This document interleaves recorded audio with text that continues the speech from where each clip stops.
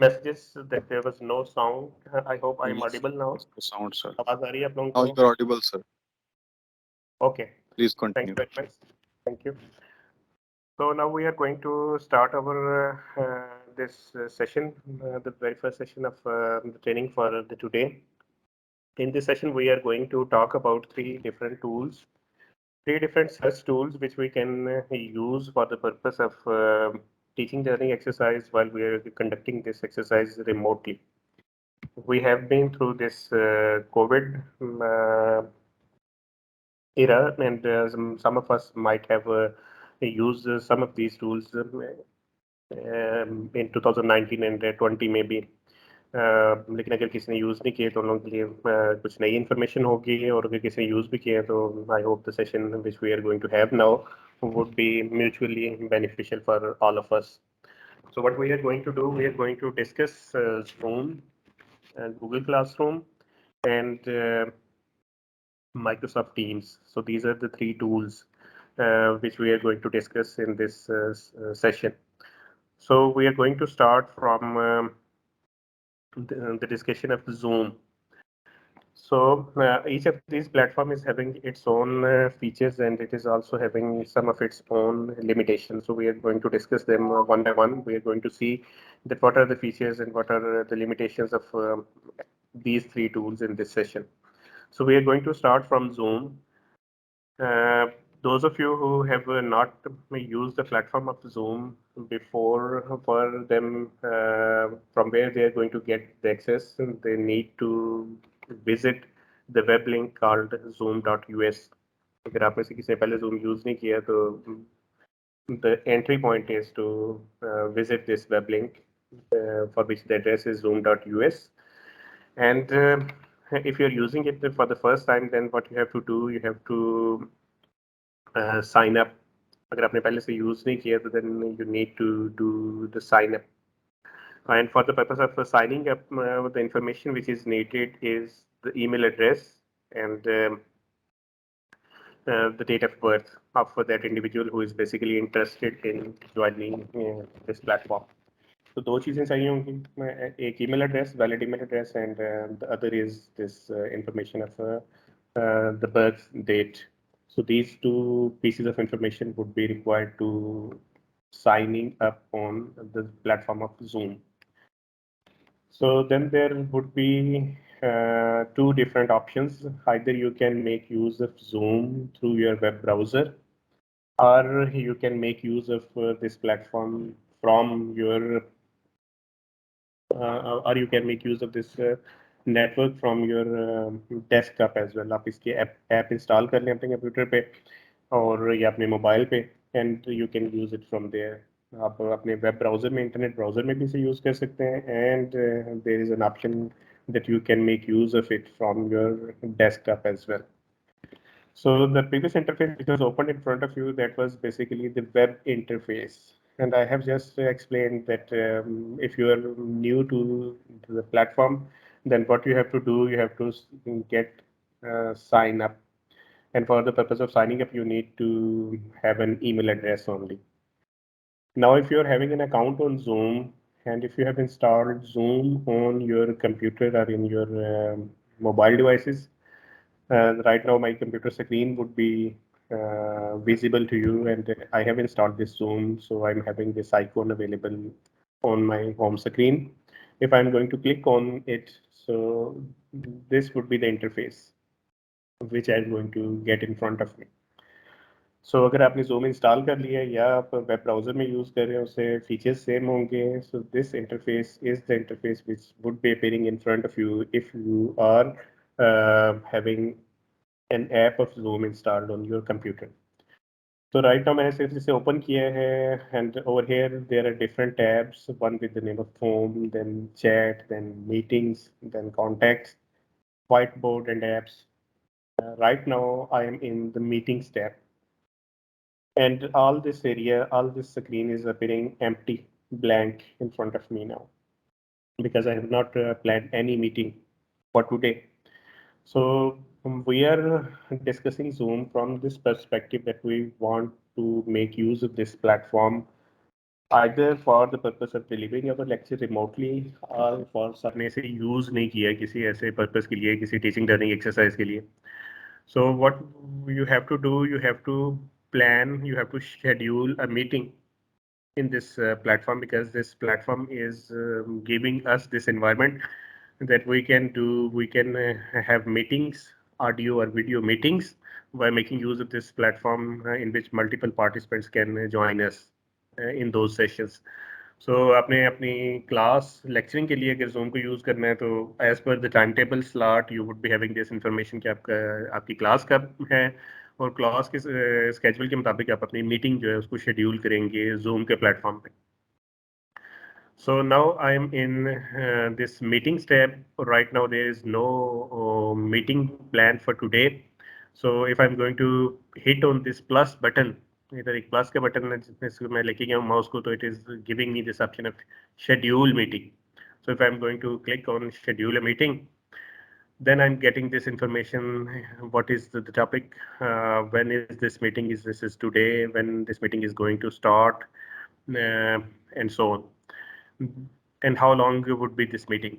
If I'm going to click on this 45 minutes tab, then I'm getting this alarm that I'm using the free version of Zoom. So one session on maximum can have a duration of 40 minutes only. So this is one of the limitations. तो अभी हम जो भी discussion कर रहे थे अभी तक वो सारी की सारी फ्रीली अवेलेबल वर्जन के हवाले से है. तो फ्रीली अवेलेबल वर्जन की एक लिमिटेशन ये है कि one session, one meeting on maximum it can have a duration of 40 minutes only. और अगर आपकी लेक्चर की ड्यूरेशन 40 मिनट से ज़्यादा है, या आप जो भी मीटिंग करना चाह रहे हैं, कोई वाइवा पोस्ट एग्जामिनेशन आपने कंडक्ट करना है, कोई इंटरव्यू प्लान कर रहे हैं किसी नए कैंडिडेट को हायर करने के लिए जूम पे, तो ये इन्फॉर्मेशन आपके पास हो पहले कि आपका एक सेशन ऑन मैक्सिमम कितनी ड्यूरेशन का हो सकता है. और अगर आपकी सेशन की ड्यूरेशन इससे ज़्यादा हो 40 मिनट्स से, then you need to book multiple sessions. नीचे आपके पास इन्फॉर्मेशन आ रही है पास कोड की, जो आप पार्टिसिपेंट्स को देंगे जिनको आप ये क्लास ज्वाइन करवाना चाहते हैं. And then there are some other options. आपकी प्रेफरेंसेस है कि वीडियो के मुतालिक आपकी क्या प्रेफरेंस है. होस्ट आप होंगे जो भी मीटिंग प्लान कर रहे हैं, आप अपना कैमरा ऑन करना चाहते हैं, ऑफ करना चाहते हैं. पार्टिसिपेंट्स की कैमरे के हवाले से आपकी क्या प्रेफरेंस है, मीटिंग को ज्वाइन करते वक्त उनका कैमरा ऑन हो या ऑफ हो. और फिर बाकी फर्दर ऑप्शन है एडवांस मीटिंग्स में आप जाएं तो आप पार्टिसिपेंट्स को किसी भी टाइम अलाउ करना चाहेंगे, स्टूडेंट्स किसी भी टाइम आपकी मीटिंग को ज्वाइन कर लें या ना करें. जब पार्टिसिपेंट्स या स्टूडेंट्स आपकी क्लास में एंटर हों तो उनके माइक ऑन होने चाहिए या ऑफ होने चाहिए. और किसी स्पेसिफिक रीजन से आने वाले किसी इंडिविजुअल को अगर आप ब्लॉक करना चाहें तो वो कर सकते हैं. तो this is how you are going to schedule your meeting. और once you have done all of the settings as per your preference, then you are going to hit on this save button. So with this now, there is this scheduled meeting is now appearing in my meeting tab. तो अभी देखते हैं कि अब हमने देखा कि Zoom का प्लेटफॉर्म पे एक्सेस कैसे होगी, अकाउंट कैसे बनेगा, किसी एक मीटिंग को हम शेड्यूल कैसे करेंगे. Meeting app is open in front of me and this meeting is appearing in front of me, जो मैंने मीटिंग अभी शेड्यूल की थी. मीटिंग आपने शेड्यूल कर ली और मीटिंग को आप यूज़ करना चाह रहे हैं अपने लेक्चर को डिलीवर करने के लिए, तो you need to invite your students. आपने अपने स्टूडेंट्स को एक्सेस कैसे देनी है इस मीटिंग तक, तो उसके लिए आपके पास ये ऑप्शन आ रही है लिखा हुआ है कॉपी इन्विटेशन. एक आपके पास ये बटन है, one button with the name of start, then copy invitation, then edit, then delete. So the very first thing is कि आपने पार्टिसिपेंट्स तक इस मीटिंग की डिटेल पहुंचाना है, तो आप कॉपी इन्विटेशन पे क्लिक करेंगे तो मीटिंग का इन्विटेशन आपके पास कॉपी हो गया.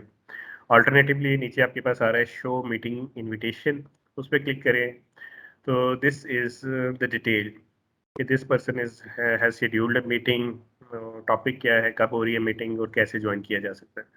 तो आप कॉपी इन्विटेशन पे क्लिक करते हैं तो ये इन्फॉर्मेशन एग्जैक्टली कॉपी हो जाती है.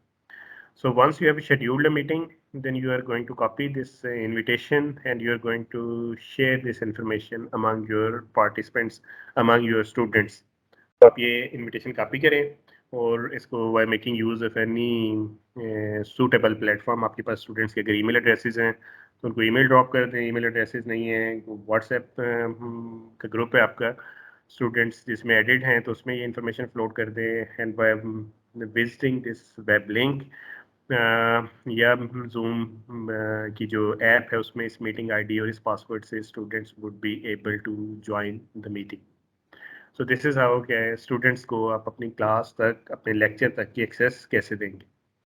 Once you are done with that, अब वी आर assuming कि आप you are using Zoom is installed on your computer, you have scheduled a meeting and you have shared the invitation with the potential participants। आपने वो information अपने students के साथ share भी कर ली है और अब आपकी क्लास का टाइम अगर हो गया है तो फिर आप क्या करेंगे, आप इसी मीटिंग टैब में ही होंगे। तो मीटिंग टैब में आप जाके जाके जब आपकी क्लास का टाइम स्टार्ट हो गया तो what you are going to do, you are going to hit on this start button.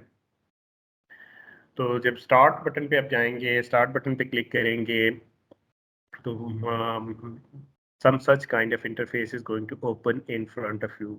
आपके साथ मीटिंग ओपन हो गई है, स्टार्ट हो गई है। You are having these tools now available with in the Zoom platform. Now all these tools are visible to you. आपके mic का कंट्रोल है, कैमरे का कंट्रोल है आपके पास, स्क्रीन शेयरिंग की ऑप्शन है आपके पास, पार्टिसिपेंट्स की डिटेल्स आपके पास आ रही है। राइट नाउ पार्टिसिपेंट्स में कोई और इंडिविजुअल नहीं है मेरे अलावा, because I just have planned a meeting और उस मीटिंग का इनविटेशन मैंने किसी को शेयर नहीं किया है। तो मीटिंग में भी सिर्फ मैं ही अकेला अवेलेबल हूँ। जब मैंने स्टूडेंट्स के साथ ये इनविटेशन शेयर किया होगा, स्टूडेंट्स उस इनविटेशन को फॉलो करके ज्वाइन करेंगे तो उनकी डिटेल इधर आ रही होगी, उनके नाम आ रहे होंगे और फिर नाम के साथ की सारी ऑप्शन आ रही होगी कि आप किसी इंडिविजुअल को म्यूट करना चाहते हैं, किसी को प्रेजेंटेशन के राइट्स देना चाहते हैं, so on. But any how this would be the graphics of the platform.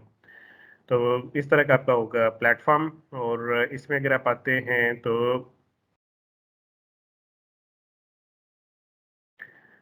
over here I'm getting this information that to record this on my computer।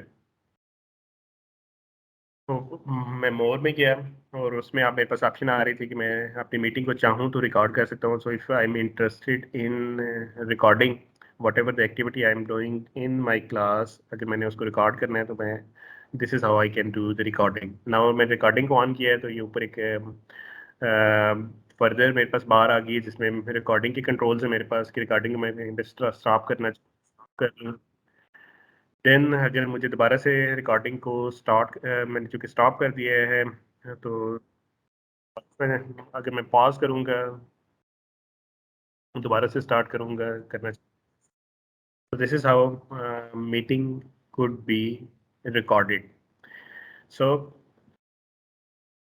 I'm having control on my mic, I'm having control on my camera, then I'm having this security information।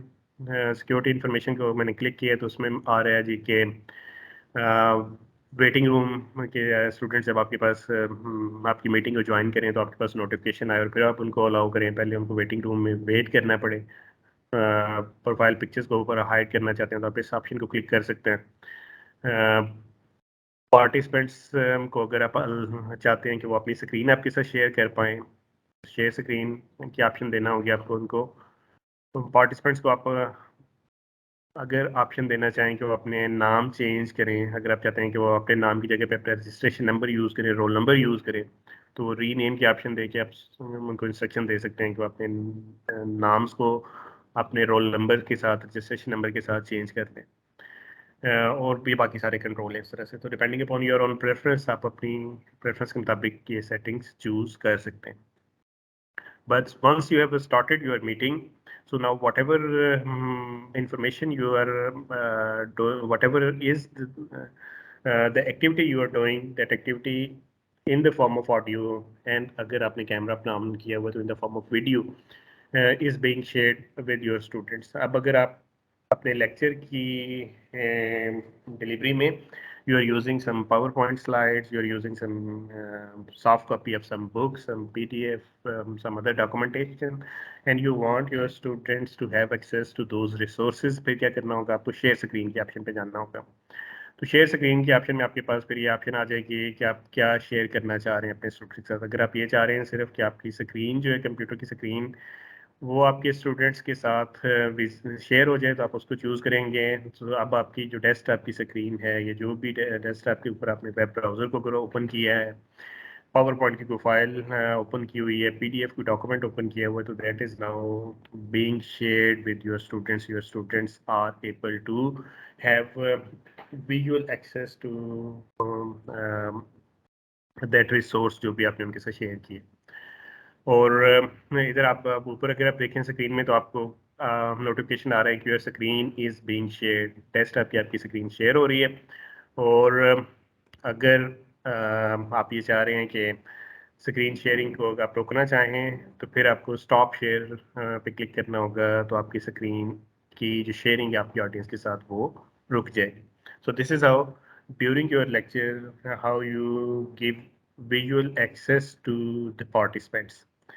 Depending upon your preference आप अपनी PPT slides को या आप zoom का जो white board का network है अगर उसे यूज़ कर रहे हैं, कोई पीडीएफ डॉक्यूमेंट आपने ओपन किया हुआ है, कोई वर्ड डॉक्यूमेंट आपने ओपन किया हुआ है जिससे आप अपनी लेक्चर में कोई हेल्प ले रहे हैं और आप चाह रहे हैं कि उस पर कोई पिक्चर है, उस पर कोई टेक्स्ट की डिटेल है, कोई न्यूमेरिकल डाटा है, कोई टेबल है, और आप चाह रहे हैं कि स्टूडेंट्स को उस तक एक्सेस हो, तो आप bye making use of this option of screen share आप अपनी स्क्रीन शेयर कर सकते हैं अपने पार्टिसिपेंट्स के साथ। And the same platform could also be used by the students in that case कि अगर आप उनको एक्सेस दें। अभी तो चूंकि मैंने जैसे पहले आपको बताया कि right now I am the only individual available in this meeting.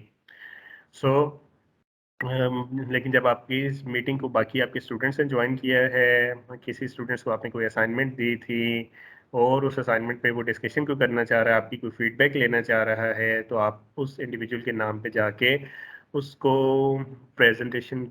उसको राइट्स दे देंगे, उसको प्रेजेंटर बना देंगे। तो एनी इंडिविजुअल जिसको आप प्रेजेंटेशन के राइट्स देंगे, he or she would be in a position to have a control on the mics of other individuals, and he or she would be in a position to control the graphics which is going to appear, which is going to be shared with the other participants. तो किसी students ने अपना कोई assignment आपके साथ discuss करना है या किसी स्टूडेंट की कोई प्रेजेंटेशन आपने लेना है, तो उसे आपको प्रेजेंटेशन के राइट्स देना होंगे। वो राइट्स देने के लिए आपको पार्टिसिपेंट्स वाली विंडो में जाना होगा, उसके नाम पे क्लिक करेंगे, राइट क्लिक करेंगे तो आपके पास वो एक डायलॉग बॉक्स अपीयर होगा जिसमें आपसे पूछा जाएगा, मल्टीपल ऑप्शंस में से एक ऑप्शन ये होगी कि आप प्रेजेंटेशन की राइट्स इस इंडिविजुअल को देना चाहें तो दे सकते हैं। So this is how students would be allowed to share their contents with their faculty members. तो आपने एक मीटिंग शेड्यूल की, मीटिंग को स्टार्ट किया, देखा कि डिफरेंट कंट्रोल्स कौन कौन से आपके पास, माइक का कंट्रोल है, कैमरे का कंट्रोल है, सिक्योरिटी फीचर्स आपने देखे, फिर आपने कहा जी कि स्क्रीन शेयरिंग के ऑप्शन आपके पास अवेलेबल है एंड सो ऑन। अब आपने जो भी अपनी क्लास की टीचिंग एक्टिविटी थी वो आपने कर ली, आपकी क्लास की ड्यूरेशन ओवर हो गई। तो what you are going to do, you are going to ये कंक्लूड द मीटिंग। तो मीटिंग के एंड पे you are going to terminate the meeting. तो आप एंड पे क्लिक करेंगे तो आपसे पूछा जा रहा है कि सिर्फ आप मीटिंग से बाहर जाना चाह रहे हैं या you are basically interested in ending this meeting for all.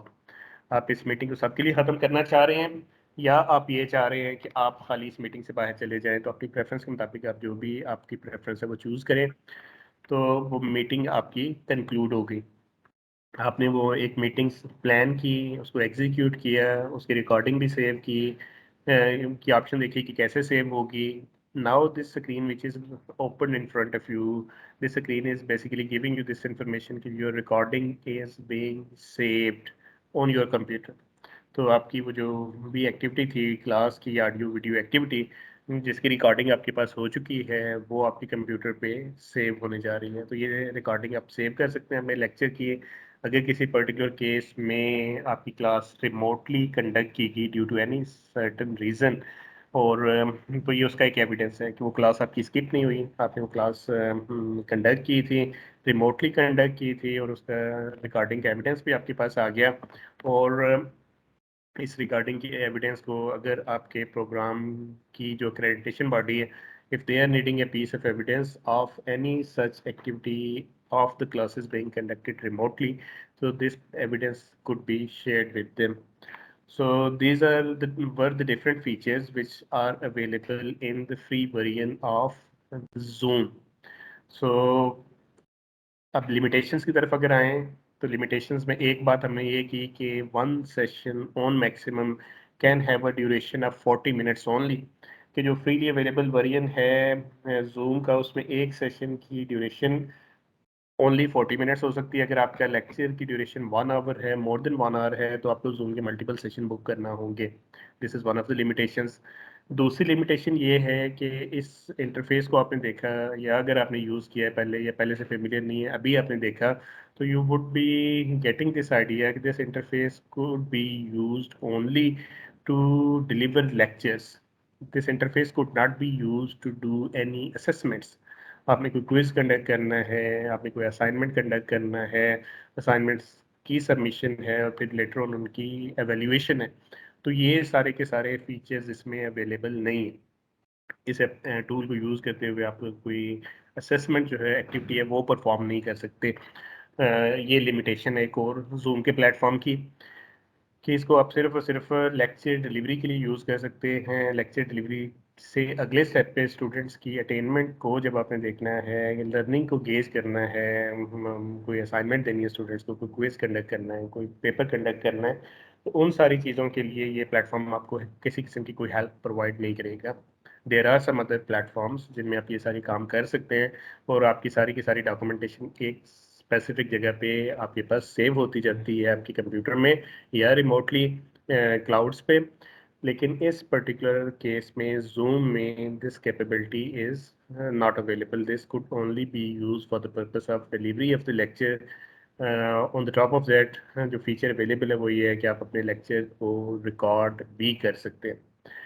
So, this was a brief overview of the different functions and the limitations which we are having in the platform of Zoom. Now, I would like to ask the participants to ask any questions if they are having about the Zoom. Mics मैंने allow कर दिए आप लोगों को, तो Miss Asima and Dr. Rafia, do you have any questions? Go ahead. जी अस्सलाम वालेकुम sir, मेरा नाम आसमा है। मैंने ये पूछना था कि इसमें मैंने कुछ ट्रेनिंग अटेंड की है, उन ट्रेनिंग के अंदर जो है वो उसमें कुछ एक्टिविटी बेस्ड भी काम था जूम मीटिंग्स पे, तो वो कोई ब्रेकआउट रूम और इस तरह की एक्टिविटी भी करवाते थे, तो मुझे अपने उसमें नजर नहीं आती ऐसी ऑप्शन, वो कैसे करते हैं? जी, जो फीचर्स मैडम हम डिस्कस कर रहे थे, all these are basically the features which are available in the free version of the zoom.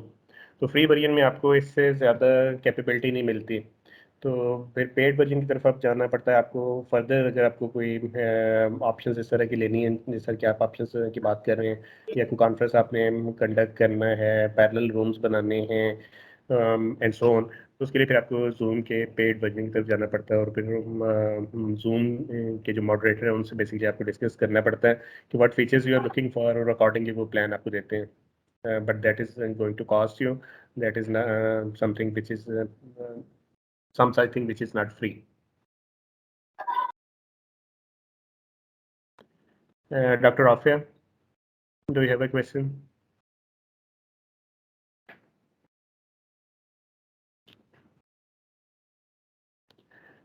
Anyone else?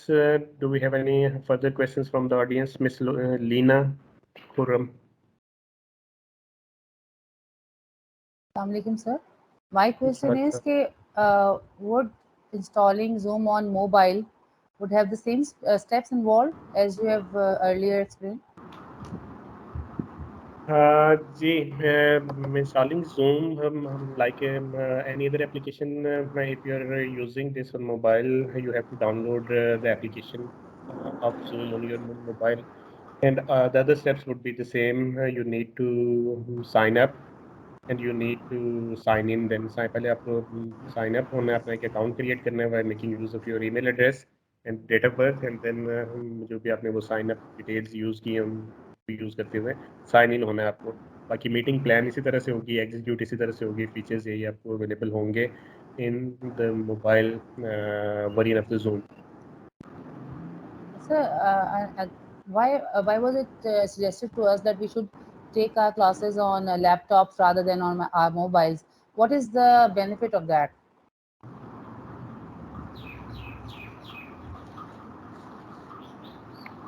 Mobile पे जो एक मेन आपके पास लिमिटेशन शायद आएगी वो ये होगी कि जो रिकॉर्डिंग का फीचर है शायद दैट इज़ नॉट अवेलेबल। ये जो जूम का जो फ्रीली अवेलेबल वर्जन है इसमें आपने अगर नोट किया है तो एक लिमिटेशन इसमें on the top of other limitations ये भी थी कि आपका जो लेक्चर की रिकॉर्डिंग है that was going to be save on hard drive of your computer. तो आपके कंप्यूटर की हार्ड ड्राइव पे जाके सेव हो रही है, वो क्लाउड्स पे सेव नहीं हो रही, तो आपके कंप्यूटर की स्पेस यूज़ हो रही है उसमें। तो मोबाइल में आपका लेक्चर रिकॉर्डिंग का फीचर है वो काम नहीं करेगा, रिकॉर्ड नहीं हो पाएगा आपका लेक्चर। अगर आप लेक्चर को रिकॉर्ड करना चाहेंगे तो फिर आपको दूसरे ऐप यूज़ करना पड़ेगा। कंप्यूटर में यूज़ करने से बेनिफिट आपको ये होगा कि लेक्चर रिकॉर्डिंग भी आपके पास हो रही है, और टॉप ऑफ दैट ये है कि जब मल्टीपल आपने फाइल्स ओपन किए हैं, पीडीएफ डॉक्यूमेंट भी आपके पास, पीपीटी फाइल है, या आप वाइट बोर्ड का प्लेटफॉर्म यूज़ करते हैं साथ, और उसकी विजुअल एक्सेस देना चाह रहे हैं स्टूडेंट्स, तो उनको शेयर करना है relatively much easier while you are working computer. Thank you sir. Sir अस्सलाम वालेकुम। जी सर वालेकुम। मेरा भी मोबाइल के हवाले से एक तो सवाल था, वो तो आपने बता दिया। दूसरा सवाल ये है कि इनफरादी शख्स को जो आप कह रहे थे प्रेजेंटर बनाना है, तो उसको जी उसका बनाने का तरीका जरा दोबारा से अगर बता दें वो जरा। वो प्रोसीजर मैडम इसी तरह से है कि if you are just going to assume that this interface is the interface of Zoom, तो आपके पास जो पार्टिसिपेंट्स की डिटेल आ रही है, जिस तरह आपके पास ये लेफ्ट साइड पे जी जी पार्टिसिपेंट्स आ रहे हैं, तो आपने पार्टिसिपेंट के नाम पे जाना है, राइट क्लिक करना है, तो आपके पास ये ऑप्शंस आ रही हैं सारी की सारी, इसी तरह जूम में भी आएंगी। उनमें से एक ऑप्शन ये होगा कि आप प्रेजेंटेशन राइट्स दे रहे हैं, प्रेजेंटर बना रहे हैं उस इंडिविजुअल को, तो जिस स्टूडेंट को आप ये राइट देना चाह रहे हैं उसको प्रेजेंटर बना दें। हेलो अस्सलाम वालेकुम। जी वालेकुम सलाम। हेलो अस्सलाम वालेकुम। जी वालेकुम सलाम मैडम, यू आर ऑडिबल, बताएं क्या कह रही हैं आप। सर मेरा क्वेश्चन ये है कि जब जूम पे हम क्लासेस लेते हैं ना, खासतौर से जो लोग मोबाइल पे अटेंड करते हैं, तो उसकी रिकॉर्डिंग नहीं होती। जी वो हमने पहले ये डिस्कस किया है कि वो मोबाइल पे जूम को यूज़ करने की एक लिमिटेशन ये है आपके पास कि आपकी रिकॉर्डिंग नहीं हो पाती, फिर आपको कोई दूसरी ऐप यूज़ करके अपना लेक्चर रिकॉर्ड करना पड़ेगा, और ये प्रॉब्लम आपके पास आएगी अगर आप मोबाइल पे यूज़ कर रहे हैं जूम को। जी अस्सलाम वालेकुम सर। जी अस्सलाम वालेकुम सर। जी वालेकुम सलाम। सर मेरा मैं क्वेश्चन ये है कि मैं जूम पे ऊपर मैक्सिमम कितने स्टूडेंट्स क्लास ले सकते हैं? इसके स्टूडेंट्स जो फ्रीली अवेलेबल वर्जन है उसमें ऑन मैक्सिमम है, it could be 100, there could be 100 participants, और उससे ज़्यादा अगर आपके हैं पार्टिसिपेंट्स तो फिर आपको पेड वर्जन की तरफ जाना पड़ेगा। Thank you sir. वेलकम। जी अस्सलाम वालेकुम सर। मेरा क्वेश्चन ये है कि मैं जूम पर क्लास लेती रही हूँ, लेकिन जी जब वो उस फाइल को कन्वर्ट करके मोबाइल के व्हाट्सएप ग्रुप में नहीं वो होता था, वो ये मैसेज आता था कि आपकी फाइल बहुत बड़ी है। जी उसको फिर आपको मोबाइल से या व्हाट्सएप पे शेयर, जारी बात है व्हाट्सएप पे आपके पास लिमिटेशन होगी कि आपकी फाइल की जो है स्पेस, वो 25 MB से ज़्यादा की फाइल से शेयर नहीं हो पाएगी आपकी। वो फिर आपको गूगल ड्राइव को यूज़ करके या वन ड्राइव को यूज़ करके अपनी फ़ाइल को शेयर करना पड़ेगा अपने स्टूडेंट्स के साथ। व्हाट्सएप के ज़रिए आपकी वो फाइल शेयर नहीं होंगी जो 25 MB से ज़्यादा की स्पेस जिन्होंने ऑक्यूपाई की हुई है। तो 25 MB से ज़्यादा की स्पेस जिन भी फाइल्स ने ऑक्यूपाई की हुई है उनको शेयर करने का प्रोसीजर यही होगा कि आप अपना गूगल ड्राइव का जो प्लेटफॉर्म है उसको यूज़ करें, या वन ड्राइव का प्लेटफॉर्म यूज़ करें, डिपेंडिंग अपॉन द केस कि आपके पास एक्सेस किसकी है। गूगल सबके पास फ्रीली अवेलेबल है, माइक्रोसॉफ्ट के अकाउंट्स कुछ इंस्टीट्यूशंस में अवेल एक्सेस होगी उनकी, कुछ के पास शायद एक्सेस नहीं होगी, लेकिन एटलीस्ट गूगल की एक्सेस आपके पास है। और गूगल को अगर आप यूज़ कर रहे हैं तो आपके पास 15 GB की स्पेस होती है, 15 GB की, और वो आपके एक कोर्स के लिए तो काफ़ी बेनिफिट, मतलब मोर देन एनफ है। तो थ्रू गूगल ड्राइव फिर आप अपनी ये चीज़ें स्टूडेंट्स से शेयर कर सकते हैं। ठीक है, thank you sir. Welcome. Okay जी, now we are going to move ahead to an other tool. अब हमें अपना जो सेकंड टूल है आज का उसको हम स्टार्ट करते हैं, और that second tool is Google classroom. तो गूगल क्लासरूम का जो इंटरफेस है उसको जाके देखते हैं कि उसमें क्या फीचर्स हमारे पास अवेलेबल हैं, और ऑन टॉप ऑफ दैट फिर हमें ये देखना होगा कि क्या लिमिटेशंस हैं इस प्लेटफॉर्म की। तो गूगल क्लासरूम तो देखने के लिए हम करते क्या हैं कि I am having this PPT file in front of me, उसको मैं ओपन कर लेता हूँ, तो फिर हम डिस्कशन को लेके चलते हैं थोड़ा आगे।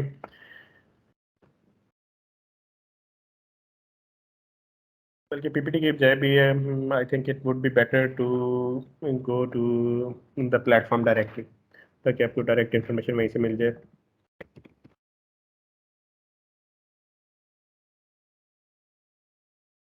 So what you have to do if you're planning to make use of Google Classroom, तो आपको क्या करना है, आपको ये एक वेब लिंक है which is called classroom.google.com.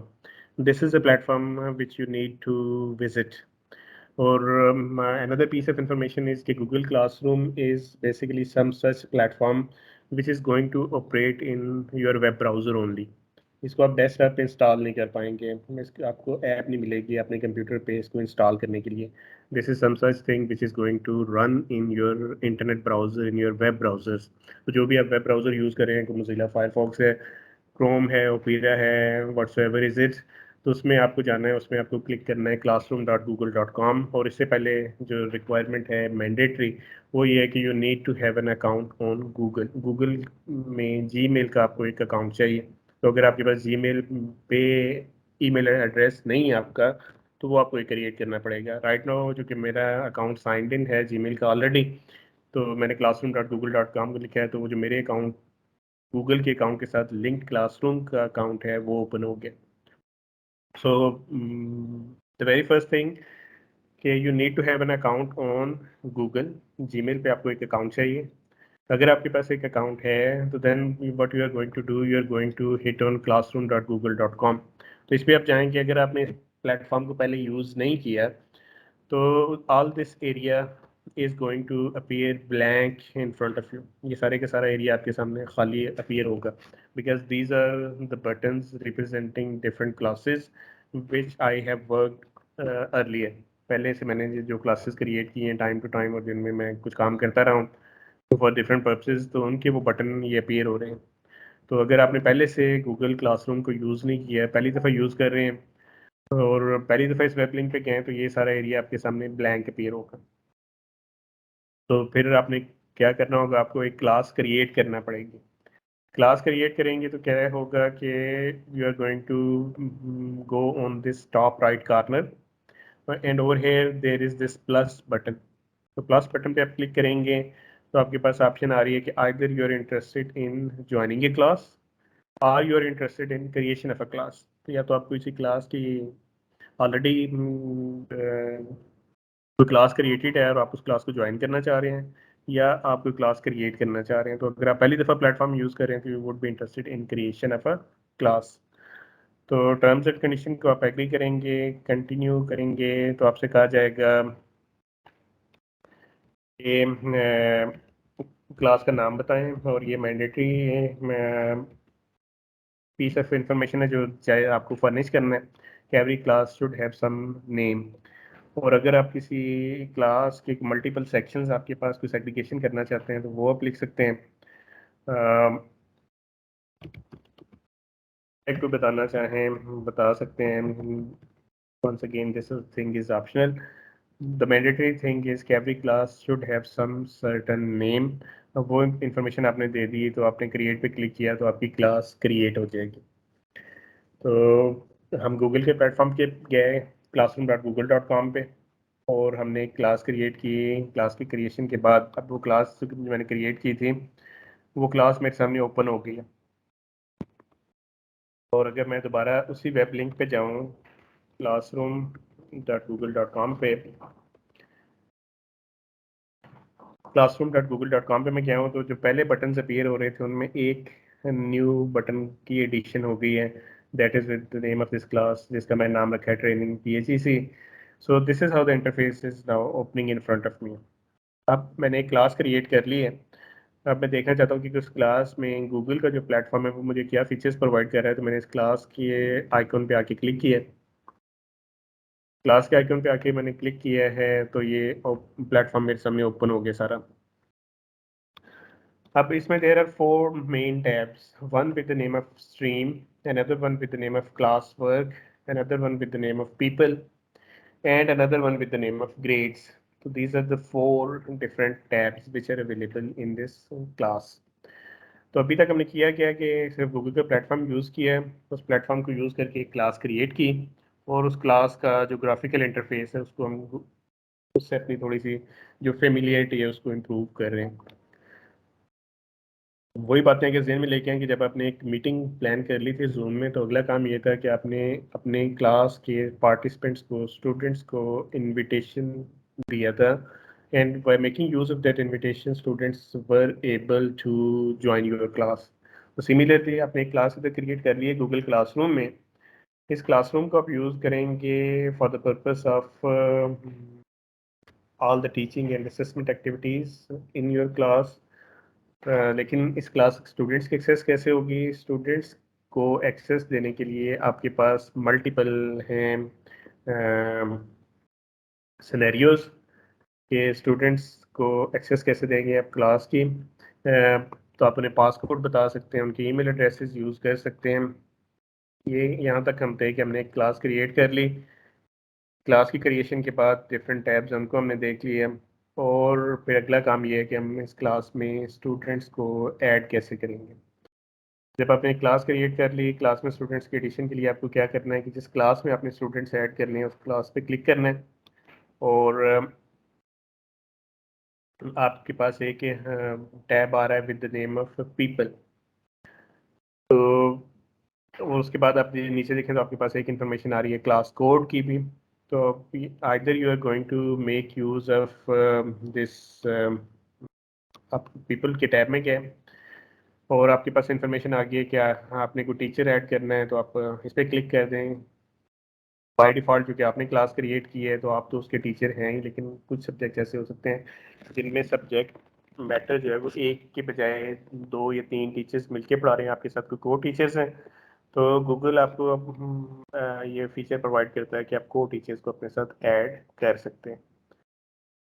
तो दिस इज़ हाउ को टीचर्स कैन बी एडेड। कि आप पीपल के टैब में गए हैं, पीपल में आपके पास 2 रोल्स हैं, कुछ टीचर्स हैं कुछ स्टूडेंट्स हैं। जिस बंदे ने क्लास क्रिएट की थी वो तो बाय डिफ़ॉल्ट एक टीचर के तौर पे अपीयर हो रहा है, और अगर उस टीचर के अलावा कोई और लोग भी उस क्लास में इंटरेस्टेड में पढ़ा रहे हैं तो उनको आप ऐड कर सकते हैं bye making use of their email addresses. Students के लिए हमने ये कह रहे थे कि स्टूडेंट्स कैसे क्लास को ज्वाइन करेंगे। तो स्टूडेंट्स के लिए क्लास ज्वाइन करने की एक पॉसिबिलिटी ये है कि आप ये पीपल वाले टैब में गए हैं और आपने इनवाइट स्टूडेंट्स वाला जो बटन है उस पर क्लिक किया है, तो आपके पास इनविटेशन लिंक कॉपी हो गया। आप और आपके जो कॉन्टैक्ट्स हैं वो आपके पास आ रहे हैं कि स्टूडेंट्स की ईमेल एड्रेसेस हैं आपके पास, तो आप उनको जस्ट चूज़ कर लें। जो भी आपके स्टूडेंट्स हैं उनको चूज़ कर लें, उनके ईमेल एड्रेसेस टाइप इन कर दें और उनके साथ ये इनविटेशन लिंक शेयर कर लें, और इस इनविटेशन लिंक को फॉलो करके students would be able to join the class. तो इनविटेशन लिंक ऑलरेडी कॉपी हो चुका है, पार्टिसिपेंट्स आपने सेलेक्ट कर लिए, आपने जस्ट इनवाइट पे क्लिक करना है। तो एक तरीका ये है कि ऐसे स्टूडेंट्स आपकी क्लास को ज्वाइन कर पाएंगे। There is another way to add the students in the class as well। कि आप स्ट्रीम वाले टैब पे गए और नीचे आपके पास ये इंफॉर्मेशन आ रही है कि this is the pass code, this is the password to join this class. तो आप क्या कर सकते हैं कि स्टूडेंट्स को ये पास कोड जो है वो उनके साथ शेयर कर सकते हैं। स्टूडेंट्स के साथ आप अपने स्टूडेंट्स को बता दें कि there is a class available on the platform of Google Classroom with the name of training PHEC, and in order to join that class you would be needing this information of class code। तो students क्या करेंगे, वो classroom.google.com पे जाएंगे और इसी class वाले button को हिट करेंगे और वो ऑप्शंस चूज़ करेंगे ज्वाइन ए क्लास, और वो जब ज्वाइन करने की बात होगी तो फिर पूछा जाएगा कि उस क्लास का क्लास कोड क्या है। तो उस क्लास का कोड देख के students would be able to join the class. तो या आप उनको ईमेल, जो हमने पहले देखा है कि उनकी ईमेल एड्रेसेस आपके पास हैं, उनको इनविटेशन लिंक वहाँ पे फॉरवर्ड कर दें। अल्टरनेटिवली आप उनको क्लास कोड की इंफॉर्मेशन जो है वो दे दें। On the top of that there is this 3 dots button, और ये 3 डॉट्स बटन पे आप क्लिक करें तो कहता है कि आप इस क्लास के इनविटेशन लिंक को कॉपी कर सकते हैं, इसका जो क्लास कोड है उसको कॉपी कर सकते हैं, या अगर आप चाहें तो क्लास कोड अपनी मर्जी का रखना चाहें तो आप उसको रीसेट कर सकते हैं। तो this are the features. So students को ऐड करने के लिए क्या करना है, आपको पीपल वाला टैब यूज़ करना है, जिसमें जाके आप टीचर्स, को टीचर्स और स्टूडेंट्स की एडिशन या उनकी डिलीशन कर सकते हैं। Now there are 4 tabs in total and now we have just seen one of them. और अब या दूसरे टैब पे जाएं which is with the name of stream. So this is basically that window where you can exchange any information with your students instantaneously. आपने students जो भी आपकी क्लास में रजिस्टर्ड है उनको कोई इन्फॉर्मेशन देना है, एक्सचेंज करना है उनसे, तो आप जस्ट एक मैसेज अपना टाइपिंग कर दें। आपकी class due to any reason आप अगर आपकी कोई क्लास 10 बजे 10:30 बजे थी और आप उसे 11 बजे पे स्टार्ट करना चाह रहे हैं ओनली फॉर टुडे, और आप चाह रहे हैं कि सारे स्टूडेंट्स तक की इन्फॉर्मेशन पहुंच जाए, तो आपने क्या किया, आप स्ट्रीम वाले टैब में थे और नीचे आ रहा था आपके पास लिखा हुआ एक टेक्स्ट बॉक्स की ऑप्शन आ रही थी आपके पास कि जिसमें टेक्स्ट बाय डिफॉल्ट जो लिखा हुआ है कि announce something to your class. कोई भी अनाउंसमेंट आपने करनी है, कोई मैसेज स्टूडेंट्स तक पहुंचाना है कि आपका आज मैंने क्विज कंडक्ट करना है क्लास के कंक्लूजन पे या क्लास स्टार्ट करने से पहले, या आपकी असाइनमेंट की सबमिशन जो है की डेडलाइन अप्रोच कर रही है, गियर अप कर लें अपनी चीज़ों को, आपका क्विज कंडक्ट करना है, आपका अगले हफ्ते को कोई भी एक्टिविटी है, कोई असाइनमेंट आप हैंड इन करना चाह रहे हैं, तो आप जस्ट वो मैसेज टाइप इन करेंगे और क्लिक करेंगे तो वो इन्फॉर्मेशन एज इट इज़ आपके स्टूडेंट्स तक पहुंच जाएगी। और स्टूडेंट्स उस मैसेज पे अगर चाहें तो वो कमेंट्स भी ऐड कर सकते हैं, जैसे फेसबुक पे कोई कोई पोस्ट करता है और बाकी जो हैं पार्टिसिपेंट्स वो चाहें तो वो उस पर कमेंट्स पुट कर सकते हैं। इसी तरह से स्टूडेंट्स भी आपकी पोस्ट पे चाहें तो वो कमेंट्स सेट कर सकते हैं, कमेंट्री कह सकते हैं। तो अगर आप चाहते हैं कि स्टूडेंट्स आपकी पोस्ट के ऊपर कमेंट्स ना दें, सिर्फ आपकी पोस्ट स्टूडेंट्स तक जाए, तो फिर आपको ये सेटिंग्स के अंदर जाके ये सेटिंग सेट करना पड़ती है कि आपको classroom.google.com में अपनी क्लास में ऊपर ये जो गियर वाला बटन है उस पर आपने क्लिक किया तो सेटिंग्स में चले गए, सेटिंग्स में नीचे आए तो आपके पास है कि स्ट्रीम वाला टैब जो उसको अगर आपने कंट्रोल करना है, आप अभी बाय डिफ़ॉल्ट क्या है कि student can post and comment, students भी कोई मैसेज पोस्ट कर सकते हैं और किसी ऑलरेडी फ्लोटेड इन्फॉर्मेशन पे वो चाहें तो कोई कमेंट्स भी ऐड कर सकते हैं। तो फिर आपके पास ऑप्शंस क्या हैं कि आप ये चाहते हैं कि स्टूडेंट्स कोई पोस्ट ना लगाएं आपकी क्लास में, तो आप कह सकते हैं कि स्टूडेंट्स खाली कमेंट ऐड करेंगे, या आप ये चाहते हैं कि खाली टीचर ही जो है वो पोस्ट करें और वही कमेंट्स ऐड कर पाए, स्टूडेंट्स के पास ये फीचर ना हो, तो आप वो ऑप्शन चूज़ कर सकते हैं। So depending upon your own preference कि आपको क्या सूट करता है, तो क्या आपकी प्रेफरेंस है, तो आप स्टूडेंट्स के पास जो एक्सेस है उसको कंट्रोल कर सकते हैं। But this is how you exchange quick information with your students, और and on the top of that कि आपने कोई मैसेज लिखा है, इस मैसेज में आपने अपनी गूगल ड्राइव से कोई फाइल करना चाह रहे हैं, कोई भी आपने कॉन्सेप्ट पढ़ाया था स्टूडेंट्स को, कोई टॉपिक पढ़ाया था, whatsoever was it, maybe it was having something to do with some type of a machine component और any process like boiling, condensation, जो भी आपने पढ़ाया है और उससे रेलिवेंट कोई भी वीडियो आपके पास है यूट्यूब से जिसको प्रेफर करना चाहते हैं, तो उसको आप अपनी पोस्ट का हिस्सा बनाना चाहें तो वो भी कर सकते हैं। तो फिर वो टेक्स्ट के सारे फीचर्स के आप टेक्स्ट में किसी पीस को बोल्ड रखना चाहते हैं, किसी को टैली करना चाहते हैं एंड सो ऑन, तो वो सारे कंट्रोल्स आपके पास अवेलेबल हैं। So this is about the very first tab. ये फर्स्ट टैब को आप यूज़ करते हैं for the purpose of floating any information with your students. और जैसे ही आप कोई भी टेक्स्ट आपने ऐड इन किया, हिट एंटर किया, तो वो इन्फॉर्मेशन आपके स्टूडेंट्स तक पहुंच गई, जो भी स्टूडेंट्स उस क्लास में रजिस्टर थे उन सब के पास ये नोटिफिकेशन आ जाएगा, ये पोस्ट उनके पास विजिबल हो जाएगी। So now two of the tabs we have discussed, one with the name of stream, other one with the name of people. Now we are going to move into another tab. अब हम जा रहे हैं class work की तरफ। अभी तक हमने देखते हैं कि क्लास वर्क वाला जो टैब है इसमें क्या इन्फॉर्मेशन हमारे पास अवेलेबल है। क्लास वर्क वाले टैब में गए तो इस क्लास को चूँकि अभी मैंने आपके सामने क्रिएट किया था और पहले से मैंने कोई भी लेक्चर मटेरियल इस क्लास के अंदर नहीं प्लेस किया हुआ और कोई असाइनमेंट कोई क्विज वगैरह कंडक्ट नहीं किया हुआ, अरेंज नहीं किया हुआ है, तो मेरे पास ये सारे के सारा एरिया ब्लैंक अपेयर हो रहा है और एक बटन आ रहा है with the name of create.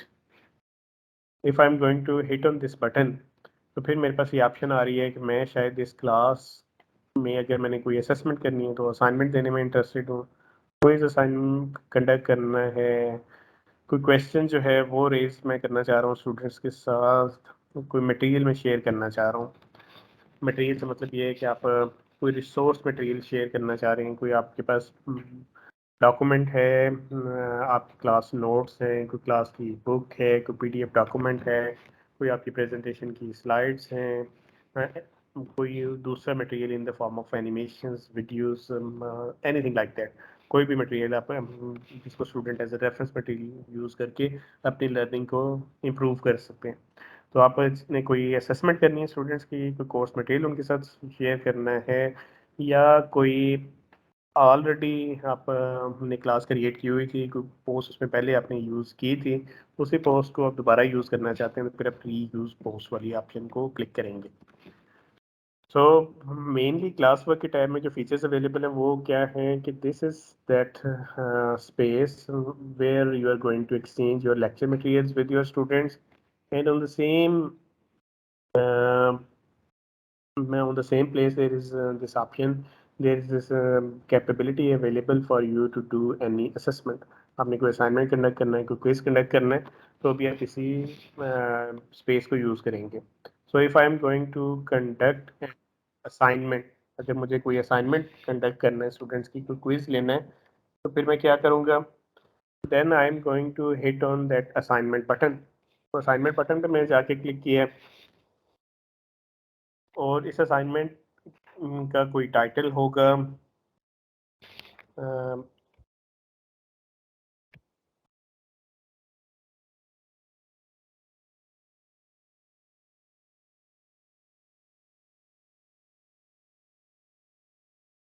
उसके कोई इंस्ट्रक्शंस हैं, कोई सोल्यूशन के कोई इंस्ट्रक्शंस हैं या सबमिशन के हवाले से कोई इंस्ट्रक्शंस हैं कि ये असाइनमेंट जो है आप असाइन कर रहे हैं कि उन्होंने इंडिविजुअली इस पे काम करना है या उन्होंने काम करना है इन the form of a group, और आप क्या चाह रहे हैं कि स्टूडेंट्स अपनी सबमिशन आपको ईमेल करें, व्हाट्सएप करें, इधर जमा करवाएं, क्या करें, और इसके अलावा कोई अपने चीज़ें अटैच करनी है, कोई अपनी गूगल ड्राइव से कोई डॉक्यूमेंट अटैच करना है, गूगल ड्राइव से आपने फाइल अपनी अपलोड करनी है, या गूगल के जो दूसरे प्लेटफॉर्म्स है सारे के सारे उनको उनमें से किसी चीज़ को आप ऐड करना चाह रहे हैं, गूगल के जो डॉक्यूमेंट्स को यूज़ करना चाह रहे हैं, स्लाइड्स को यूज़ करना चाह रहे हैं, शीट को, ड्राइंग्स को या फॉर्म को किसी चीज़ को यूज़ करना चाह रहे हैं वो यूज़ कर सकते हैं, यूट्यूब की किसी वीडियो को रेफ़र करना चाह रहे हैं, या इन सारी चीज़ों के अलावा आप अपने कंप्यूटर से किसी फाइल को अपलोड करना चाह रहे हैं तो ये सारे फीचर्स आपके पास अवेलेबल हैं। तो उसके बाद आपने एक असाइनमेंट, जो भी असाइनमेंट थी आपने उसका टाइटल दिया, उसकी सोल्यूशन के हवाले से, उसकी सबमिशन के हवाले से इंस्ट्रक्शंस दी, और फिर आपने आके सिलेक्ट करना है कि इस असाइनमेंट्स के कितने पॉइंट्स हैं, इस असाइनमेंट की ड्यू डेट और ड्यू टाइम कब है।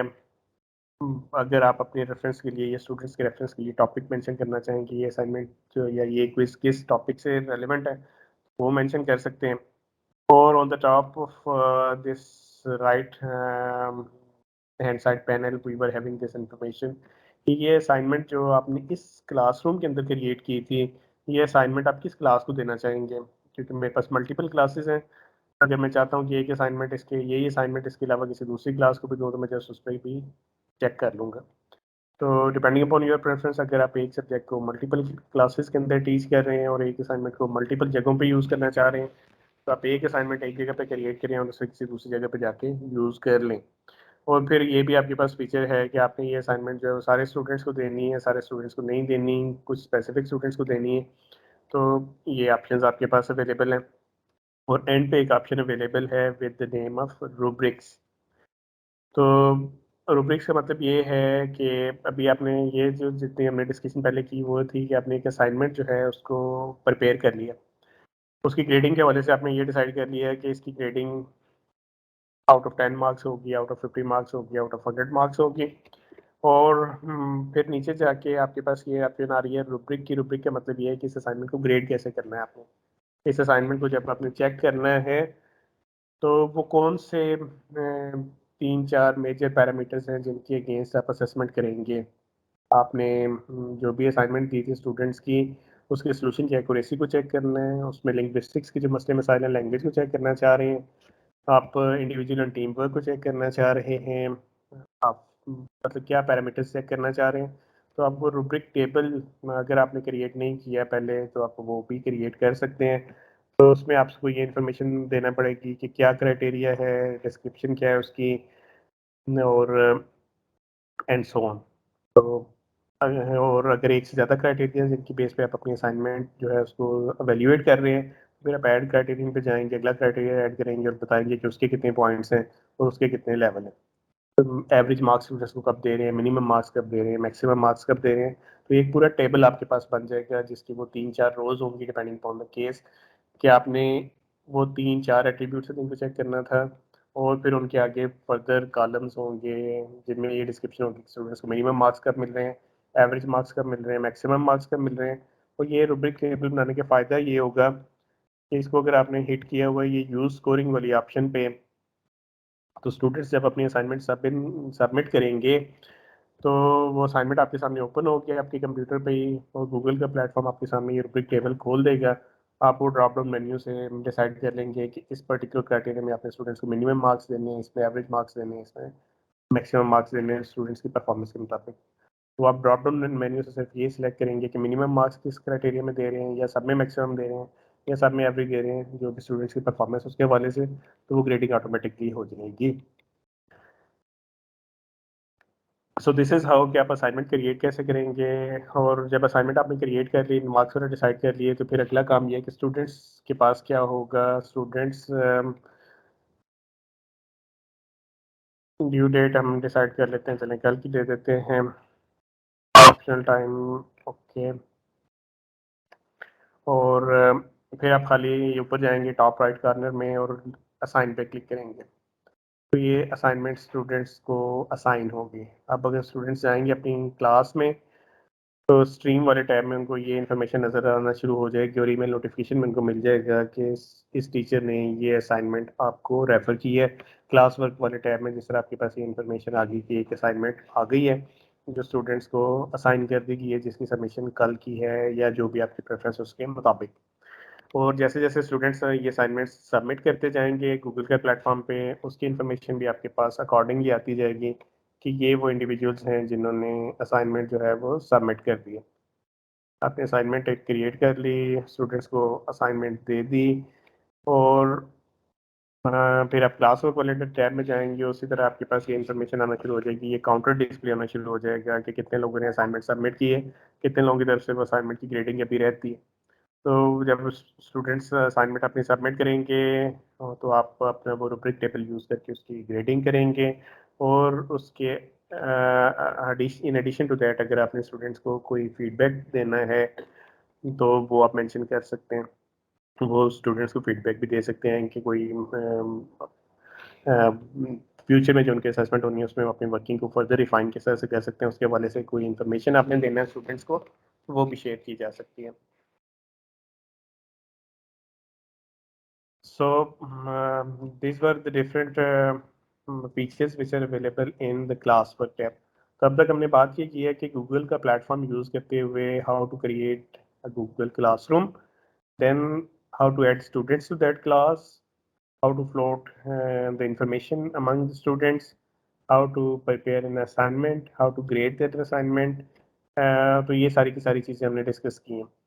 और अब होता ये है कि जिस तरह आपको स्टार्ट में बताया था कि गूगल क्लासरूम का जो प्लेटफॉर्म है, this is some such type of a platform which is going to run in your browsers, and this is some such platform which is linked with Google. अगर आपने note किया हो तो आपके पास ये ऑप्शन पर एक लिखा हुआ आ रहा है क्लास ड्राइव फोल्डर। तो आपकी जो भी क्लासेस आपने क्रिएट किए हैं उनका एक एक फोल्डर बाय डिफ़ॉल्ट बन गया आपके गूगल ड्राइव पे ऑटोमेटिकली। अगर मैं इस पर क्लिक करता हूँ तो ये जो क्लासरूम मैंने क्रिएट की थी with the name of training, जिसको मैं आज ही क्रिएट किया था, तो मेरी गूगल ड्राइव में मैं अगर जाऊँ, उसने खोल दिया था, ड्राइव में मैं अगर जाऊँ और ड्राइव में जाऊँ मैं क्लासरूम्स के अंदर,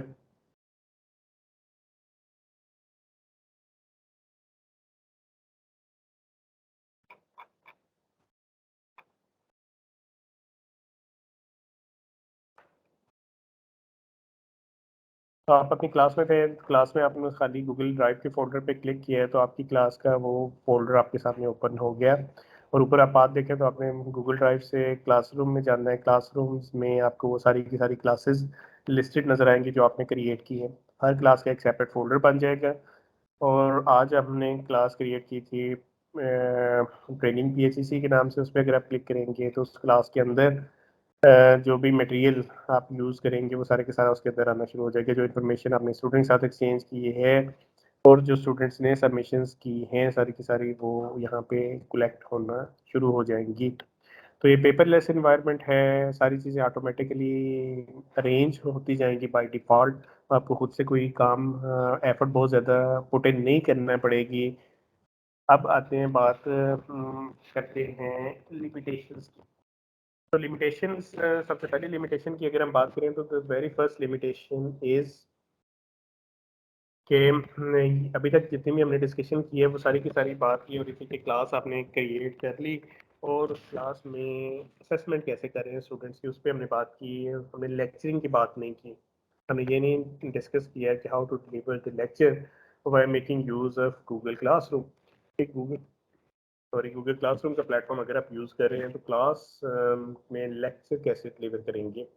तो जो फ्रीली अवेलेबल वर्जन है गूगल क्लासरूम का, इसकी ये लिमिटेशन है कि इसको आप लेक्चरिंग के लिए स्ट्रेट फॉरवर्डली यूज़ नहीं कर सकते। तो फ्रीली अवेलेबल वर्जन है गूगल क्लासरूम का, इसमें लेक्चर डिलीवरी का सेटअप अवेलेबल नहीं है। लेक्चर डिलीवरी के लिए आपको क्या करना है कि उसके लिए आपको गूगल का ही एक दूसरा जो प्रोडक्ट है वो यूज़ करना पड़ेगा।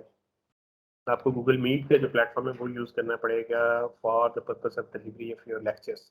तो जो गूगल क्लासरूम का प्लेटफॉर्म है उसमें बाय डिफ़ॉल्ट फ्री वर्जन में आपके पास इंफॉर्मेशन, ये डिटेल, ये फीचर अवेलेबल नहीं है लेक्चर डिलीवरी वाला। लेक्चर डिलीवरी वाला फीचर जूम में आपके पास अवेलेबल था। गूगल की बात करें तो गूगल का एक दूसरा टूल है with the name of Google meet. तो गूगल मीट का टूल आपको यूज़ करना है। वेब लिंक पे जाएंगे meet.google.com। Once again mandatory requirement वही होगी कि जीमेल पे आपका एक अकाउंट है और फिर आप क्या करेंगे कि उस अकाउंट को यूज़ करके आप मीटिंग पे जाएंगे और देखेंगे जी कि आपने मीटिंग क्रिएट करनी है, बाद में मीटिंग है आपकी उसको प्लान करना चाह रहे हैं, अभी से मीटिंग को शुरू करना चाह रहे हैं और या आपने कैलेंडर में कोई शेड्यूलिंग करना चाह रहे हैं डिपेंडिंग अपॉन योर प्रेफरेंस, आप वो प्रेफरेंस लेंगे अपनी। तो अगर आप फ़ौरन से राइट एट द स्टार्ट आप एक मीटिंग जो है उसको कंडक्ट करना चाह रहे हैं तो आप स्टार्ट एट मीटिंग जो है उस पर आपने क्लिक किया, meet.google.com पे आप गए थे और मीटिंग का जो स्टार्ट है उसको आपने क्लिक किया और उस पर इंफॉर्मेशन आपके सामने आ गई सारी की सारी। अब वो मीटिंग आपकी स्टार्ट होगी।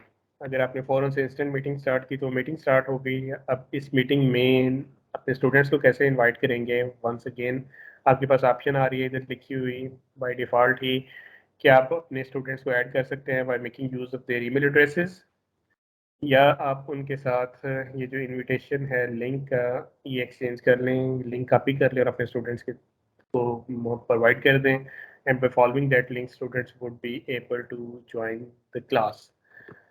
जूम की तरह के फीचर्स इसमें अवेलेबल हैं कि आप अपना माइक कंट्रोल कर सकते हैं, आप अपना कैमरा कंट्रोल कर सकते हैं और स्क्रीन शेयरिंग की ऑप्शन है आपके पास कि आप अपनी स्क्रीन जो है वो चाहें तो स्टूडेंट से शेयर कर सकते हैं। फिर आपके पास वाइट बोर्ड की ऑप्शन अवेलेबल है, सेटिंग्स में डिफरेंट और फीचर्स अवेलेबल हैं और इधर आपके पास इंफॉर्मेशन आ रही है कि आप पार्टिसिपेंट्स की इंफॉर्मेशन चेक करना चाहें जब मीटिंग आपकी प्रोग्रेस में तो वो आपको नज़र आ रही है। चैट बॉक्स है आपके पास जहाँ पे आप और आपके स्टूडेंट्स जो हैं उसके साथ मैसेजेस एक्सचेंज कर सकते हैं and all these are the features which are available in the Google meet. लेकिन इसमें अगर आपने थोड़ा सा नोट किया हो तो रिकॉर्डिंग का फीचर अवेलेबल नहीं है once again in the free version of Google meet. तो एक जो लिमिटेशन आपने नोट की कि गूगल क्लासरूम के फ्री वर्जन में लेक्चरिंग के लिए लेक्चर डिलीवरी के लिए जो प्लेटफॉर्म है वो अवेलेबल नहीं है। लेक्चर डिलीवरी के लिए आपको एक सेपरेट टूल यूज़ करना पड़ रहा है जिसका नाम गूगल मीट है। अगर गूगल का प्लेटफॉर्म आप यूज़ करना चाहते हैं तो गूगल मीट को यूज़ करेंगे और गूगल मीट में आप जाके अपनी मीटिंग है उसको बुक करेंगे और फिर अपने प्लान के मुताबिक अपने टाइम टेबल के मुताबिक अपना वो मीटिंग जो उसको कंडक्ट करेंगे। लेकिन एक फर्दर लिमिटेशन ये है कि जो फ्रीली अवेलेबल वर्जन है गूगल मीट का वो आपको आपका लेक्चर रिकॉर्ड नहीं करके देगा। If you are interested in recording your lecture तो फिर क्या होगा, फिर लेक्चर रिकॉर्ड करने के लिए आपको कोई थर्ड टूल यूज़ करना पड़ेगा, कोई एडिशनल टूल यूज़ करना पड़ेगा, कोई ऐसा टूल यूज़ करना पड़ेगा जो आपको आपकी डेस्कटॉप की एक्टिविटीज़ को रिकॉर्ड करके दे। तो इस तरह के काफ़ी सारे एड इन्स अवेलेबल होते हैं और जिनको आप यूज़ कर सकते हैं अपनी डेस्कटॉप की एक्टिविटीज़ को रिकॉर्ड करने के लिए। और हर एक की कुछ अपनी कैपेबिलिटीज़ और कुछ लिमिटेशंस हैं और एक टूल उनमें से जो है that is with the name of loom. तो उसको आप इंस्टॉल कर सकते हैं। मैंने लूम को इंस्टॉल किया हुआ है। इसके अलावा स्क्रीन कास्टिफाई के नाम से एक और है इसी तरह का टूल जिसको आप यूज़ कर सकते हैं अपनी डेस्कटॉप की एक्टिविटीज़ को रिकॉर्ड करने के लिए। तो वो डिपेंडिंग अपॉन द केस कि आप कौन सा कंप्यूटर यूज़ कर रहे हैं और आपका वेब ब्राउज़र कौन सा, उसकी कंपेटेबिलिटी किस एड इन के साथ रिलेटिवली बेहतर है। तो आप कोई भी desktop recording add on install करके अपनी ऑन स्क्रीन एक्टिविटीज़ को रिकॉर्ड कर पाएंगे अगर आप इंटरेस्टेड हैं लेक्चर को रिकॉर्ड करने में। जो गूगल मीट का फ्रीली अवेलेबल वर्जन है वो आपको ये कैपेबिलिटी प्रोवाइड नहीं करता लेक्चर रिकॉर्डिंग की, इसलिए आपको एडिशनल टूल जो है वो कोई भी यूज़ करना पड़ेगा।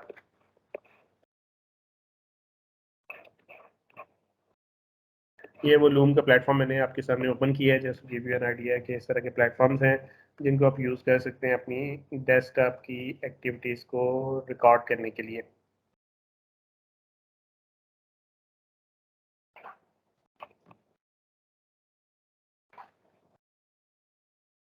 So this was a brief overview of the capabilities which are available in Google Classroom.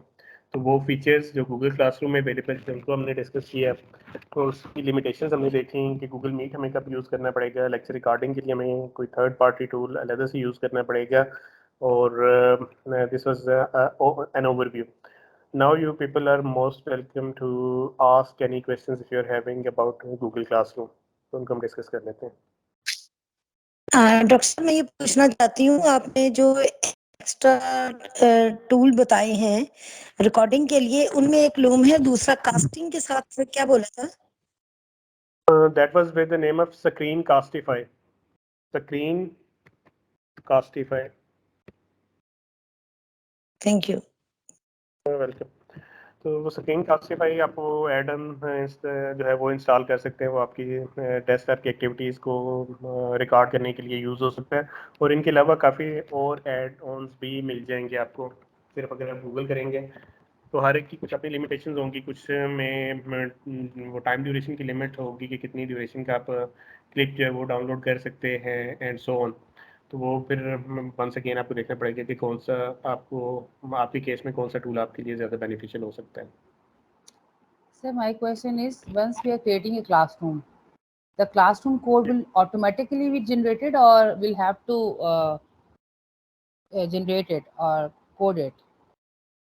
Class code would be automatically generated. वो बाय डिफ़ॉल्ट वो गूगल आपको जनरेट कर देगा। अगर आप इंटरेस्टेड हैं खुद से चेंज करने में, से रीसेट करने में, then you have to go into the settings and do the resetting by yourself.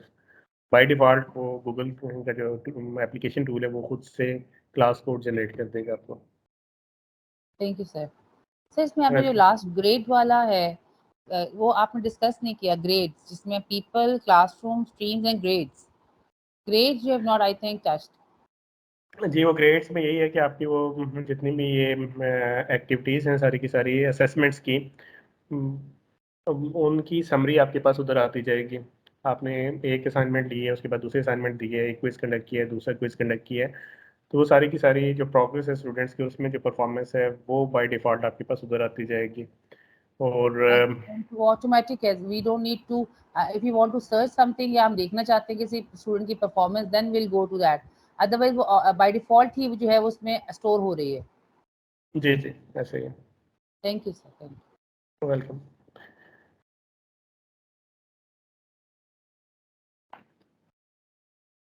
Okay, do we have any further questions on this Google Classroom?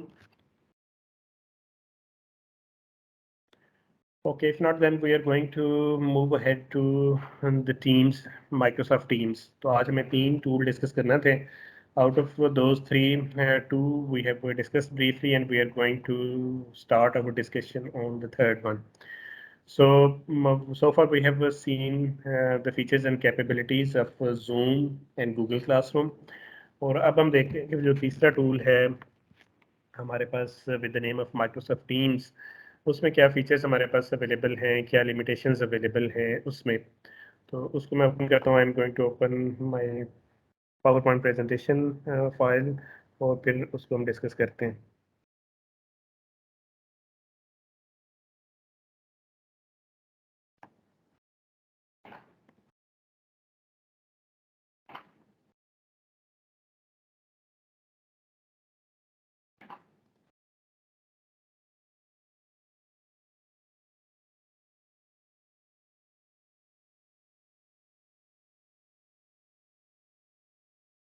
Okay, the PowerPoint file is just going to open, and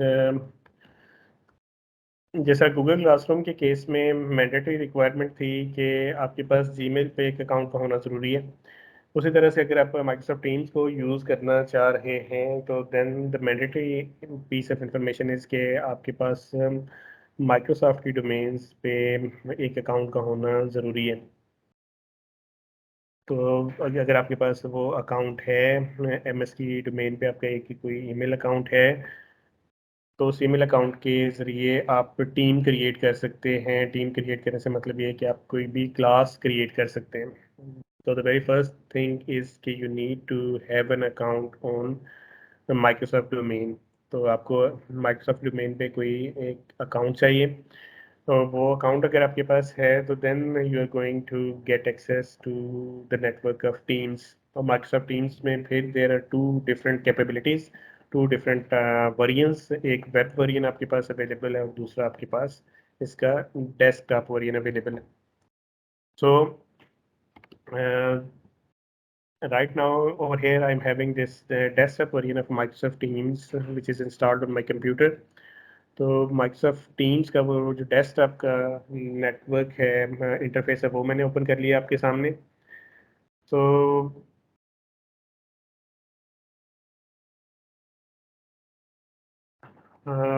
these are the different teams, different classes जो कि different time to time मैंने use किए हैं, जो मैंने create की हुई है। अगर आपने टीम्स के नेटवर्क को पहले यूज़ नहीं किया, so this area would be appearing blank in front of you. फिर आपके सामने ये बटन अपीयर नहीं होंगे, सारे के सारा एरिया आपके सामने अपीयर होगा एज ब्लैंक। तो ये डिफरेंट टीम्स या डिफरेंट क्लासेस बनी हुई थी, जिनको डिफरेंट टाइम पीरियड्स में मैंने यूज़ किया। कुछ कोई मीटिंग कंडक्ट करने के लिए, कुछ को कोर्स पढ़ाने के लिए, कुछ को ट्रेनिंग की एक्टिविटीज़ थी उनको परफॉर्म करने के लिए।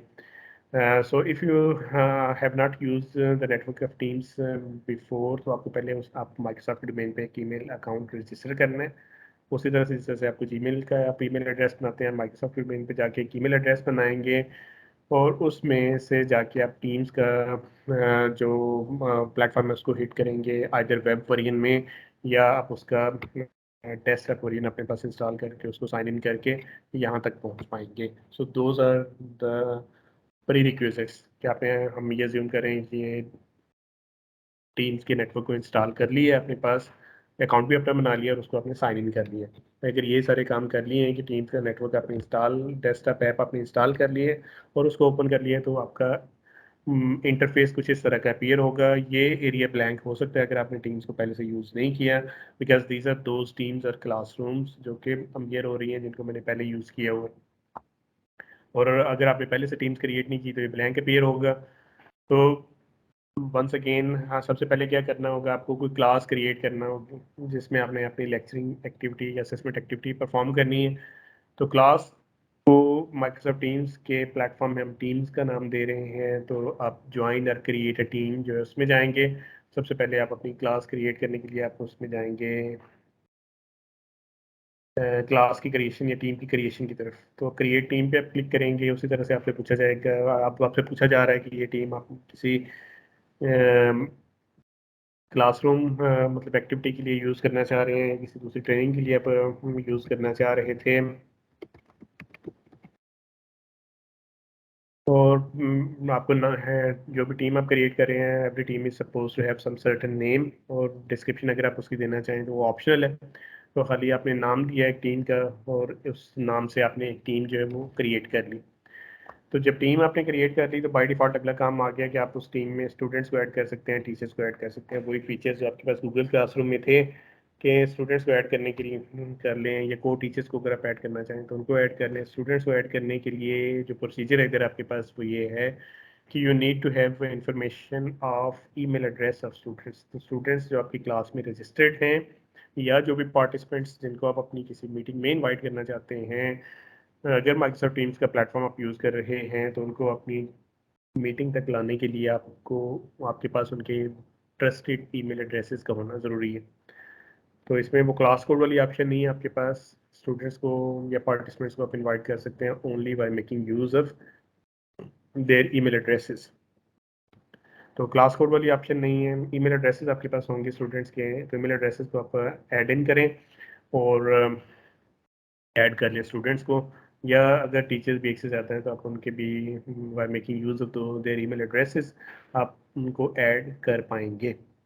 सो क्लास आपने या टीम एक क्रिएट की और आपने देखा ये कि उसमें आप स्टूडेंट्स वगैरह को कैसे एंटर करेंगे। तो अगर मैं दोबारा पीछे जाऊँ ऑल टीम्स पे, तो मैंने एक नई जो क्लास क्रिएट की थी वो सबसे नीचे उसका बटन अपीयर हो रहा है इस होम स्क्रीन में। उस पर नाम पे मैंने क्लिक किया है। तो this is how the interface is going to look like कि अगर आपने एक क्लास क्रिएट की और उस क्लास में आप पहली दफ़ा गए तो these are the different tabs आपके पास। एक टैब अवेलेबल है with the name of post, एक टैब अवेलेबल है with the name of files. Left hand side पे आते हैं तो आपके पास टैब्स अवेलेबल हैं असाइनमेंट्स का, ग्रेड्स का, रिफ्लेक्ट का, इनसाइट का एंड सो ऑन। तो इनको थोड़ा सा क्विकली देख लेते हैं और इसके अंदर देखते हैं तो इधर आपके पास मीट का टैब भी अवेलेबल है। तो ये मेरे पास जो वर्जन अवेलेबल है, this is basically the paid version which is has been provided to us by the Higher Education Commission of Pakistan. So जो गूगल क्लासरूम का भी पेड वर्जन होगा उसमें गूगल मीट का टूल आपको क्लासरूम के environment के अंदर ही मिल जाएगा, अलहदा से आपको गूगल सेपरेटली यूज़ नहीं करना पड़ेगा उसमें। तो माइक्रोसॉफ्ट में भी टीम्स के नेटवर्क को अगर आप यूज़ कर रहे हैं तो मीट का टूल आपके पास अवेलेबल है टीम्स के इन्वायरमेंट के अंदर ही। और ये डिफरेंट वही टैब्स हैं।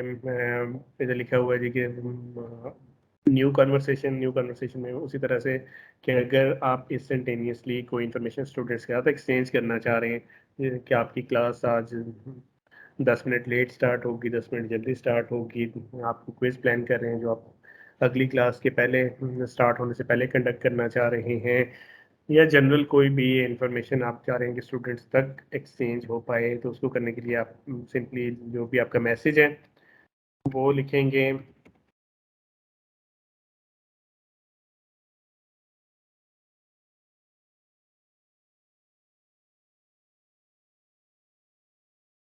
जैसे उसे हिट इन करेंगे तो वो मैसेज आपकी क्लास में जितने भी स्टूडेंट्स रजिस्टर्ड हैं ये मैसेज उन तक पहुंच जाएगा। और उसी तरह से स्टूडेंट्स चाहें तो उस मैसेज पे फीडबैक भी आपको दे सकते हैं, कमेंट्स भी ऐड कर सकते हैं। तो अगर आप स्टूडेंट्स की कमेंट्री अलाउ नहीं करना चाहते तो सेटिंग में जाके आप स्टूडेंट्स की कमेंट्री जो उसको टर्न ऑफ कर देंगे।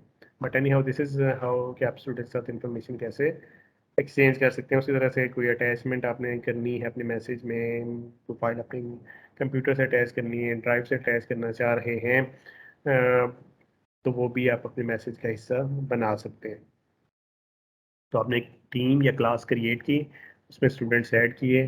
पहला फीचर ये देखा कि आप क्लास को के साथ इंफॉर्मेशन कैसे एक्सचेंज कर सकते हैं, मैसेज कैसे अपना इंस्टेंटेनियसली फ्लोट कर सकते हैं स्टूडेंट्स के साथ। फिर आपके पास ये जो डिफरेंट टैब्स अवेलेबल हैं उनमें उसी तरह से अगर आप असाइनमेंट में जाएं, स्टूडेंट्स की कोई अपने असेसमेंट करना है, या असेसमेंट से पहले अगर हम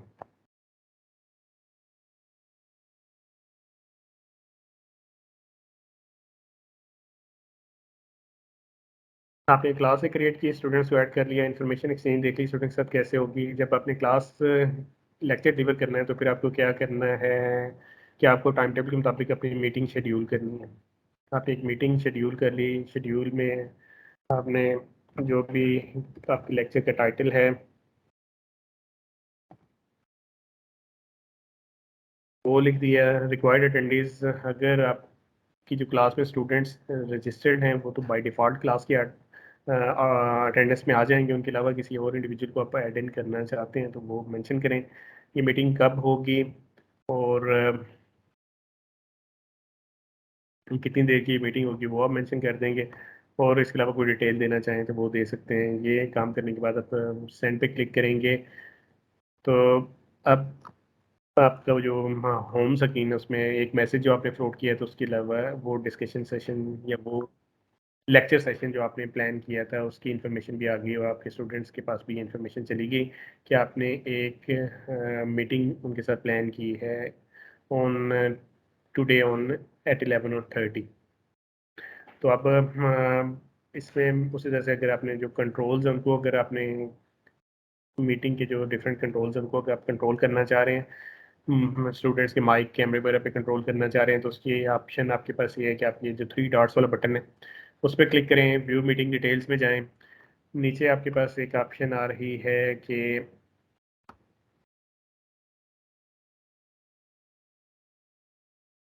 मीटिंग ऑप्शंस के, इस पर क्लिक करें। तो मीटिंग ऑप्शन पे जब आपने क्लिक किया है इसको ओपन करें।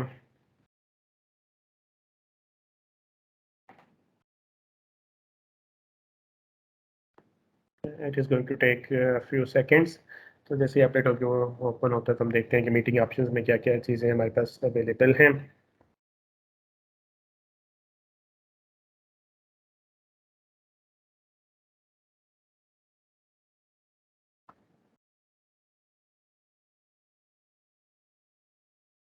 इसमें बेसिकली वही कंट्रोल्स हमारे पास कि स्टूडेंट्स का आप माइक का कंट्रोल करना चाह रहे हैं, कैमरा कंट्रोल करना चाह रहे हैं, वेटिंग रूम आप अलाउ करना चाह रहे हैं या अलाउ नहीं करना चाह रहे हैं। वो सारे के सारे कंट्रोल्स आपके पास उसी तरह से आपके पास लिस्टेड हैं और आप अपनी प्रेफरेंस के मुताबिक वो कंट्रोल्स जो है उनको सेलेक्ट कर लेंगे। अपना कैमरा आप ऑन करना चाह रहे हैं, ऑफ करना चाह रहे हैं, सिमिलरली माइक के हवाले से आपकी जो प्रेफरेंस है वो सारी की सारी ऑप्शंस हैं आपके पास।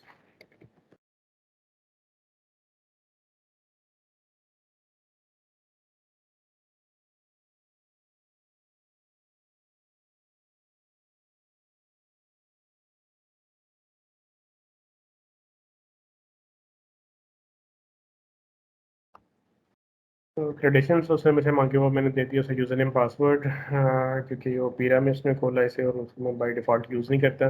सो ये ऑप्शंस मेरे सामने आ गई। उसमें पूछा है जी कि who can bypass lobby, lobby को सारे लोग अवॉइड कर लें ना करें, आप पहले उन्हें वेट करवाना चाहते हैं। जैसे ही कोई बंदा आपकी कॉल को ज्वाइन करे या छोड़े, आपको पता चले या ना चले, नोटिफिकेशन उसका मिले या ना मिले, कोई को ऑर्गेनाइजर है आपके साथ, प्रेजेंटेशन के राइट्स आप सबको देना चाहते हैं या सिर्फ अपने पास रखना चाहते हैं या किसी चंद लोगों को, स्पेसिफिक लोगों को देना चाहते हैं। माइक्स अटेंडीज के लिए आप ऑन करना चाहते हैं, आप अपना माइक कैसे कंट्रोल करेंगे, कैमरा कैसे कंट्रोल करेंगे, स्क्रीन कैसे शेयर करेंगे।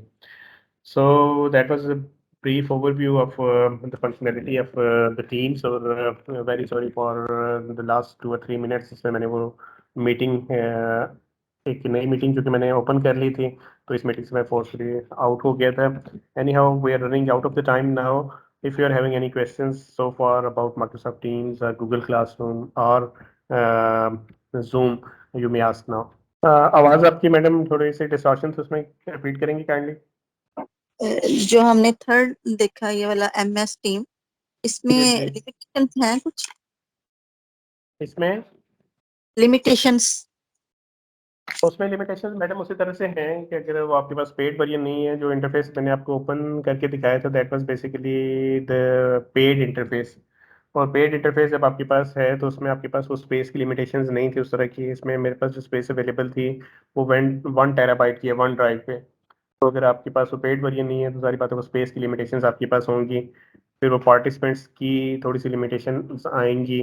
और जो लेक्चर रिकॉर्डिंग के मसले मसाइल हैं उसमें आपके पास लिमिटेशन आएगी कि लेक्चर रिकॉर्डिंग के लिए आपको कोई सेपरेट टूल, जैसे हमने पहले डिस्कस किया है कि कोई भी डेस्कटॉप रिकॉर्डिंग टूल जो है वो यूज़ करना पड़ेगा, लूम या स्क्रीन कास्टिफाई की तरह का। Those are the limitations. Thank you. Welcome. Do we have any further questions from the audience? Sir मेरा एक छोटा सा क्वेश्चन है जो कि not relating to this particular lecture but for the students like us who don't have जी। any prior computer knowledge. We have been using this and थोड़ा सा conversion हो जाता है बंदा से, लेकिन what would you suggest कि कौन सा हम ऐसा कोर्स कर लें जो हमें help out करे using to use such tools for our IT conversation or classroom taking? What course should we? Course तो आपको एज इट इज़ शायद डिज़ाइन कोर्स आपको गूगल डाउन करना पड़ेगा। मिल सकते हैं कोर्स से बने बनाए कोर्सेज भी, लेकिन एक जो क्विक एक्सेस है आपको वो मिल सकती है फ्रॉम यूट्यूब। यूट्यूब पे आप किसी भी एक सिंगल प्लेटफॉर्म को अगर सर्च आउट करें तो आपको डिटेल में वीडियो लेक्चर्स लोगों ने बना के प्लेस किए हुए हैं। कुछ एशियंस ने भी, कुछ यूरोपियंस लोगों ने भी। हर एक जो टूल है इसके हवाले से गूगल क्लासरूम पे भी आपको डिटेल्ड लेक्चरिंग मिल जाएगी, गूगल क्लासरूम पे, टीम पे भी, जूम पे भी। तो I would say to start from the YouTube. YouTube पे काफ़ी डिटेल्ड वॉल्यूम अवेलेबल है ऐसे सारे रिसोर्सेज का। तो वो हैंड्स ऑन टाइप एक्सपीरियंस होगा क्या इन the form of a video आपको वो चीज़ें आपके सामने नज़र आ रही हैं। सर लेकिन तो बेसिकली हम अभी तक हम स्टेप बता रहे हैं, हम वो फॉलो कर लेंगे, लेकिन हम हमें इनको समझने के लिए बेसिक चीज़ों के भी नॉट, क्योंकि हम लोग we were not conversant with this, हम लोगों की जब टाइम था we were not conversant with all this. So it is sometimes if you want to do something, जब हम कर रहे होते हैं तो we can't, we are unable to do that. तो उसके हमें बेसिक्स भी to follow that we have know the basics as well ना। तो उसके लिए आप क्या सजेस्ट करेंगे? जैसे हम अगर हमने टैब खोला हुआ है, हम we want to open other tab in that, हम कुछ चीज़ करना चाह रहे हैं, हम कुछ चीज़ किसी के साथ शेयर करना चाह रहे हैं, तो हमें इसकी बेसिक्स भी, मेरा ख्याल है most of us won't be knowing. जो अभी इन है बहुत ज़्यादा वो दे वुड बी नोइंग, लेकिन हम लोग जो के कॉलेज लेवल पे हमारे पास we don't have such facilities available to us. तो वो व्हाट ठीक वुड कह यू रही है मैडम, सजेस्ट? लेकिन इसमें ऑप्शन जो आपके पास है कि कैसे आप अपनी फेमिलियरिटी जो उसको इम्प्रूव कर सकते हैं वो ये है कि आपको एक्सप्लोर करना है। दैट एक्सप्लोरेशन इज समथिंग जिसको आप इंडिविजुअली खुद से भी कर सकते हैं और वो गाइडेड इन्वायरमेंट में भी हो सकती है। आज के सेशन जो कि हमारे पास टाइम ही टोटल अवेलेबल जो था 1 hour and 30 minutes का था और 3 टूल्स हमें कवर करना थे, तो कोशिश यही थी कि आपको हैंड्स ऑन एक्सपीरियंस दे दिया जाता है। और इसलिए वो टूल्स मैंने आपके सामने ओपन करके जो उनकी फंक्शनैलिटी थी वो शो करने की कोशिश की, लेकिन time was very much limited, तो हम सारे के सारे फीचर्स को उसमें एक्सप्लोर नहीं कर सकते थे। एक ओवरव्यू आपको दिया जा सकता था, तो वो ओवरव्यू देने की कोशिश की गई। फर्दर ये है कि these things need to do exploration. तो एक्सप्लोरेशन जो है वो गाइडेड इन्वायरमेंट में अगर हो जाए, PHEC के कोलीग्स हमारे हेल्प कर सकते हैं उसमें। अगर गाइडेड सेशन उसमें हमारे पास टाइम हो तो उसको हम चीज़ों को लिटिल फर्दर डीपर जो है जाके हम देख सकते हैं, डिस्कस कर सकते हैं। और बाकी इंडिविजुअली आप यूट्यूब यूज़ कर रहे हैं, आप गूगल यूज़ करें, कोर्सेरा यूज़ करें, ये डिफरेंट प्लेटफॉर्म्स हैं जहाँ से आपको डिफरेंट जो फीचर्स हैं उनसे मुतल्लिक इंफॉर्मेशन, इन डेप्थ इंफॉर्मेशन मिल सकती है। Thank you, thank you, thank you very much. If we are not having any further questions, then I would say that this is the time to wind up. We are already 5 minutes ahead from our allocated time. So I wish you all the very best for your upcoming promotions, and good luck, and stay healthy and safe wherever you are. All the best, and Allah Hafiz from my side. Over to Zulkarnain sir. Am I audible? आप लोगों को मेरी आवाज आ रही है? जी madam आपकी आवाज आ रही है, स्लाइड भी शो हो रही है. All right, thank you so much.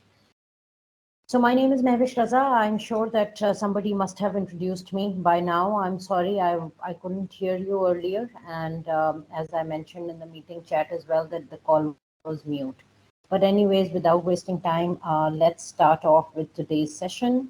Today I'm going to talk about online education, its scope, preparedness, and challenges. So basically the focus of this conversation will remain on online education. That means that your role as teachers in online modality of teaching and learning will be discussed throughout the session. The agenda through which we will navigate this training session is first we will talk about the scope of online teaching modality, in which we will talk about different instructional possibilities and what can you do as teachers. आप कैसे पढ़ा सकते हैं, क्या आपको online education का overall scope क्या है, इसकी बात करेंगे. फिर आपको कैसे एज टीचर्स अपने आप को प्रिपेयर करना है to teach in online mode. Third spot पे हम बात करेंगे चैलेंजेस की, कि कौन कौन से प्रोबेबल चैलेंजेस हैं आपके जो आपको एंटिसिपेट करने चाहिए ऑनलाइन टीचिंग के दौरान, और उनके क्या पॉसिबल सॉल्यूशंस हैं. So let's talk about the scope of online teaching modality. I know that online teaching is not new for any of us in this call. हमने पिछले 2 साल में during COVID बहुत frequently ऑनलाइन पढ़ाया, और ना सिर्फ ऑनलाइन पढ़ाया बल्कि शायद हम में से बहुत सारे लोगों ने ब्लेंडेड लर्निंग को भी फॉलो किया, बहुत सारे लोगों ने हाइब्रिड लर्निंग भी मॉडल फॉलो किया, depending on the policies and precautions taken by your respective institutions. But having said that, online teaching is not anything new or something that you're not familiar with. So keeping that in mind, I am going to take you through the online teaching modality कि ये है क्या. सबसे पहले तो देखें, online teaching की 2 approaches हैं. एक है सेल्फ बेस्ड लर्निंग, दूसरी है इंस्ट्रक्टर लेड लर्निंग. इस वक्त जो हम बात कर रहे हैं वो इंस्ट्रक्टर लेड लर्निंग है, जिसके अंदर मैं being the instructor I am navigating you through this topic of conversation, this training session you can say. There's not any reading material or independent exercise that I will be giving to you at the end of this session. Thus, this will be a purely instructor-led learning intervention.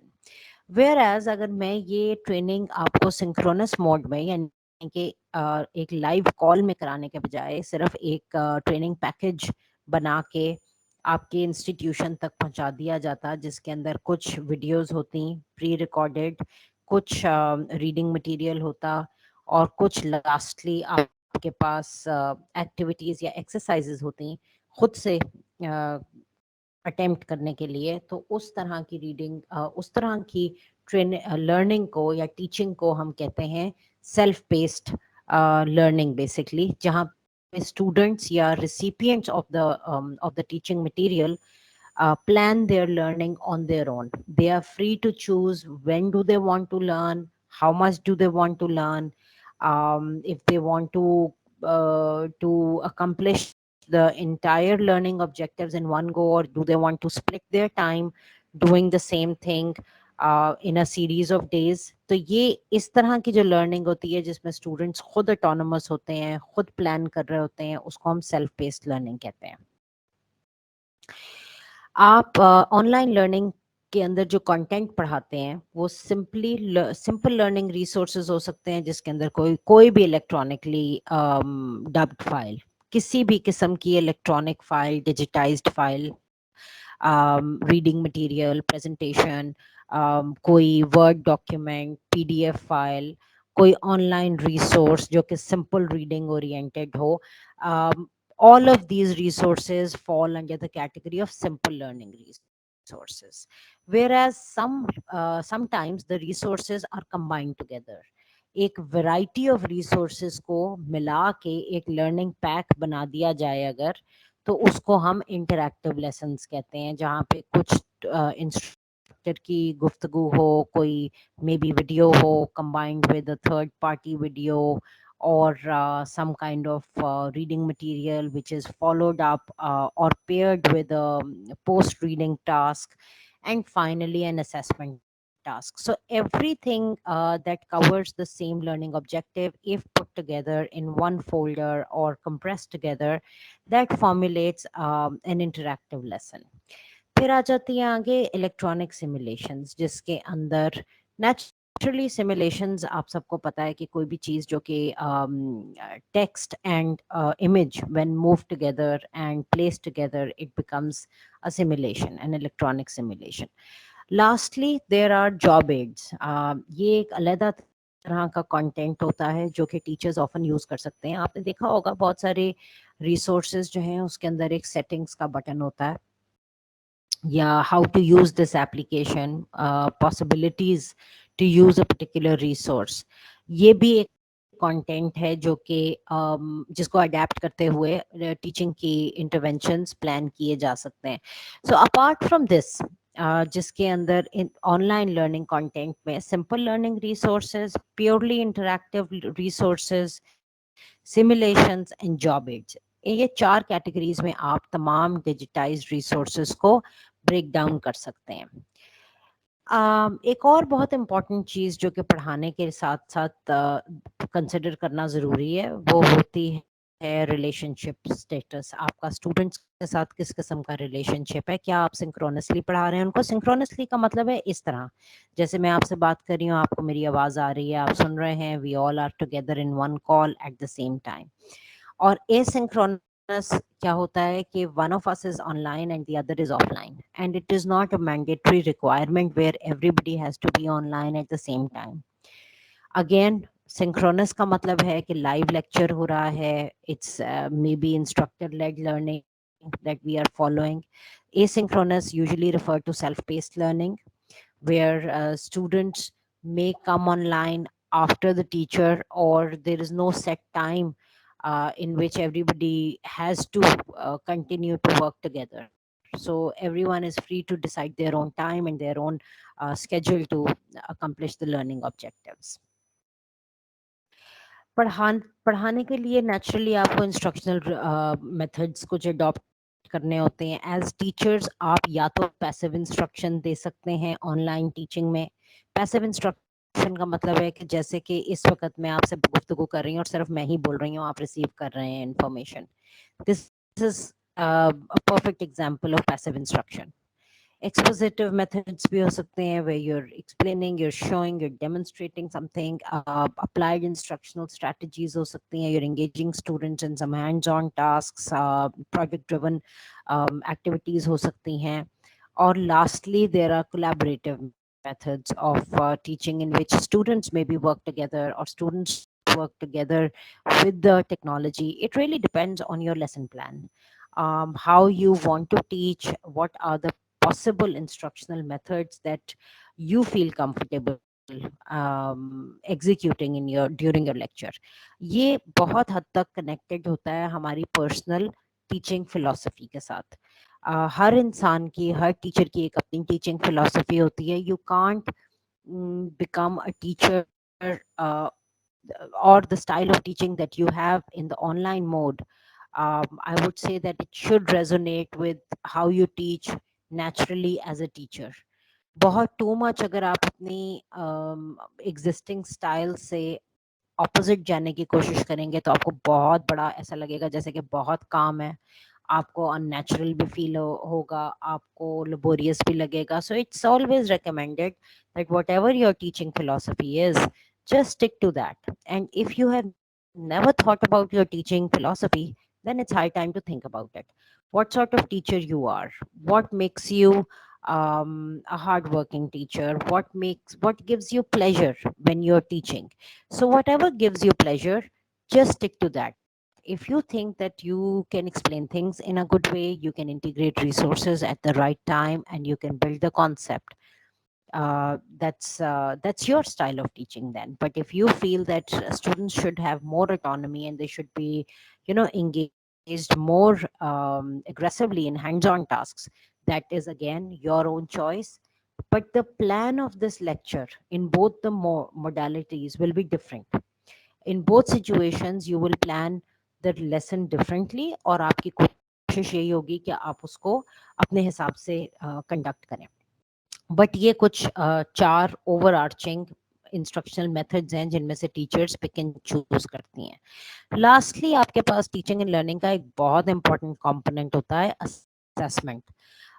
So assessment and planning go hand in hand. सबसे पहले तो आपको जब आप online पढ़ा रहे होते हैं तो एक्चुअली तो बैकवर्ड प्लानिंग इस्तेमाल करते हुए हम पढ़ाते हैं.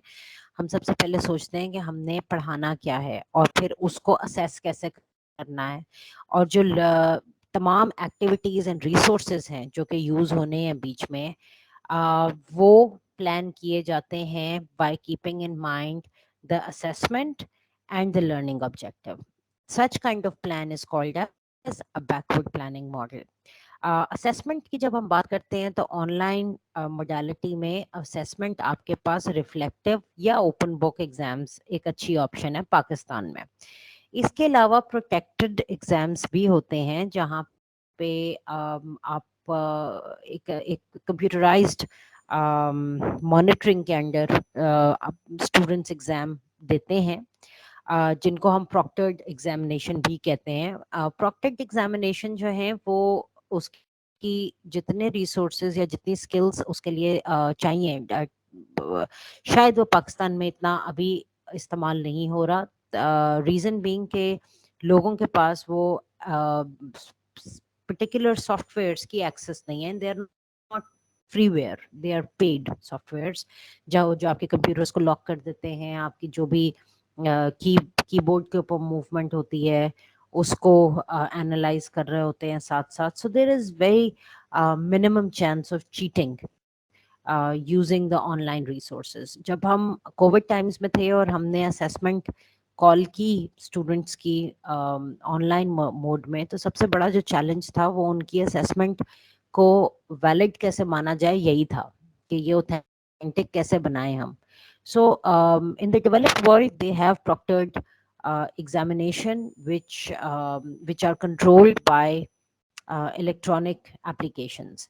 But in Pakistan, let's stick to our context only, and I feel that reflective assessments and open book assessments are more successful in our context. So this is the scope of online teaching. You see, scope का मतलब है कि starting from how you will teach in the online modality to how you will assess. We have talked about everything. आपका teaching style, content कैसा choose कर सकते हैं, interaction levels क्या हो सकते हैं class में, और उसके अलावा lastly आपका जो भी assessment plan है वो आप कैसे उसको follow up करेंगे अपने lecture में. Moving on from here, let's talk about the planning bit now. Planning is very important. In the online instruction, planning is absolutely essential. It is mandatory. वो तमाम teachers जिन्होंने कभी plan नहीं किया, और बहुत सारे higher education के faculty members होते हैं जो कि lecture hall में जाने से पहले उनके पास कोई plan as such नहीं होता, because they exactly know the curriculum, they know the concept which they want to teach at a particular day. They know how would they navigate the students through the process of learning. But for the online instruction, it is highly suggestive to have a plan in hand. Reason for that is that you should have student learning outcomes which will be taken from the approved course outline. Now these student learning outcomes will help you in identifying the range of teaching strategies. It will help you in maintaining the focus during your conversation.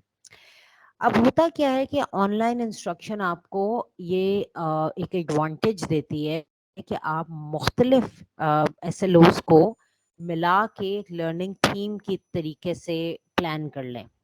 यानी कि जब हम conventional setting में पढ़ा रहे होते हैं तो हमने जितना हमारे पास वक्त होता है हम उतने लिहाज से पढ़ाते हैं, और वहीं पे 45 मिनट्स का अगर लेक्चर है या 1 घंटे का लेक्चर है तो 1 घंटे में we try to generally assess students understanding and also close the lecture.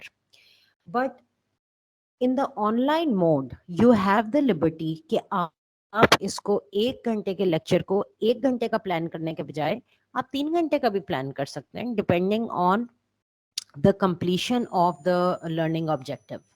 So you're not really pressed because of the time restrictions नहीं है आपके ऊपर। आप एक ही लेक्चर के अंदर उसको ज्यादा लंबा ड्यूरेशन का बना के आप 2 या 3 दिन का कोर्स वर्क कवर कर सकते हैं। दैट्स वन पॉसिबिलिटी जो कि ऑनलाइन टीचिंग आपको देता है। आपकी talk should not exceed more than 8 minutes, and every 8 minutes you should engage students in some kind of student-led activity. Now this student-led activity is not essentially asking you a question. It can be a reading exercise, it can be an online maybe online browsing intervention, or maybe something you want them to complete a worksheet or some sort of activity that wakes up the students, maybe participating in a discussion through commenting on the concept. So there are so many ways in which you can actually generate student led activities. Of course, in the online instruction, you plan backward. You always have a backward planning model. The teaching plan should always be written by keeping in mind the assessment task. Assessment is very important for online instruction.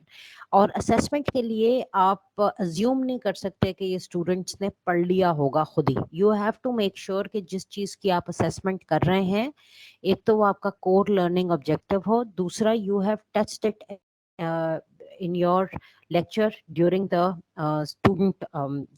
during the interaction time that you have had with the students. ये नहीं होना चाहिए कि हाँ मैंने उनको एक hand out दिया था, उसको उन्होंने पढ़ ही लिया होगा. Do not assume जब हम बात कर रहे हैं असेसमेंट की ऑनलाइन मोड में.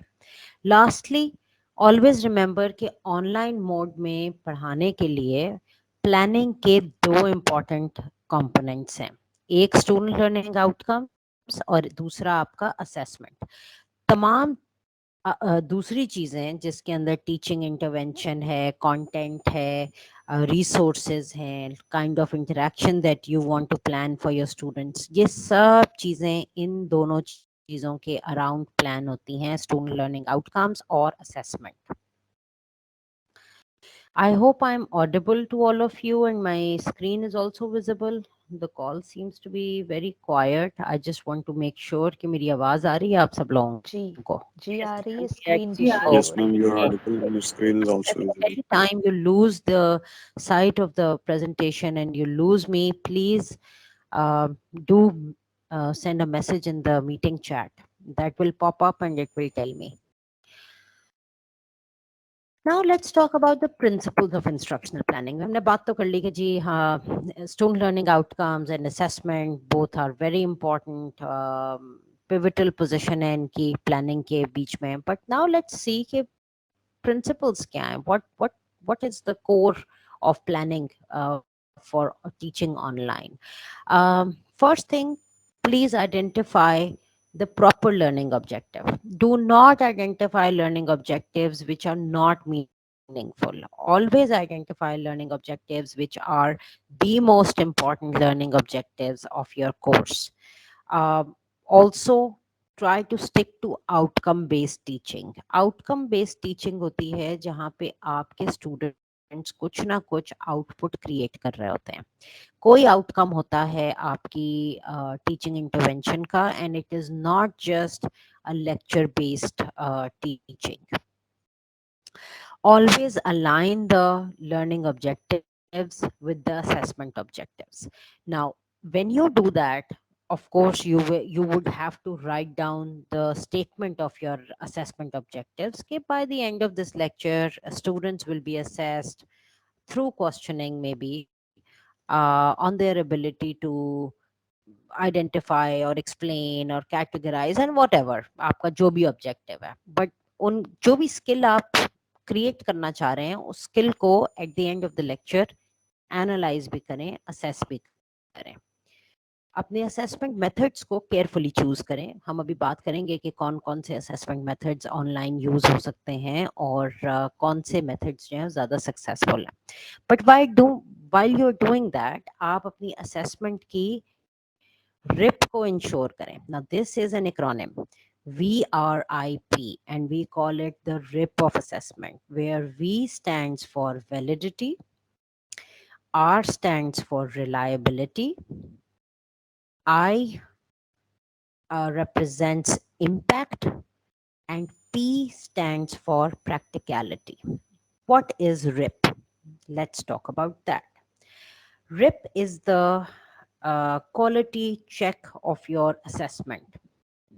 जब हम कहते हैं कि कोई भी assessment valid हो तो उसका मतलब ये है कि जो कुछ आप assess कर रहे हैं वो आपने पढ़ाया हुआ हो. वो इनवैलिड हो जाएगी असेसमेंट अगर आपने वो पढ़ाया ही नहीं है जो आप असेस कर रहे हैं. रिलायबिलिटी का मतलब है कि your assessment should be reliable at any given day. It should not be like this कि आज आपने एक असेसमेंट ली, स्टूडेंट आपका मूड अच्छा है तो स्टूडेंट्स के मार्क्स अच्छे हैं, और कल अगर आपने आधे बच्चों की असेसमेंट चेक की तो कल क्योंकि आपका मूड अच्छा नहीं था इसलिए मार्क्स भी अच्छे नहीं आए जनरली बच्चों के. So it should not be directed by your moods and by the kind of day that you're having. It should rather be directed by robust marking criteria, and that is what makes your assessment reliable, which means that after you have taught everything to the students, the concepts that you want to assess, you must sit down and also classify the levels of excellence in those concepts. कि very good का क्या मतलब है, good का क्या मतलब है, satisfactory performance का क्या मतलब है, नीड इम्प्रूवमेंट में what exactly is missing that you want to direct students to work harder. So to have such kind of a criteria or such kind of a grid is very important, and this determines the reliability of your assessment. Then you have the impact of your assessment. Impact का क्या मतलब है? Impact का मतलब ये है कि आपकी जो असेसमेंट आप दे रहे हैं इज इट टाइम फ्रेंडली. कोई ऐसी बात तो नहीं है कि आपने क्विज बनाया जिसको आपने सिर्फ ओपन ही 10 मिनट्स के लिए करना है और उसी 10 मिनट्स के अंदर let's say 15% of your class is unable to access the quiz because of non-availability of electricity, और वो बेचारों के पास बैकअप भी नहीं है और आपके 15 मिनट क्विज के ख़त्म हो गए और अब वो पोर्टल बंद हो गया and nobody can access it ever again. So that's kind of exclusion, excluding people from your assessment on the basis of inavailability of resources, which is a very bad impact on students' learning. You know, it is not how students should feel. Unfortunately हमारे मुल्क के ये मसाइल हैं, हमें सोचना है इन सब चीज़ों के बारे में. इसके अलावा कोई ऐसी आप स्टूडेंट से एक्सपेक्टेशन कर रहे हैं कि लेट्स से उन्होंने कोई असेसमेंट देनी है जिसके लिए उनको कोई ख़ास सॉफ्टवेयर डाउनलोड करना है, जिसके लिए उनको सब्सक्रिप्शन देनी, फ़ी देनी है और वो नहीं दे सकते. So things like that, sometimes we do come across really good and lucrative applications that we want to use in our teaching and learning, but those are expensive, and we should be mindful that 100% students should be able to undertake the assessment. That is their right, और आप उनको उस right से deprive नहीं कर सकते. Lastly, practicality क्या होती है? प्रैक्टिकलिटी होती है एक इम्तहान की कि आपका इम्तहान या असेसमेंट आपके कोर्स को एक्यूरेटली जज कर रहा है, आपकी परफॉर्मेंस को, स्टूडेंट्स के परफॉर्मेंस को बिल्कुल ठीक तरीके से प्रैक्टिकली असेस कर रहा है. प्रैक्टिकल जो असेसमेंट्स होती हैं उनका मतलब ये भी होता है, अगेन यहाँ पे रेपिटेशन है थोड़ी सी, लेकिन अगर मेरी असेसमेंट है और मेरे पास कंप्यूटर ही नहीं है और मेरे जैसे कई और मेरे साथी हैं क्लास में, लेट्स से 40% बच्चे हैं जिनके पास कंप्यूटर ही नहीं है और टीचर ने एक हमें असेसमेंट दे दी है, सो मैं क्या करूं अब? So you see this responsibility lies on the teacher's shoulders to understand the characteristics of the cohort that they are teaching, the accessibility levels that prevail in the cohort. ये teacher की जिम्मेदारी है, students की जिम्मेदारी नहीं है. सो practicality का मतलब है कि टीचर ने अपने असेसमेंट को प्रैक्टिकली फॉर्मुलेट किया है. Going ahead, we must define the success criteria for learning. जहाँ हमने reliability में ये बात की थी कि अब आप अपने assessment की classification करें कि good performance क्या है, bad performance क्या है. इसी तरह से it is very important to explain to the students that what are you looking for in their answers. हम बच्चों को कहते हैं 1500 words की एक assignment करें, ये topic है, okay. Now, my understanding towards a topic may be different from your understanding towards a topic. And it does not mean that we understand incorrectly. No, we understand from our own point of views, from our own perspectives. जिसके लिए बहुत ज़रूरी है कि हमारे perspectives एक हो. ये perspectives एक कैसे होंगे? ये ऐसे होंगे कि आप स्टूडेंट्स के लिए एक्सपेक्टेशंस ऑफ परफॉर्मेंस सेट करेंगे. आप उनको बताएंगे कि इंट्रोडक्शन में आई एम एक्सपेक्टिंग इतने नंबर ऑफ वर्ड्स हों, उसकी ये बॉडी हो, कंटेंट इस तरह लिखा हुआ हो, असेंशियल क्वेश्चंस जो आपने एड्रेस करने हैं थ्रू दिस असाइनमेंट वो XYZ हों, आपकी टाइमलाइंस क्या हैं, कितने बजे तक आपने ये अपनी असाइनमेंट को सबमिट कराना है, और कौन कौन से रेलेवेंट रिसोर्सेज हैं जो कि स्टूडेंट्स को एक्सेस करने चाहिए in order to gather the relevant detail that you are referring to. So you have a lot of plan to make. Of course, you're planning the entire lecture, you're also planning the resources for the students, you're planning the assessment, and now you're planning the expectations of performance. तो जो success criteria है वो students को देना बहुत ज़रूरी है. जब आप सक्सेस क्राइटेरिया स्टूडेंट्स के साथ शेयर करते हैं तो एक्चुअली आप उनको अपनी एक्सपेक्टेशंस clearly बता देते हैं कि what are you expecting from them, and then if they don't perform, then you are rightful to give them a D on their assignment. But without telling them your expectations, when you give a B or a C to the students, then that's a big question mark on your own credibility कि आप ने क्यों नहीं बताया अपनी expectations students को. Lastly एक बहुत इंपॉर्टेंट कंपोनेंट जो कि इंस्ट्रक्शनल प्लानिंग का है वो है फीडबैक एंड एवेल्युएशन. जब हम कन्वेंशनल मोड में पढ़ाते हैं तो हमारे पास एक बहुत इजी तरीका ये होता है कि हम एक जनरल फीडबैक दे देते हैं क्लास में कि जिन बच्चों ने ये नहीं किया था उनको ये करना चाहिए था, या मेरी एक्सपेक्टेशंस XYZ ये थी आपसे, आपने ऐसे नहीं किया. So it verbal is much more quicker. Now, considering that you all are teaching large classes, which exceed over 50 or 60 students, or even sometimes even more than that, so how do you give feedback to everybody? That's a huge task, right? And it has the capacity to exhaust you, to drain you out. Now, you give feedback because you want students to improve, and feedback is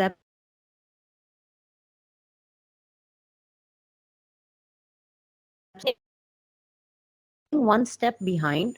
When you have the success criteria ready, you can simply give the feedback in writing or maybe in a short voice recording, जहाँ पे आप success criteria को refer करते हुए एक way forward create कर रहे हैं. You don't need to maybe write things again and again. You can simply refer to the success criteria and identify the bullet points which have not been met by the student, and this provides a direct way forward to the student to improve. Now, self-evaluation is very important for yourself. Now, this evaluation is not student's evaluation, it is your evaluation, the evaluation of your performance. It's always a good idea to inwardly reflect, only to improve your performance, of course. Now nature of activities की बात करते हैं online teaching में कि किस किस्म की activities होनी चाहिए. आपके पास जो भी एक्टिविटीज हों, जिस भी तरह से आप पढ़ा रहे हो, irrespective of your of course the differences in your teaching philosophy and the different style of planning that you carry out, याद रखें कि ऑनलाइन टीचिंग के अंदर दो तरह की एक्टिविटीज होती हैं. एक होती हैं सेल्फ डायरेक्टेड एक्टिविटीज, जिनमें से जो कि स्टैटिक होती हैं ज़्यादातर, जिनमें स्टूडेंट्स या तो कुछ पढ़ रहे होते हैं या कुछ देख रहे होते हैं या कुछ सुन रहे होते हैं, मगर वो खुद ही उसको मैनेज कर रहे होते हैं, मनूवर कर रहे होते हैं. एक होती हैं इंटरैक्टिव एक्टिविटीज, जिसके अंदर एक से ज़्यादा स्टूडेंट्स इन्वॉल्व होते हैं. या तो वो पीयर टू पीयर कॉन्वर्सेशन होती है, कोई डिस्कशन होती है, या फिर आपके साथ इंटरेक्ट कर रहे होते हैं स्टूडेंट्स, या फिर टेक्नोलॉजी के साथ इंटरेक्ट कर रहे होते हैं. जब हम कहते हैं कि interacting with the technology, then we mean to say that they are basically giving certain commands to the computer, they are interacting with a particular digitized resource.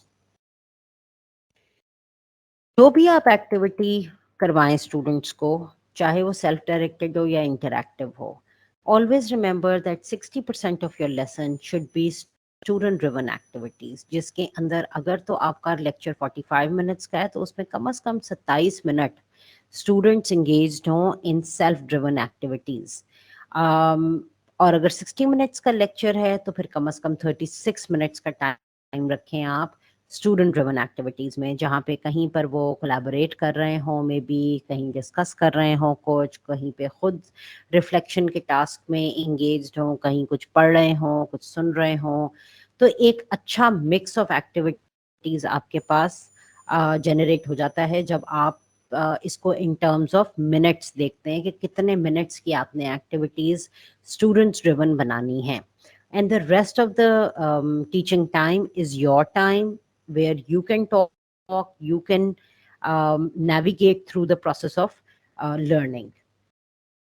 Now, please don't think that I'm talking non-stop and I'm teaching something absolutely contradicting to you.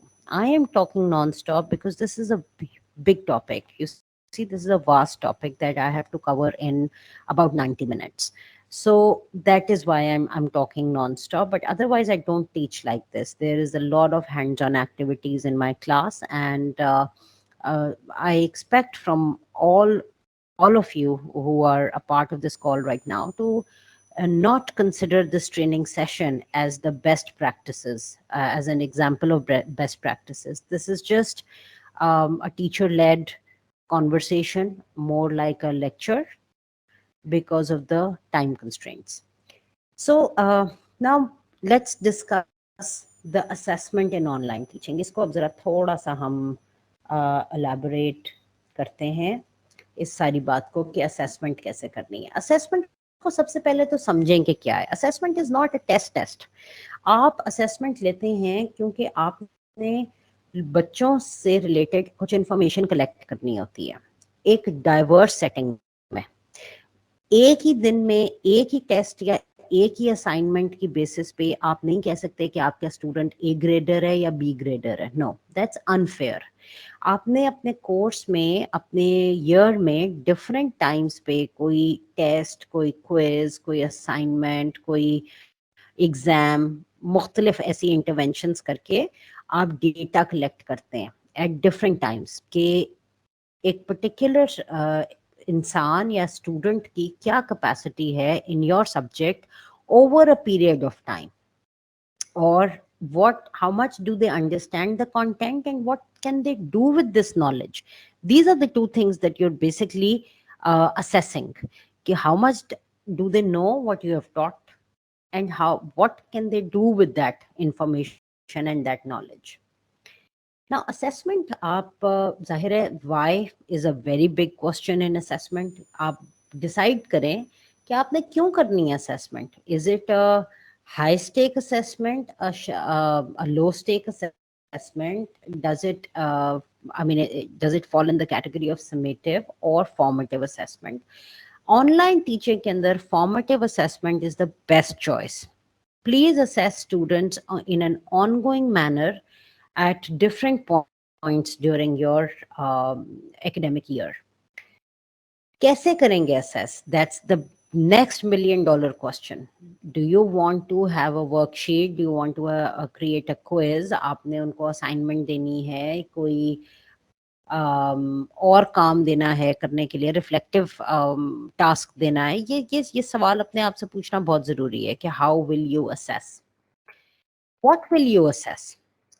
जो कुछ आपने पढ़ाया है, क्या सारा कुछ assessment करने के लिए जरूरी है, या कोई एक कोर कॉन्सेप्ट है जो कि आपने असेस करना है स्टूडेंट्स का. In online teaching, we prefer to stick to the most important only. Please don't waste your energy and exhaust yourself on assessing things which are not that significant. Assess only which is the most significant, the most important in your course. And of course, having said that, it goes without saying now that a success criteria or rubrics are very important to be shared with the students. अभी मैंने 2 लफ्ज बोले थे, लो stake and high stake. इसका मतलब ये है कि लो स्टेक का मतलब होता है कि अगर एक टेस्ट 10 नंबर का है और वो फेल हो भी जाता है तो okay, student still has plenty of opportunities to improve their performance. और हाई स्टेक है जब आप सीधा जाके 50 नंबर का मिड टर्म लेते हैं और पूरे सेमेस्टर आपने कोई टेस्ट, कोई असाइनमेंट, कुछ भी नहीं लिया होता. पहला उनका जो टेस्ट है बेचारों का, वो होता ही एक हाई स्टेक टेस्ट है जिसके अंदर एक बहुत ज्यादा मार्क्स की एक तो हम बात कर रहे हैं जो कि उनके ग्रेड के ऊपर डेफिनेटली इम्पैक्ट करेगा. फॉर्मेटिव असेसमेंट को इसीलिए अपना दोस्त बनाने की बात की गई है कि फॉर्मेटिव असेसमेंट कम नंबर्स की होती हैं. समटाइम्स आप उसको, now it's between the of course the teacher and the student कि आप कैसे बना रहे हैं, but formative assessment usually low stake assessments होती हैं.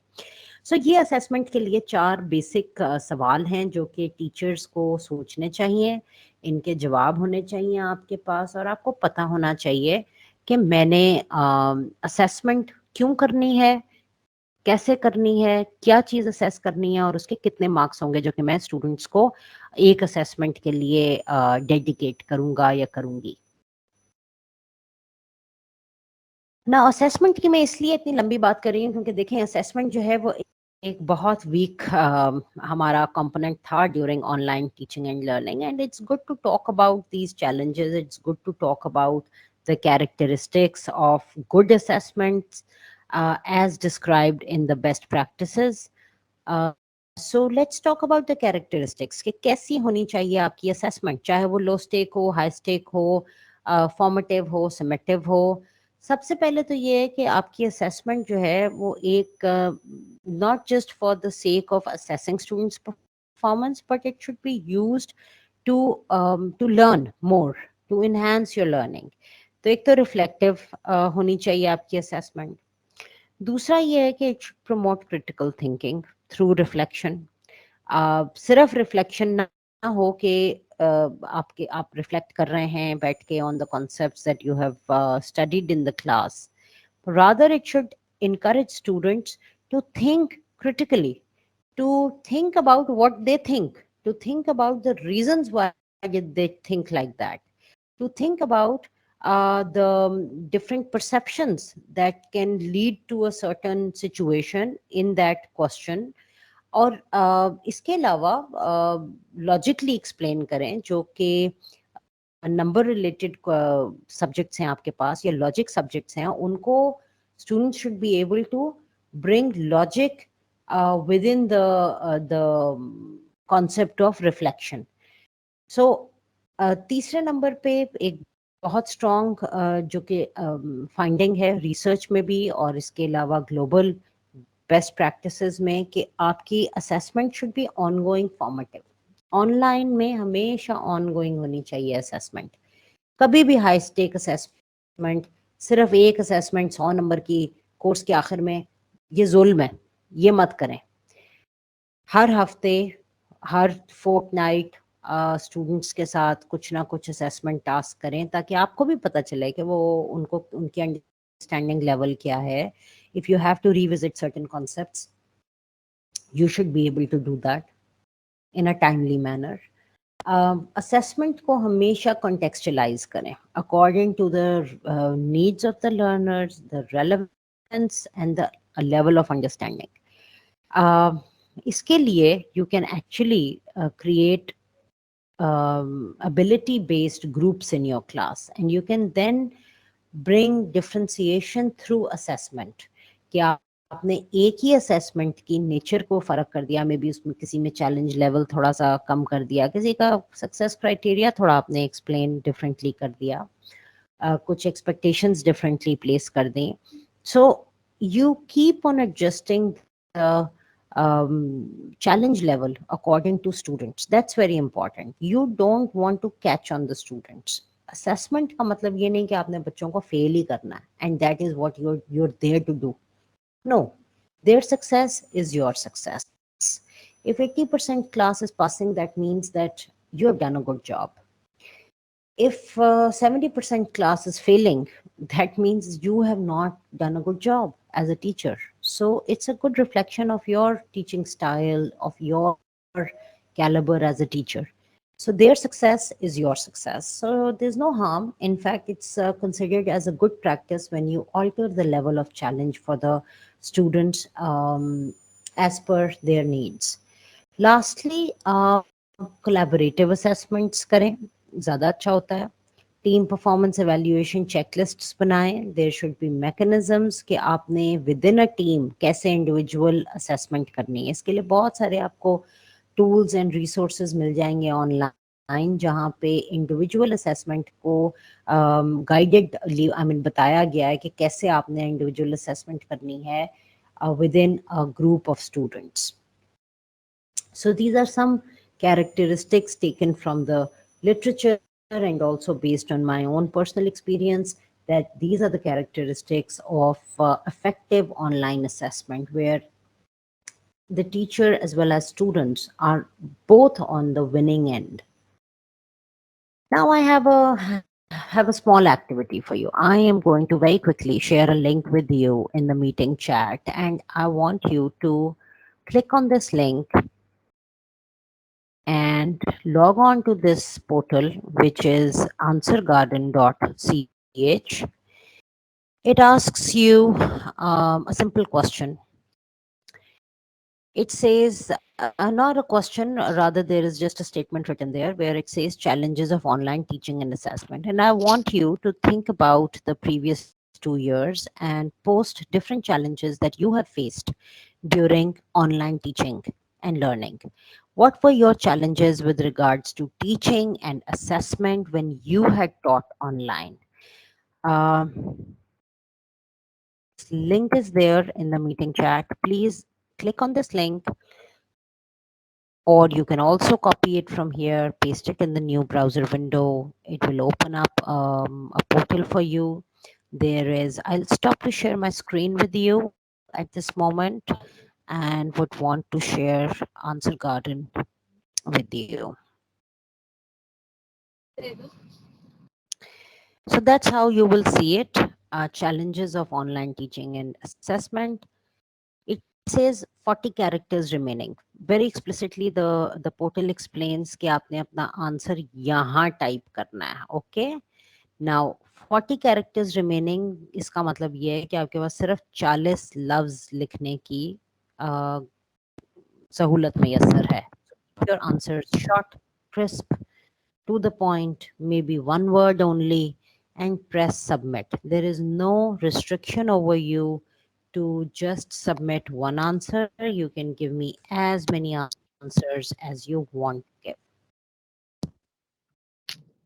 So far, I have 2 responses. Thank you so much.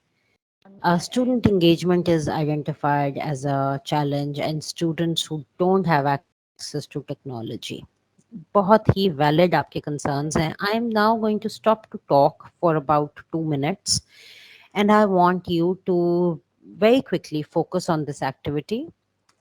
और 2 मिनट के बीच में आप जो भी responses मुझे दे सकते हैं वो responses दें.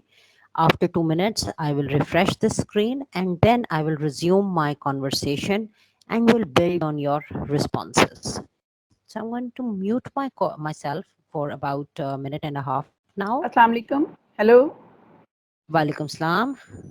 काइंडली ये लिंक जो है वो व्हाट्सएप पे शेयर कर दें, क्योंकि हमारे पास मीटिंग चैट का वो बटन अपीयर नहीं होता, सो हम इस मतलब बहुत सारे लोग हैं जो एक्सेस नहीं कर पा रहे इस लिंक को.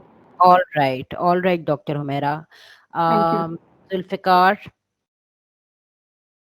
नहीं, जुल्करनैन, सॉरी, जुल्करनैन, प्लीज आप ये लिंक फॉरवर्ड कर दें व्हाट्सएप ग्रुप में, because I assume that you are part of that WhatsApp group. I am not. So if you could please copy it from here and put it in that group for everyone. Comments, if you pass the cursor over these comments, some numbers appear. They tell you that this particular response has been posted by 2 people. This is posted by 3 people. The more common responses will gather in the center of the screen and they will stand out. This is an application that I usually use in my online teaching lectures for brainstorming. So I would suggest that you should also explore this. It's a freeware and it's very convenient to use, of course. So let's take a look at the challenges of online teaching and assessment. Let's quickly take a minute to see what exactly do we have here. No proper classroom decorum. Okay, there are more. I think more of these challenges are rooted in the students' behavior. Yeah. So you have access to this. You can read all of this on your own as well. I've taken a look at your responses, and now I'm going to take you back to my presentation. Thank you so much for participating in this activity. Very quickly, let's see what sort of challenges I have listed for you. And these challenges that I'm going to talk about are not taken from any research. These are all first-hand experiences by myself or my teammates. So हम challenges को अब categorize करने लगे हैं. Within each category बहुत सारे different challenges होंगे, जिसमें से बहुत सारे आपने भी रिपोर्ट किए हुए हैं अपने कमेंट्स में. पहला चैलेंज आ जाता है इंस्ट्रक्टर रिलेटेड. सबसे पहले हम अपनी जात की बात करते हैं.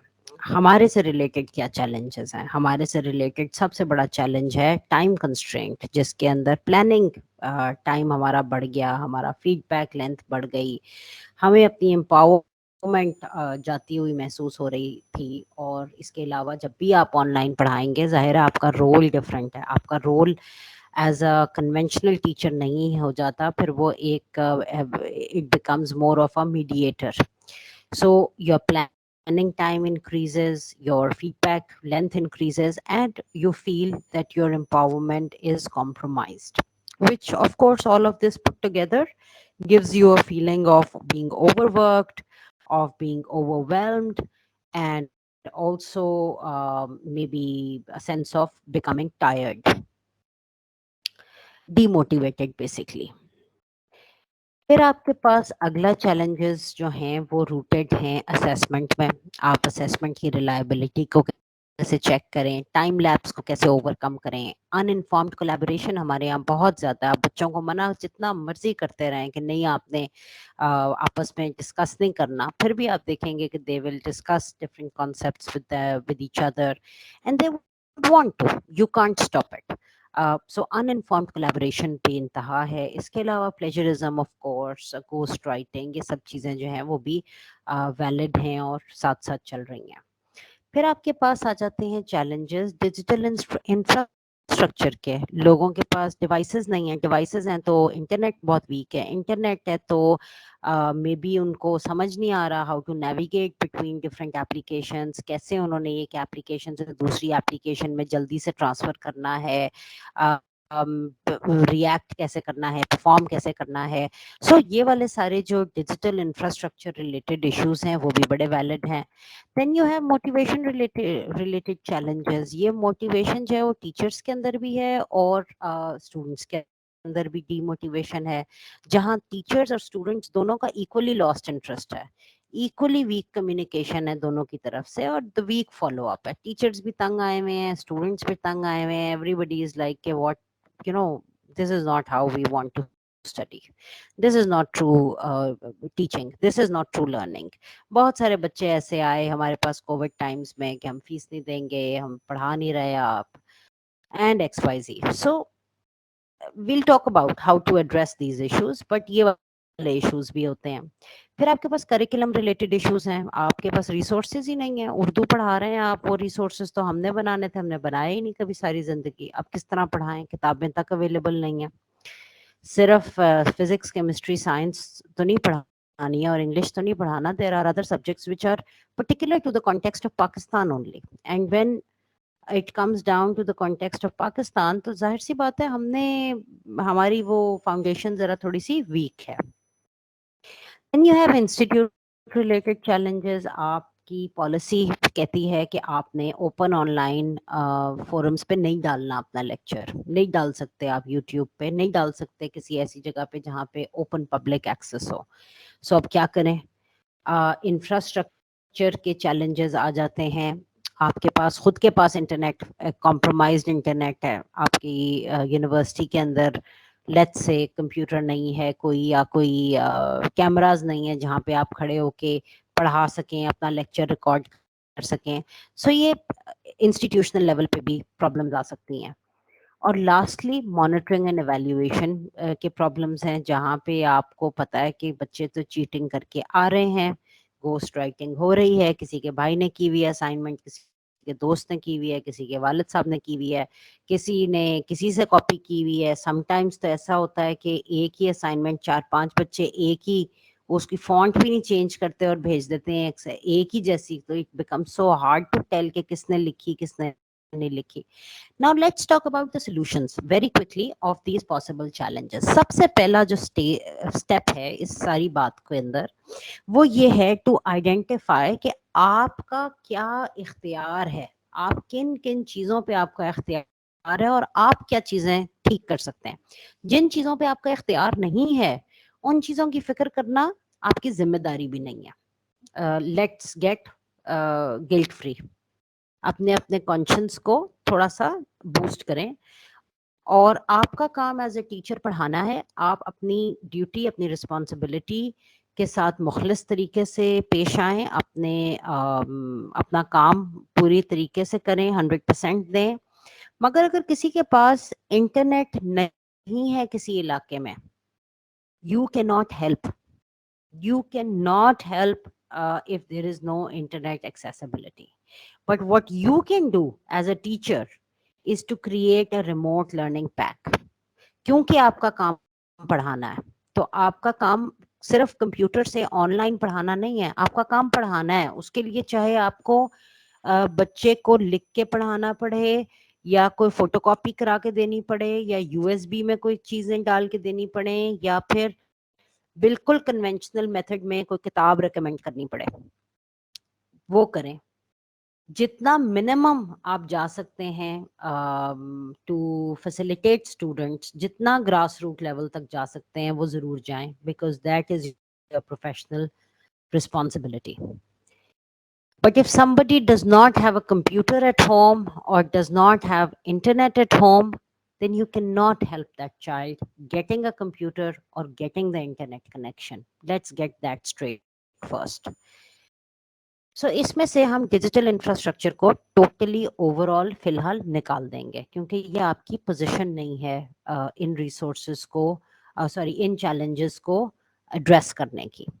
अब आ जाएं अपने से रिलेटेड चैलेंजेस की तरफ। प्लानिंग टाइम, आप अपनी एक रूटीन बना लें, प्लान बनाएं, रिसोर्स रेपोजिटरीज बनाएं अपने इंस्टीट्यूशंस में, with in the faculty collaboration की आदत डालें, वर्क टुगेदर इन टीम्स, जिससे कि आपको अंदाज़ा होगा कि आपका काम डिवाइडेड हो जाएगा, डिस्ट्रीब्यूटेड हो जाएगा among different people in the same institution, और आपके पास वक्त की जो किल्लत है वो काफ़ी हद तक एड्रेस हो जाएगी। अगर आपने एक असाइनमेंट बनाई है, share it with your colleagues, आपने असाइनमेंट बना ली, आप सब साथ मिलके सक्सेस क्राइटेरिया बना सकते हैं which can be used for the feedback and it can reduce your workload. Then comes assessment related challenges. Uninformed collaboration, जो कि हमारा बहुत बड़ा एक चैलेंज है, इसको कोशिश करें कि आप स्टूडेंट्स को कोलैबोरेशन अलाउ कर दें, खुद ही अलाउ कर दें कि you should work in pairs, you should work in teams और maybe this will help you in instigating a sense of positive competition among students. जब आप उनको इंडिविजुअली टास्क देंगे और वो आपस में कोलैबोरेट करके एक ही चीज को रेप्लिकेट करके आपको देते हैं, तो उनके अंदर वो सेंस ऑफ कंपटीशन नहीं होता actually. But when they are working together and they know that there will be an individual assessment of this task, चाहे हम ग्रुप में काम कर रहे हैं लेकिन हमारी असेसमेंट इंडिविजुअली होगी, then they will not just help each other but they will come to you and tell you कि XYZ ने काम नहीं किया, सारा काम हमने किया, या whatever. इस तरह की बहुत सारी बातें हैं फिर जो होती हैं, जिसको कि आप टीम परफॉर्मेंस चेकलिस्ट में या इवैल्यूएशन मैट्रिक्स में कवर कर सकते हैं. टाइम लैप्स जहाँ तक आ जाता है, उसके लिए एक बहुत अच्छी रेमेडी ये है कि be reasonable in your timelines and never change your timelines. ये दो टिप्स हैं जो कि आपको ज़रूर याद रखनी चाहिए. अगर आप एट फर्स्ट प्लेस एक डेडलाइन सेट कर रहे हैं, उसको रीजनेबल टाइमलाइन दें. डोंट आस्क स्टूडेंट्स के 24 घंटे में मुझे ये 1500 लफ्ज लिख के दो, फिर तो आपके पास गूगल ही आएगा सब कुछ. या एक ही असाइनमेंट करेगा कोई एक बच्चा और बाकी सब उसकी ही फॉलो करके आपको दे देंगे. आप उनको कम से कम एक हफ्ता या एक फोर्टनाइट पूरी दें ताकि वो तसल्ली से अपना काम कर सकें और उस डेडलाइन को जो कि आपने रीजनेबली सेट की हो उसको कभी इधर से उधर मत करें.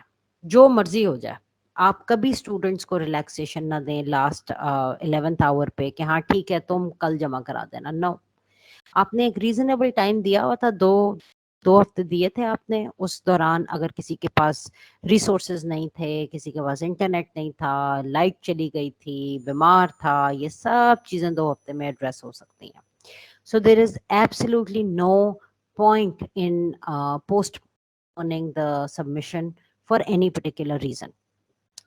फिर आ जाते हैं आपके पास मोटिवेशन रिलेटेड इश्यूज. जो इंटरेस्ट है वो एक बहुत बड़ी ड्राइविंग फोर्स है. अपना इंटरेस्ट और स्टूडेंट्स का इंटरेस्ट. इंटरेस्ट को अपलिफ्ट करें, उसके लिए बहुत ज़रूरी है कि अपनी कम्युनिकेशन स्ट्रॉन्ग करें स्टूडेंट्स के साथ. अपने कोर्स कंटेंट को कम कर दें और every day when you're teaching online there should be some segments where students should be able to talk about their feelings, their emotions, and basically you should give them a chance to regulate their stress, and you should be able to arouse interest in them. उसके लिए बहुत ज़रूरी है कि you yourself are interested, and for yourself to be interested it is very important to pay attention. It is important to draw out relevance in your work कि आप क्या करना चाहते थे इस साल. आप ऑनलाइन पढ़ा रहे हैं, उसमें कौन कौन से स्किल्स हैं जो आपके डेवलप हो रहे हैं, कौन से नेक्स्ट लेवल्स हैं जहां आप जाना चाहते हैं. सो अपने लिए कुछ छोटी छोटे माइलस्टोन्स रखें जो कि आपको फील हो कि आप खुद भी कवर कर रहे हैं. These are some strategies of arousing interest in one's own self. So we talked about attention, we've talked about relevance. Try to instill confidence in students and also try to boost your own confidence by engaging in activities that give you pleasure. And lastly, when you do all of this, you will see that there is an there is a deep sense of satisfaction. And all of this that I have explained is based on Keller's ARCS, which is a very renowned model of boosting intrinsic motivation. So it is Keller's KELLERS, Keller's model of motivation, ARCS जिसको कहते हैं, where A stands for attention, R is relevance, C is confidence, and S is satisfaction. For the curriculum related issues, again, my humble request and a tip that I've been giving for the last 1 year now: create resource repositories in your institutions. It is the need of time. Let's build our resources ourselves, contextualized for our students, for our institutes expectations, and also the ones which are in line with the expectations of the regulatory bodies.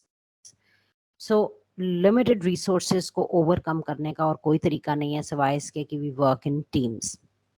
Lastly, ghostwriting, plagiarism, please do run the students' work from Turnitin. You would have to do it a couple of times only to set a precedence. Once a precedence is set in your classes कि ये तो teachers ज़रूर देखती हैं Turnitin से, you will see that the percentage of plagiarism will drastically drop in your course. Students जो हैं वो बहुत इंटेलिजेंट होते हैं, उनको पता चल जाता है कि कौन सी टीचर्स जो हैं वो Turnitin को यूज़ कर रहे हैं और कौन से नहीं कर रहे हैं. तो जो तो यूज़ कर रहे होते हैं उनके साथ ज़रा वो केयरफुल रहते हैं, जो नहीं यूज़ कर रहे होते हैं उनको तो बिल्कुल ही फिर वो कॉपी ही सब कुछ देते हैं. So that's also one thing that you should be mindful of. Very quickly, some generic tips. Talked about working in teams. We talked about preparing remote learning packs. This is very important. आप अपने उन बच्चों को ज़रूर ज़हन में रखें जो कि आपके साथ include नहीं हो सकते because of scarcity of resources. Formative assessment को बार बार ज़हन में रखें कि आपने formative assessment करनी है so that you catch on students' deficiencies in a timely manner. Encourage करें peer to peer collaboration को, teams में बच्चों से भी कहें कि वो काम करें. Everybody, when we will connect positively with each other, we will see that things will improve in terms of progress. And build on your failures. Don't be scared of your failures. Everybody in this in this journey, we all have had our lows and our highs. If you have not had a low yet, then probably you're not doing it the right way. So failure is the first step to success. Please embrace your failures positively and look forward to a brighter and more proficient future. Thank you so much. This brings me to the end of this lecture. This is my email ID. If ever you want to share any thoughts, any incidents, anything that is interesting, you can write to me. Thanks a lot. So here I end my lecture. If there's anything at all that anybody wants to ask, please raise your hand. You would have to raise your hand in order to talk. Please don't talk randomly. This is an expectation, of course. So we have 3 participants who have so far shown interest in having a conversation. So Mrs. Shahnaz Mohsin, if you could please unmute your mic and talk to us. Ji. अस्सलामुअलैकुम madam. वालेकुम सलाम. जी madam, आपका lecture अच्छा था but continuously problem चलता रहा है कि आपका जूम नहीं सुन सके, गूगल क्लासरूम नहीं सुन सके. तो काइंडली ये जो नेट का इशू है ये मैं मसलसल डिस्टर्ब कर रहा, तो आप अपनी स्लाइड्स जो है प्लीज तो मुझसे शेयर कर दीजिएगा. Thank you. जी थैंक यू मैम. शहनाज, आपके साथ स्लाइड्स जो हैं वो शेयर हो जाएंगे. Thank you so much for identifying this concern. Shamim Kausar, please unmute your mic. अस्सलाम वालेकुम मैडम. वालेकुम मैंने ये ना जो है रिप के बारे में और आरसीएस का जो है आपने बताया था, ये किसका जो है वो है, मैं वो जरा पूछना. RIP जो है that is the acronym that stands for the characteristics of an assessment. RIP में 4 लफ्ज हैं: validity, reliability, impact and practicality. And when it's written together, it's called as the RIP of the assessment. There is plenty of reading material online, और आप सबको मैं suggest करूँगी कि आप assessment की RIP के ऊपर जितना भी reading material पढ़ सकते हैं उसको ज़रूर पढ़ें. जो आखिरी मैंने भी आपको बताया, that is Keller's ARCS model. Keller's ARCS model. So you यार can. आपको आ रही है मेरी आवाज़? जी हाँ ठीक है. सो आप इसके ऊपर भी online you can take notes, you can consult. In fact इसके ऊपर तो बहुत ज़्यादा काम हुआ है. There is a lot of there is a theory of self determination that has been formulated on this concept. So ये एक अच्छी रीडिंग है कि ज़रूर कीजिएगा जब भी आपको टाइम मिले. I hope I've been able to answer your question. We'll move on to Shumaila Noor. Ji Shumaila. Ji, Assalamualaikum, madam. This is one of the best lectures we have attended so far. It was very interesting and very informative, and I hope we can input all these strategies in our lectures online as well as conventional manner. Kindly ARCS को भी complete बता दीजिए. Attention, relevance, and C stand for confidence, and S is satisfaction. Thank you so much. Attention, relevance, confidence, satisfaction. That is ARCS. And thank you so much for your positive comments. Nazneen, आप please क्या कहना चाह रही हैं? Welcome सलाम. Ma'am, आज आपका lecture बहुत अच्छा था और काफी अच्छे से समझ आ गया. वही आपसे मैंने ARCS का पूछना था, वो आपने बता दिया काइंडली. बहुत शुक्रिया, बहुत जबरदस्त था. Thank you so much Nazneen. Thank you. Ayesha Syed, समझ आ गया आसानी से. बहुत शुक्रिया. वेलकम सलाम.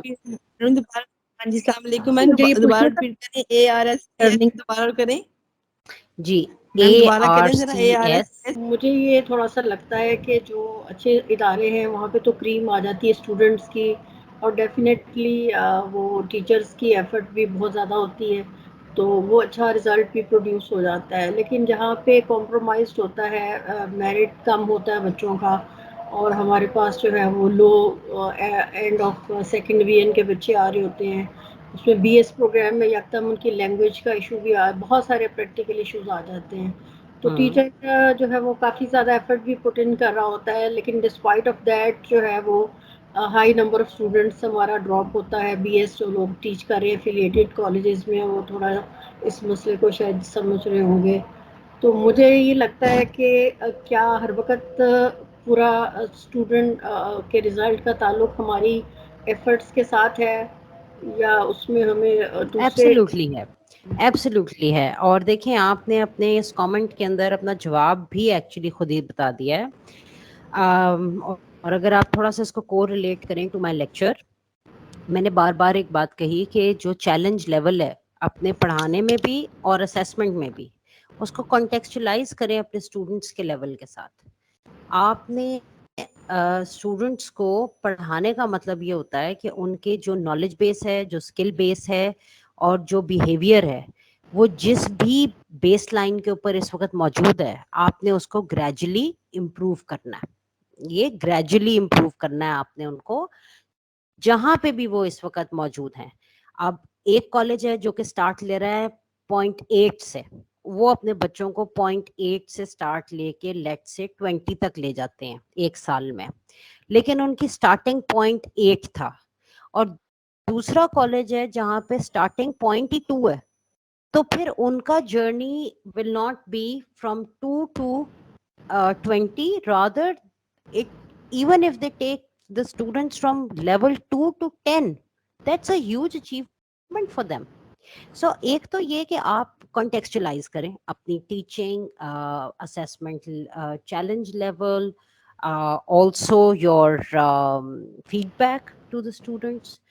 आप बिल्कुल generalize मत करें कि इस लेवल पे BS लेवल पे क्या एक्सपेक्टेशंस होनी चाहिए। हाँ अच्छी बात है, हाइंडसाइट में रखना चाहिए, क्योंकि हम उस्ताद हैं, हम हर तरह के बच्चे को पढ़ाया हुआ है, हमने लाइक को भी पढ़ाया है, लाइक को भी पढ़ाया है, एक्स्ट्रा ऑर्डिनरी को भी पढ़ाया है। सो हमें एज उस्ताद समझ आ जाता है with the number of years of experience that we all have कि ये स्टूडेंट्स जो हैं वो उतना अच्छा परफॉर्म नहीं कर रहे जितना मेरे पास पिछली साल ग्रुप आया था। But it's okay, now you identify that ना, this identification is very important for you. अब आपको पता है कि आपकी इन स्टूडेंट्स में क्या क्या कमियां हैं, और असेंशियली आपने कौन कौन सी कमियों को सबसे पहले पूरा करना है और फिर उसके बाद उनको अपलिफ्ट करना है आपने। सो ये एक बहुत रिफ्लेक्शन जो है वो टीचर की है at the end of the day. आपके पास चाहे बिल्कुल टेल के स्टूडेंट्स आ रहे हो, आपने ही उनको चलाना है। जी मैडम, काफ़ी बच्चे इम्प्रूव भी करते हैं, लेकिन एट द एंड होता ये है कि अफिलिएटेड कॉलेजेस को असेस जो फाइनली कर रही होती है वो पंजाब यूनिवर्सिटी, वो बॉडी डिफरेंट है जो असेस कर रही है, तो उनका जो लेवल ऑफ असेसमेंट है वो ज़रा फ़र्क हो जाता है। फर्क हो जाता है, बिल्कुल ठीक कह रहे हैं। हमारे यहाँ असेसमेंट भी बहुत अनरियलिस्टिक होती है, सॉरी टू से, बट आई पर्सनली फील के असेसमेंट जो है उसकी भी यूटिलिटी और उसकी ज़रूरत क्या होती है असेसमेंट की, वो हमें खुद ही नहीं पता। जो रेगुलेटरी बॉडीज़ आ रही हैं असेस करने, उनके पास बस चेकलिस्टें हैं, वो उस चेकलिस्ट पे हर इंस्टीट्यूशन को रख के एक ही चेकलिस्ट के ऊपर वो मेजर कर रहे हैं। कोई कॉन्टेक्चुअलाइजेशन का कॉन्सेप्ट नहीं है इवैल्यूएशन में, इंस्टीट्यूशनल इम्प्रूवमेंट प्लान्स नहीं है। सो ये बहुत सारी लैकिंग्स हैं and I do understand. And आप भी, मैं आपको सिर्फ तसल्ली ये दूंगी कि just try and do your job and in the best maximum manner, ताकि आप अपना ज़मीर आपका मुतमईन हो। आपने खुदा को जवाब देना है अपने अपने काम के लिए, आपके पास वो एक ऑनेस्टली आपके पास जवाब तैयार होना चाहिए। That's it, nobody else matters for me, my self and my Allah matters, that's all. मैंने रिप को दोबारा कर दें, इसको भी कर दें रिप को। अच्छा जी, मैं रिप का भी कर देती हूँ and then I am closing lecture. So RIP is validity, reliability, impact and practicality. ये बड़ी इंटरेस्टिंग रीडिंग्स हैं, इनको आप जिस वक्त पढ़ेंगे ऑनलाइन जाके तो आपको बहुत रिच एक अंडरस्टैंडिंग होगी of these concepts. So we have 4 people who want to say something.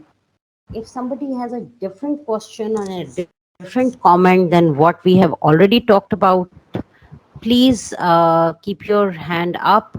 Otherwise, please lower your hand because I want to, of course, close the lecture now. So Aisha Sayed, you have your hand up. Do you want to say something? जी मैं पूछना चाह रही थी how to prepare remote learning text. How to prepare, ये बहुत अच्छा सवाल आपने किया है। Remote learning and for somehow Teams मेरा स्टक हो गया और आयशा सैयद के अलावा किसी और का हाथ मुझे ऊपर नहीं नजर आ रहा। So Zulqarnain, if you can please call out on the next participant so that we can take everybody's responses. And I hope that this call remains because Teams has frozen on my computer. Anyways, so Aisha, आपने कहा कि remote learning packs कैसे बनाने हैं। remote learning packs बनाने का एक बहुत इंटरेस्टिंग तरीका ये है कि आप अपने learning objectives को लिखें और एक साथ उनके लिए teaching intervention plan करें और फिर एक साथ बल्क में resources plan करें and then put all of that together, उसको एक वर्ड फाइल में डाल के सब चीज़ों को कि ये लर्निंग ऑब्जेक्टिव है, इसमें इतने टाइम की एक्टिविटीज़ हैं, स्टूडेंट्स पहले ये करेंगे, फिर नेक्स्ट लेवल पे ये करेंगे, फिर ये करेंगे। आप एक पूरा लर्निंग जर्नी, एक ट्रैजेक्टरी बनाएंगे अपने स्टूडेंट्स के लिए और फिर वो पैक आप अपने स्टूडेंट्स को प्रिंट करके दे दें कि बेटे ये रिसोर्सेज हैं, इसमें ये लर्निंग आउटकम्स हैं, ये असेसमेंट्स हैं, इसको एक हफ्ते बाद मुझे सबमिट करा दें। अब ये एक वीकेस्ट फॉर्म ऑफ लर्निंग है जहाँ पे स्टूडेंट्स ने खुद पढ़ना है, but that's the best you can do as a teacher to support them. Remote learning packs के अलावा आप अपने उन स्टूडेंट्स को हेल्प नहीं कर सकते जिनके पास इंटरनेट नहीं है किसी भी सूरत में दैट्स योर ओनली चांस। इसमें अगर आपको बुक्स की तस्वीरें डालनी पड़े, आपको प्रिंट करा के उनको चीजें देनी पड़े, या आप डिजिटाइज्ड फॉर्म में बना रहे हैं और आप उनको यूएसबी में दे रहे हैं कि भाई आप प्रिंट खुद करा लें जाके, if you don't want to share the cost with them, then that's also doable, and that's the best you can do as a teacher, and that is what you should do as a teacher. So that's how you create कर लें। जी मैं online हूँ और सुबह से हूँ और शाम तक होती हूँ। मैम से मेरा सवाल ये है कि मैम जिस तरह अब आप हमारी ट्रेनिंग कर रहे हैं, हमें कुछ नो हो का पता चल रहा है, बेशक हम ह्यूमैनिटीज ग्रुप से हैं, कुछ हमारे नॉलेज में ये चीजें आ रही हैं, तो एकदम से जब हम बीएस में आके बच्चों से ये तवक्को रखते हैं कि उन्हें ये सब कुछ आता हो, उससे पहले उन्होंने इंटर में या मैट्रिक में कुछ भी ऐसा नहीं किया होता सिवाय एक बात के सब्जेक्ट कंप्यूटर रखा होता है, तो ऐसा कुछ डिजाइन नहीं किया जा सकता कि बच्चों को ऑनलाइन एक क्लास ही कम से कम हम सिलेबस में डाल दें कि एक क्लास बच्चे ऑनलाइन करें, ताकि जब वो बीएस तक आए उन्हें हर चीज इजीली फील हो। तो जो मेरी आवाज सुन रहे हैं काइंडली इस बात पे जरूर मैडम को राजी करें कि कुछ एचईसी को ही कह दें कि जहां इतने सब्जेक्ट जो है वो करवा रहे हैं इंट्रोड्यूस, एक क्लास भी ऑनलाइन इंट्रोड्यूस करवा दें। आपके सवाल का मैं जवाब दे देती हूँ। बच्चों को हमसे ज़्यादा कंप्यूटर आता है, उनके लिए ये मसाइल नहीं है कि उन्होंने ऑनलाइन क्लास कैसे अटेंड करनी है, कि वो बचपन से जो बच्चे अब कंप्यूटर पढ़ रहे हैं उनको ये सब चीज़ें आती हैं। They can easily make accounts, और उनके वो इंस्टाग्राम पे बैठे हैं, वो फेसबुक ज्वाइन कर रहे हैं। मैडम ये होता तो मैं ये सवाल ना करती। मेरे अपने कॉलेज में एक्चुअली 2 ये प्रॉब्लम स्टूडेंट ऐसे हैं जिनके पास टेलीफोन अवेलेबल नहीं किसी और को। You can have now your lunch and prayer break. बजे हम शुरू करते हैं सेशन को। हाँ, और आपको मैं थोड़ा सा इंट्रोड्यूस करा दूं। पार्टिसिपेंट्स हमारे वो असिस्टेंट प्रोफेसर्स हैं फीमेल पब्लिक सेक्टर कॉलेजेस के अक्रॉस पंजाब, और ये इनकी प्रमोशन लिंक ट्रेनिंग है।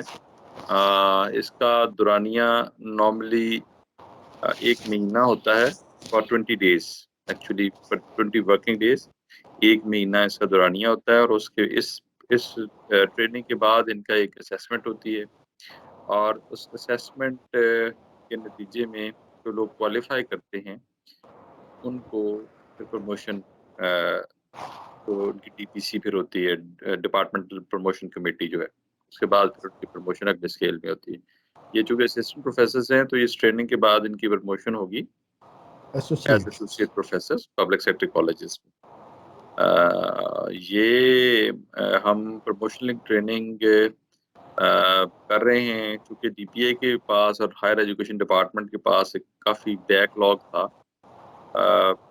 कोरोना में तो हमने हमने ऑनलाइन ट्रेनिंग की, लेकिन अब हमारा ख्याल ये था कि हम इसको फिजिकल करें, लेकिन ये काफ़ी ज़्यादा बैकलॉग है और अभी फ़िलहाल फिजिकल ट्रेनिंग में ऑब्वियसली उसकी अरेंजमेंट्स और बाकी सारी चीज़ें करने में टाइम भी ज़रा ज़्यादा दरकार होता है, तो इसलिए हमने फिर हम ही भरी कि जी हम इसको ऑनलाइन ही कर लेते हैं।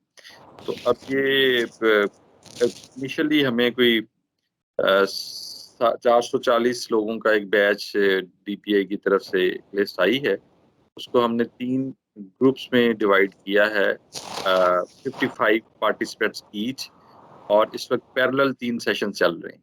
आपका वो आपको नज़र आ रहा होगा बैच 2, ये बैच 2 है, और इस तरह से 2 सेशन और चल रहे हैं। और फिर हम जो ये 165 लोग ये हो गए, उसके बाद फिर हम 165 का एक और इसी तरह से पैरेलल 3 बैचेस रन करेंगे 1 महीने के बाद जब ये कंप्लीट हो जाएगी। आज इनका चौथा दिन है, ट्रेनिंग शुरू हुई लास्ट वीक में शुरू हुई है और चौथा दिन।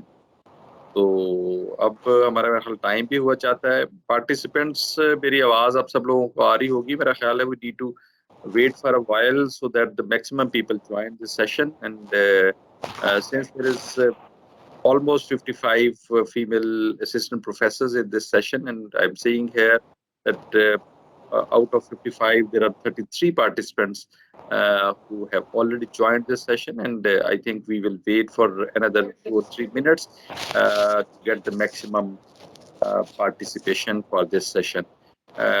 In the meantime, I would like to introduce Mr. Tariq Najmi to all of you. Dr. Tariq Najmi, in fact. Dr. Tariq Najmi is presently working at Township University, Lahore campus, and he is working as Chief Library Officer there, and he has a vast experience. He has completed his PhD from Ijaz University, Karachi, in Library Information Science, and especially the topic of his research thesis was aligned with today's session, and his PhD is on searching skills and the use of the electronic resources available on internet and in the different mediums provided by the Higher Education Division, and the use of that digital content by the researchers in universities. And Dr. Najmi is well versed with this topic, and he has plenty of experience conducting such type of workshops, and he has gotten extensive training in various fields of leadership, management of the resources, and searching of resources on different internet platforms, and the techniques through which the information may be searched for your research purposes, and how to manage that research, and many more. Dr. Tariq Najmi has, I think, more than 25 years of practical experience in the libraries and researching techniques and other library-related matters. He has also a teaching background, and he is teaching MPhil classes and PhD classes in various universities, including Superior University Lahore and Haj University Lahore. Dr. Najmi has got training from United States and various aspects of library information science, and he is right now with us, and we are really thankful to Dr. Najmi that he spared a valuable time from his busy schedule, and he is available for us to deliver a talk on this very important topic, particularly for those who are conducting research and who are planning to conduct research in future.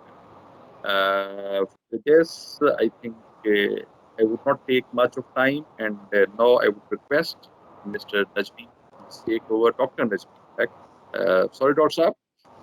I would request Dr. Najmi to please take over, and please, he has already shared his slides, and he will start the session. Dr. Saab, over to you. Thank you very much, Dr. Asif, for very detailed introduction. Yes, sir.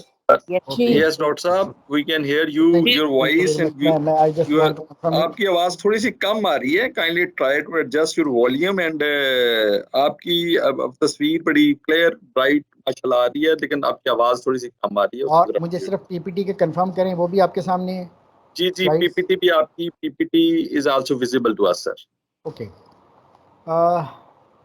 Today's my topic is HEC Digital Library, online resources, and finally searching techniques. ये जो topic है, ये आपकी promotional जो linked training है उसका component तो है ही, बट आई थिंक सो कि ये आपकी लाइफ लॉन्ग लर्निंग भी है. मतलब जो चीज़ें आज हम डिस्कस करने जा रहे हैं, ये जब आप एसोसिएट हो जाएंगे और उसके बाद प्रोफेसर हो जाएंगे, जब आप रिसर्च पे काम करेंगे अभी या बाद में, या इवन आपके जो बच्चे हैं, आपके बहन भाई हैं जो किसी कॉलेज यूनिवर्सिटी में पढ़ते हैं, उनके लिए भी इतनी ही इम्पोर्टेंट है जितनी आपके लिए. इसके 3 कंपोनेंट हैं इस ट्रेनिंग के. मेरा इंट्रोडक्शन तो डॉक्टर साहब ने बड़ी डिटेल से करवा दिया है, तो मैं इसको स्किप कर रहा हूँ. ये 3 जो कंपोनेंट हैं, एजेंडा पॉइंट्स, सबसे पहले हम we will talk about the HEC digital library, its databases, electronic library and repository developed by the HEC officials. Second one, we will discuss about the online resources. I have done my PhD and the topic was access and use of online information resources by university research students. So this is very relevant to my thesis and my research area. Finally, we will go with some searching techniques and the hands-on practice. You can ask any question at any time. So we will not have any separate sessions for question answer sessions. तो आप किसी भी moment पे आप कोई सवाल कर सकती हैं अगर आपको समझ नहीं आए। मेरी कोशिश ये होगी कि एक सिंपल टर्मिनोलॉजी के अंदर आपको बहुत सारी चीज़ें इस 90 मिनट्स में बता दी जाएं। हमारे 3 कंपोनेंट हैं मेजर, जिसमें first digital library, second online resources और third one the HEC searching techniques. तो first is digital library. HEC digital library, आपको पता होगा कि मुशर्रफ ने 2002 में यूनिवर्सिटी ग्रांट्स कमीशन था तो ये कन्वर्ट हुई। डॉक्टर अताउर रहमान उनके साथ थे तो उनके मशवरे से ये HEC बनाई गई। बहुत सारे प्रोजेक्ट्स उन्होंने शुरू किए, फंडिंग प्रोजेक्ट्स थे, यूनिवर्सिटीज़ बहुत ज़्यादा यूनिवर्सिटीज़ बनी, MPhil PhD के स्कॉलरशिप्स थे, फॉरेन फंडिंग थी, और उसमें से एक प्रोग्राम जो है वो नेशनल डिजिटल लाइब्रेरी भी था। नेशनल डिजिटल लाइब्रेरी उन्होंने किया ये कि पीयर रिव्यूड क्वालिटी जर्नल्स के एक हब बना के डेटाबेसिस को एक्वायर किया, सब्सक्राइब किया और उनको पब्लिक और प्राइवेट सेक्टर्स के अंदर एक्सेस दे दी फैकल्टी को यूनिवर्सिटीज़ लेवल पे। अच्छा, इसका फ़ायदा ये हुआ कि जब 2000 अगर आप इसका डाटा उठा के देखें, चीज़ की वेबसाइट पे पड़ा हुआ है, तो कुछ 100 जर्नल्स थे, कुछ 100 आर्टिकल्स थे जो प्रोड्यूस होते थे by the faculty member of the universities. Now at the moment in 2022 the faculty of the University of Pakistan producing more than 20,000 articles, and the most of the articles are related to the impact factor journals, published in the impact factor journals. So ये वो impact है जो कि शुरू हुआ 2002 में, और उसका impact ये हुआ कि आज हम रिसर्च के अंदर कहीं आ गए हैं और इसके अंदर HEC जो नेशनल डिजिटल लाइब्रेरी है उसका जो रोल है वो बहुत इम्पोर्टेंट है।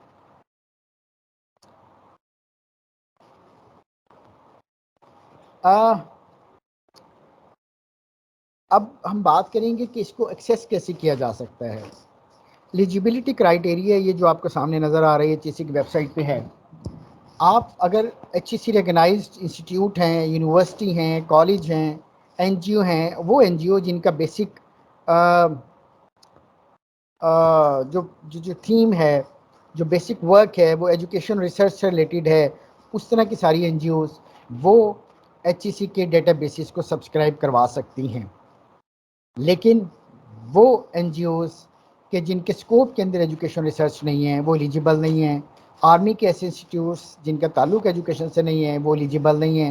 एटॉमिक एनर्जी, न्यूक्लियर जो इदारे हैं वो एलिजिबल नहीं हैं इसको सब्सक्राइब करवाने के। मोर ओवर ऐसे हर इदारा जो इनकी टर्म्स एंड कंडीशंस को एग्री नहीं करता वो एलिजिबल नहीं है। अब प्रोसीजर क्या है? प्रोसीजर ये है कि आप अपने लाइब्रेरियन से रिक्वेस्ट कीजिए, आप कॉलेज में हैं तो वहाँ पर रिक्वेस्ट कीजिए, वो एक रिक्वेस्ट करेंगे नेशनल डिजिटल लाइब्रेरी के जो हेड हैं, जो डिजिटल लाइब्रेरी को देख रहे हैं, तो वो उनको रिक्वेस्ट भेजेंगे, वो एक परफॉर्मा भेजेंगे और उस परफॉर्मा के बाद में आपने सिलेक्शन करनी है, क्योंकि इनके डिफरेंट डेटाबेसेस हैं कि कौन कौन से डेटाबेसेस आपको चाहिए। कुछ डेटाबेसेस आपको फ्री ऑफ कॉस्ट मिल जाएंगे, लेकिन कुछ डेटाबेसेस की आपको पेमेंट करना पड़ेगी। तो वो एक प्रोसीजर है, उसके बाद आप इनको एक्सेस कर सकती हैं। एक्सेसिबिलिटी दो तरीके से है। एक तो वो IP देंगे तो आपकी यूनिवर्सिटी के अंदर उस IP के अगेंस्ट जितने टर्मिनल्स हैं वो वहाँ से आपको बगैर किसी लॉगिन के एक्सेस हो जाएगा। और अगर आप इन डेटाबेसिस को घरों से एक्सेस करना चाह रही हैं अपने घर से, तो उसका तरीक़ाकार है वो VPN डेवलप करेंगे आपके IT स्पेशलिस्ट कॉलेज के अंदर, वर्चुअल प्राइवेट नेटवर्क, तो घर के अंदर बैठ के भी आप HEC के सारे रिसोर्सेज को एक्सेस कर सकते हैं। तो ये एक्सेसिबिलिटी थी। अगर यहाँ पे कोई टेक्निकल पर्सन है तो यहाँ पे जो मेरी स्लाइड्स हैं वो ब्लैक एंड वाइट में आ रही हैं, अगर कोई मेरी हेल्प आउट कर सकें, या मुझे ही नज़र आ रही हैं ब्लैक एंड वाइट में, ये बड़ी कलरफुल है। डॉक्टर आसिफ सर यहाँ से कलर हमें कलरफुल आ रही हैं। ओके, तो मेरे मेरे मेरे एंड पे क्यों प्रॉब्लम है, ये ब्लैक एंड वाइट मेरे सामने शो हो रही है। ओके डॉक्टर साहब ये ब्लैक एंड वाइट ही नजर आ रही है, ब्लैक एंड ब्लैक आ रही है नहीं मेरे ओके अच्छा ओके ओके, कुछ कुछ सिस्टम्स पे कलर्ड हैं, कुछ सिस्टम्स पे ब्लैक एंड वाइट है। चलें ठीक है। HEC जी प्लीज, आप कोई सवाल अगर है। No sir, I just wanted to clear कि text black में आ रहा है, लेकिन the side the shelf of the books they are in colored. तो next slide आपकी वैसी colored में आ गई है blues में, to clarify for us. Okay. Resources, HEC Digital Library, DL4 stands for Digital Library. So HEC have different categories regarding the information resources. First is the most important, electronic databases. E stands for electronic databases. Sorry.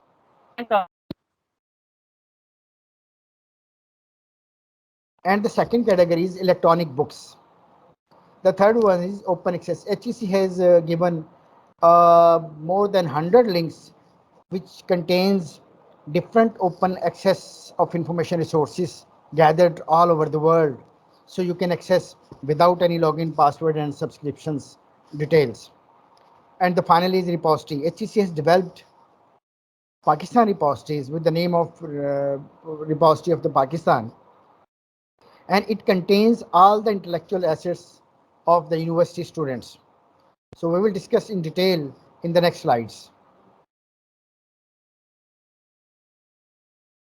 So these are the base resources, e-databases.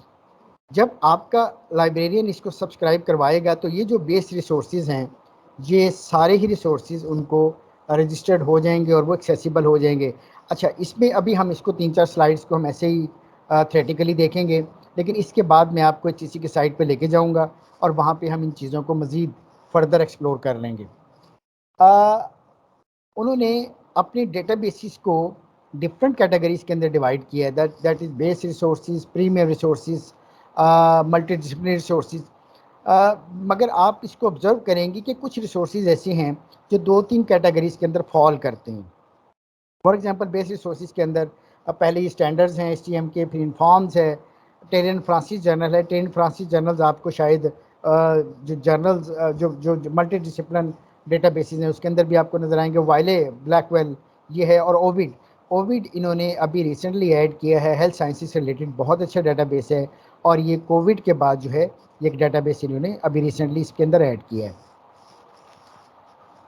The second one is subject resources. These resources particularly contained the information, articles, journals related to the particular subjects. For example, American Chemical Society contains all the article related to the chemical society, chemical and chemical engineering. Next one, the American Institute of Physics, the Mathematics, the Physical Society, Society of Civil Engineering, ACM, IEEE और Institute of Physics. अच्छा, अब एक सवाल ये आता है कि हमें कैसे पता चलेगा कि इसके अंदर कौन कौन से सब्जेक्ट एरियाज कवर हो रहे हैं। केमिकल एक बहुत ब्रॉड सब्जेक्ट है, फिजिक्स बहुत ब्रॉड है। तो HEC ने अपनी साइट पे, जो हम आगे जाके भी देखेंगे, HEC ने अपनी सब्जेक्ट स्ट्रेंथ बना दी है, और इसके अलावा उन्होंने हर डेटाबेस के साथ एक लिस्टिंग दे दी है, जर्नल्स की लिस्टिंग। अगर आपको पर्टिकुलर कोई जर्नल चाहिए जो रिलेट करता है फिजिक्स, तो इंस्टीट्यूट ऑफ फिजिक्स के अंदर जाके आप उसकी जर्नल लिस्टिंग को चेक कर सकते हैं। तो हम इसको उनकी वेबसाइट पे जाके चेक करेंगे। The next one is premium resources. एक चीज़ मैं और यहाँ पे मेंशन कर दूँ, प्राइवेट सेक्टर की जो फंडिंग होती है, जो ग्रांट मिलती है HEC की तरफ से, वहाँ पे वो जो उनकी फंडिंग होती है यूनिवर्सिटीज़ की, वहाँ से डिडक्ट करके पैसे उनको पेमेंट कर देते हैं। लेकिन प्राइवेट सेक्टर के लिए ज़रूरी है कि जो भी सब्सक्राइब करवाना चाहें डेटाबेसेस, 50% जो उनका कॉस्ट है वो बेयर करना पड़ती है यूनिवर्सिटीज़ को। लेकिन क्योंकि आप गवर्नमेंट कॉलेजेस से हैं तो फंडिंग ये एक बड़ा टेक्निकल सवाल है, क्योंकि HEC एक्सक्यूज़ मी HEC जो है वो यूनिवर्सिटीज़ को फंडिंग करती है, तो डेफिनेटली PHEC से हवाले से यकीनन कोई ना कोई काम कर रही होगी। तो प्रीमियम रिसोर्सेज वो हैं जो पर्टिकुलरली, अगेन वो आपको दोबारा से नज़र आ रहा होगा, अमेरिकन केमिकल सोसाइटी है, इंस्टीट्यूट ऑफ फिज़िक्स है, ACM है, IEEE है। ये वो इदारे हैं जो प्रीमियम रिसोर्सेज हैं और जिनकी कास्ट काफ़ी ज़्यादा है। फंडिंग से कुछ पब्लिक सेक्टर को तो दे दिए जाते हैं, लेकिन कुछ इदारों से ये 50% रिडक्शन हो जाती है। इसी तरीके से दो आपको लास्ट में नज़र आ रहे होंगे, सेकंड स्कूपस और ISA वेब ऑफ नॉलेज। ये कुछ अर्सा पहले तक ये इनकी सब्सक्रिप्शन थी, कॉमर्स के पास भी थी, लम्स के पास थी, पंजाब यूनिवर्सिटी, लेकिन अब इन्होंने ये विड्रॉ कर ली है due to some reason and दिया, शायद फाइनेंशियल कॉन्स्टेंट्स एग्जैक्ट मुझे नहीं पता, लेकिन अब ये जो एक्सेस है इनके पर्टिकुलर HEC के पास है, अब ये इंस्टीट्यूट्स के पास नहीं रही। The next word multi disciplinary resources. हमारे पास जो हमारे दोस्त आते हैं कि सिलेक्शन करने के लिए, उनके पास डिफरेंट सब्जेक्ट एरियाज़ होते हैं, तो हम इनको रिकमेंड करते हैं कि वो मल्टी डिसिप्लिनरी जो रिसोर्सेज है वहाँ पे जाएं, क्योंकि इनके अंदर उनको ऑलमोस्ट हर कैटेगरी के हर सब्जेक्ट एरियाज़ के अंदर जर्नल्स आर्टिकल्स मिल जाते हैं। तो इसमें एनुअल रिव्यूज़ हैं, एल्सवेयर है, जे स्टोर है, NRC research press journals online है, स्प्रिंगर लिंक है, टेलर एंड फ्रांसिस है और वाइले के जर्नल शामिल हैं। इनके अंदर आलमोस्ट जितने भी आपके मेजर सब्जेक्ट एरियाज़ हैं तो वो मिल जाते हैं। लेकिन स्पेसिफिकली अगर आपके पास कोई रिसर्च विंग है और पर्टिकुलर वो किसी रिसर्च कर रहे हैं, तो हमारी रिकमेंडेशन ये होती है कि आप पर्टिकुलर उस रिसर्च से, फॉर एग्जांपल अगर आपके इदारे में कंप्यूटर साइंस, कंप्यूटर इंजीनियरिंग पे बहुत रिसर्च हो रही है, तो आप ACM और IEEE के बगैर गुजारा नहीं कर सकते। उनकी एक्सेसिबिलिटी सब्सक्रिप्शन जो है वो बहुत ज़्यादा ज़रूरी है। ये मैनेजमेंट साइंसेस के रिसोर्सेज हैं, एनुअल रिव्यूज़ हैं, Elsevier, JSTOR, Springer link, Taylor and Francis, Wiley, Blackwell journals. इसमें एक इशू आता है हमारी तरफ से, जो हमारी क्यूरीज आती हैं। हमारी जो जर्नल्स हैं, ये जो जितने भी आपने नाम यहाँ पे देख रहे हैं, शायद उर्दू या इस्लामिया से रिलेटेड इसमें आपको कोई डाटा नहीं मिले। उसके लिए HEC की जो लोकल जर्नल्स हैं W कैटेगरीज़ के अंदर, तो आप वहाँ पे जाके उन जर्नल्स को, जो पाकिस्तान के अपने जर्नल्स हैं, वहाँ पे इन सब्जेक्ट से रिलेटेड मटेरियल आपको मिल सकता है। मिसलिनियस रिसोर्सेज के अंदर हेल्थ साइंसेज से ओविड है और स्कॉलरली डेटाबेसेस जो है फॉर रेफरेंस सर्चिंग जो है ISA वेब ऑफ साइंस है। लेकिन इससे पहले मैं आपको बता चुका हूँ कि ISA वेब ऑफ नॉलेज की जो सब्सक्रिप्शन है, जो एक्सेसिबिलिटी है, वो विड्रॉ कर ली है HEC ने, तो अब ये किसी के पास एट द मोमेंट नहीं है। ये डेटाबेसिस से रिलेटेड कुछ चीज़ मैंने आपको दिखाई है। अभी हम HEC की वेबसाइट पे जाके इनको एक्सप्लोर करते हैं फर्दर। अगर यहाँ तक कोई क्वेश्चन है तो please you can ask me and I will share my. Sir ये लास्ट वाला जो पॉइंट था कि ISI की वेब ऑफ साइंस जो है ये विड्रॉ कर ली है, इसका क्या मतलब है? मैं अभी आपको बताता हूँ। ISA वेब ऑफ साइंस जो है, वेब ऑफ नॉलेज जो है, ये रिसर्चेस के लिए बड़ा इंपॉर्टेंट, एनालिसिस के लिए, साइटेशंस के लिए, रेफरेंस के लिए ये बड़ा इंपॉर्टेंट टूल है और ये बड़ा महंगा सॉफ्टवेयर है। तो ये हमें एक्सेसिबिलिटी थी कुछ यूनिवर्सिटीज़ में पाकिस्तान की, लेकिन वो पिछले दिनों ये सिर्फ HEC ओनली, स्कूपस आप पीछे आपने देखा होगा, वो स्कूपस और ऐसे वेब ऑफ नॉलेज जो हैं ये अब एक्सेसिबल नहीं रहे, किसी यूनिवर्सिटी के पास नहीं है। और ये इसकी रीज़न HEC वाले ज़्यादा बेहतर बता सकते हैं, लेकिन शायद मेरा पर्सनल ख्याल है ये कि ये शायद फाइनेंशियल कॉन्स्टेंट्स हैं, चूँकि बड़े महंगे डेटाबेसेस हैं, तो शायद फाइनेंशियल कॉन्स्टेंट्स की वजह से इनकी एक्सेसिबिलिटी उन्होंने विड्रॉ कर ली है।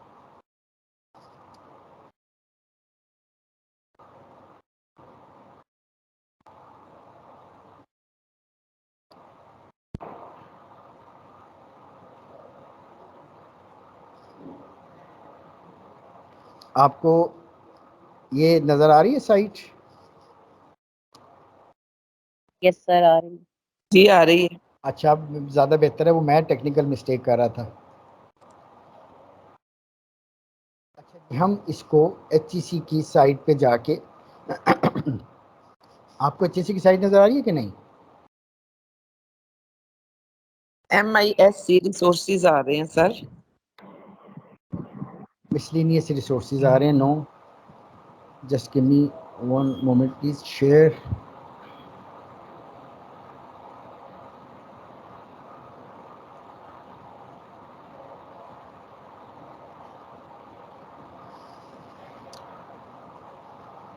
ये HEC की मेन पेज आपको होम पेज नजर आ रहा होगा।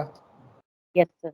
ओह गुड। डिजिटल जी, डिजिटल लाइब्रेरी ये HEC का होम पेज है। Digital library. डिजिटल लाइब्रेरी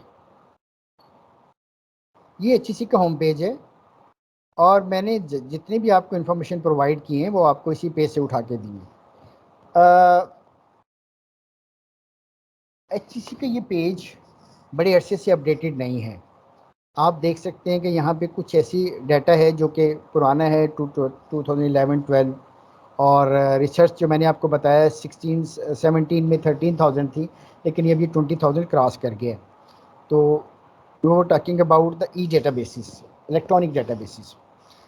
अच्छा, हम इलेक्ट्रॉनिक डेटाबेसिस की बात कर रहे हैं, बुक्स के भी डेटाबेसिस होते हैं, लेकिन हम अपनी टर्मिनोलॉजी के अंदर जब डेटाबेस की बात करते हैं तो उनसे मुराद जर्नल आर्टिकल्स होते हैं। और HEC ने इनिशियली 72 डेटाबेसिस जो हैं वो सब्सक्राइब करवाए थे, जिसमें टोटल एस्टिमेटेड जो जर्नल्स थे वो 23,000 थे। तो अब थोड़े से ये उसकी निस्बत कम हो गए हैं। आप ये देख सकते हैं कि ये बेस रिसोर्सेज हैं available to all the registered institutes. ये वो जब आप रजिस्टर करवाते हैं, रजिस्ट्रेशन करवाते हैं, उसकी इनिशियल फ़ी पेमेंट पे करते हैं, तो फिर आपको ये सारे डेटाबेसेस आपको एक्सेसिबल हो जाते हैं। तो यहाँ पे आप किसी को भी, जो मैंने आपको बताया कि स्ट्रेंथ, सब्जेक्ट स्ट्रेंथ, तो यहाँ से जाके आप चेक कर सकते हैं कि क्या इससे रिलेटेड हमारा एरिया है कि नहीं है। और अगर आप ये जानना चाह रहे हैं कि इसके अंदर जर्नल्स कौन कौन से हैं, तो उन्होंने जर्नल्स की अलहदा से लिस्ट मेरे पास डाउनलोड हो गई है। हो सकता है आपके पास ये शो ना हो रही हो। तो आप ये सब्जेक्ट स्पेसिफिक रिसोर्सेज हैं। अगर आपके कॉलेज के अंदर पर्टिकुलर किसी एरिया में रिसर्च हो रही है तो आपको ये ज़रूर करवाना चाहिए। मैंने आपको IEEE की एग्जांपल दी थी, तो ये IEEE computer science engineering, software engineering, electronic engineering के लिए बहुत इंपॉर्टेंट है। ये उसकी सब्जेक्ट स्ट्रेंथ है और ये सर्विसेज स्ट्रेंथ है और ये जर्नल लिस्टिंग है। जर्नल लिस्टिंग के अंदर कि कौन कौन से जर्नल जो हैं वो इस डेटाबेस के अंदर हैं। तो यहाँ से आप जाके अपना डिसाइड कर सकते हैं कि which source you are most required और relevant to your research area. तो यहाँ पे जितने भी आपके पास डेटाबेसेस हैं तो उनकी अपने सब्जेक्ट एरिया के अंदर आप उनकी स्ट्रेंथ चेक कर सकते हैं, आप उनकी लिस्टिंग चेक कर सकते हैं, आप ये चेक कर सकते हैं कितने प्रीवियस आर्टिकल्स और जर्नल जो हैं वो अवेलेबल हैं। तो ये ISA web of science actually तो इन्होंने यहाँ पे दिया हुआ है, लेकिन इसकी एक्सेस मैंने आपको बताया कि अभी एक्सेसिबल नहीं है। तो ये वो डेटाबेस थे जो अभी हमने जिक्र किया। इससे रेलिवेंट कोई क्वेश्चन है तो please you can ask me, otherwise we will go with the second component of this presentation, that is electronic books. No.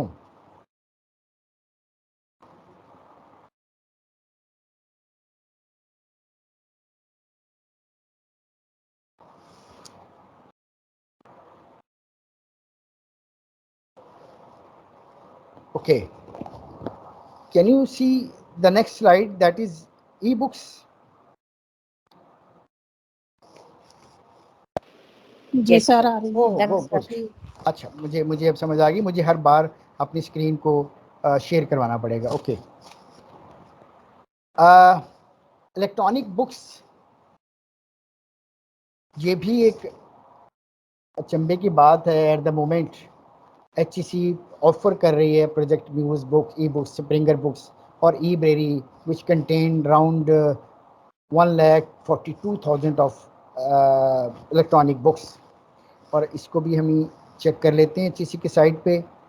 लेकिन इसके साथ जो एक मैंने बैड न्यूज़ आपको बतानी है वो ये है,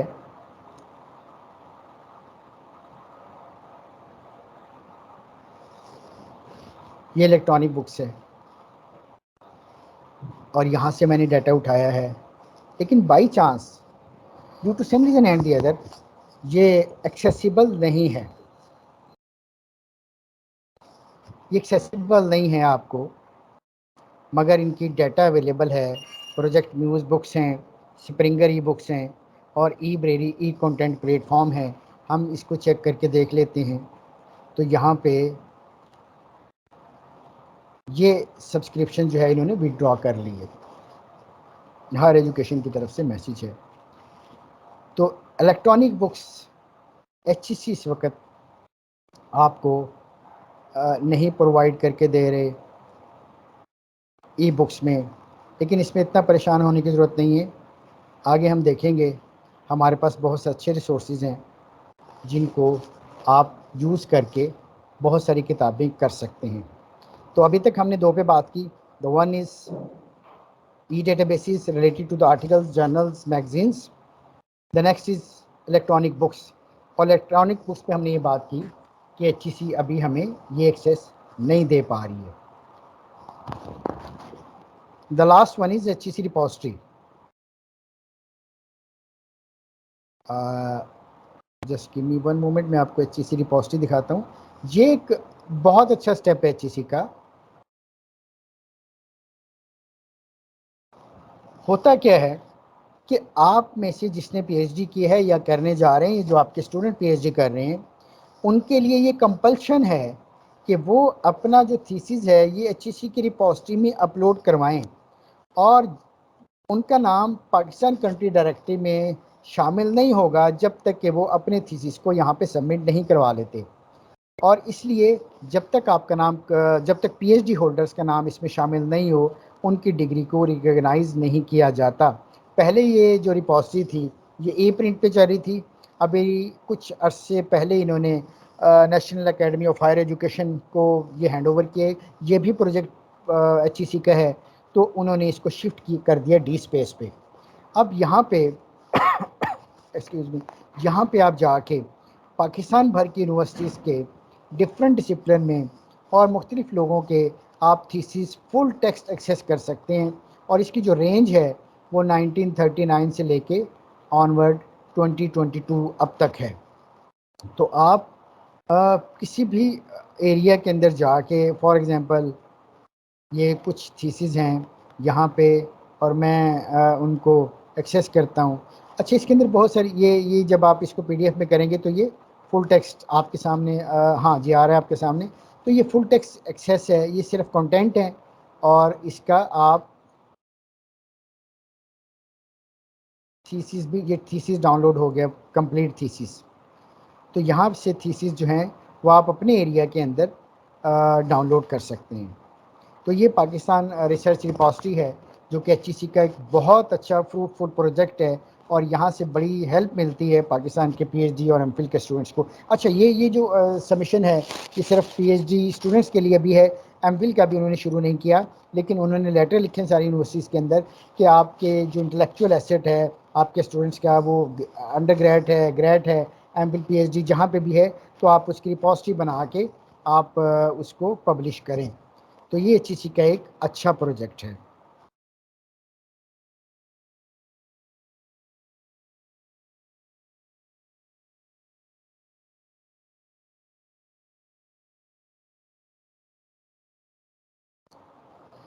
So we discussed about HEC resources.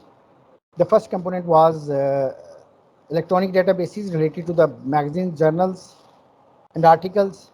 The second was e-library called e-books platform, and the third one is Pakistan Research Repository.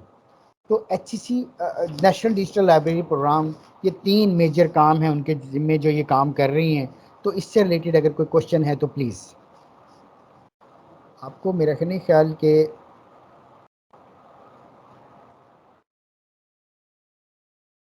Ji, any question? No, okay. Online resources, ये बहुत इम्पोर्टेंट पोर्शन है मेरी प्रेजेंटेशन का, और इसको याद रखिएगा। कुछ चीज़ें अगर आप लिख सकती हैं तो लिख लें, otherwise I will share this presentation with doctor Asif. और अगर कोई चैनल है तो वो आपके साथ ये शेयर करवा देंगे। इसमें मैं आपको बताऊंगा कि अगर आपके पास HEC के रिसोर्सेज नहीं हैं, अगर आपके पास कॉलेज से रिसोर्सेज नहीं है, लाइब्रेरीज के अंदर बुक्स नहीं है, तो how you can access these kind of resources including books, articles, theses and other information material. So this is very important. सबसे पहले we will talk about the books.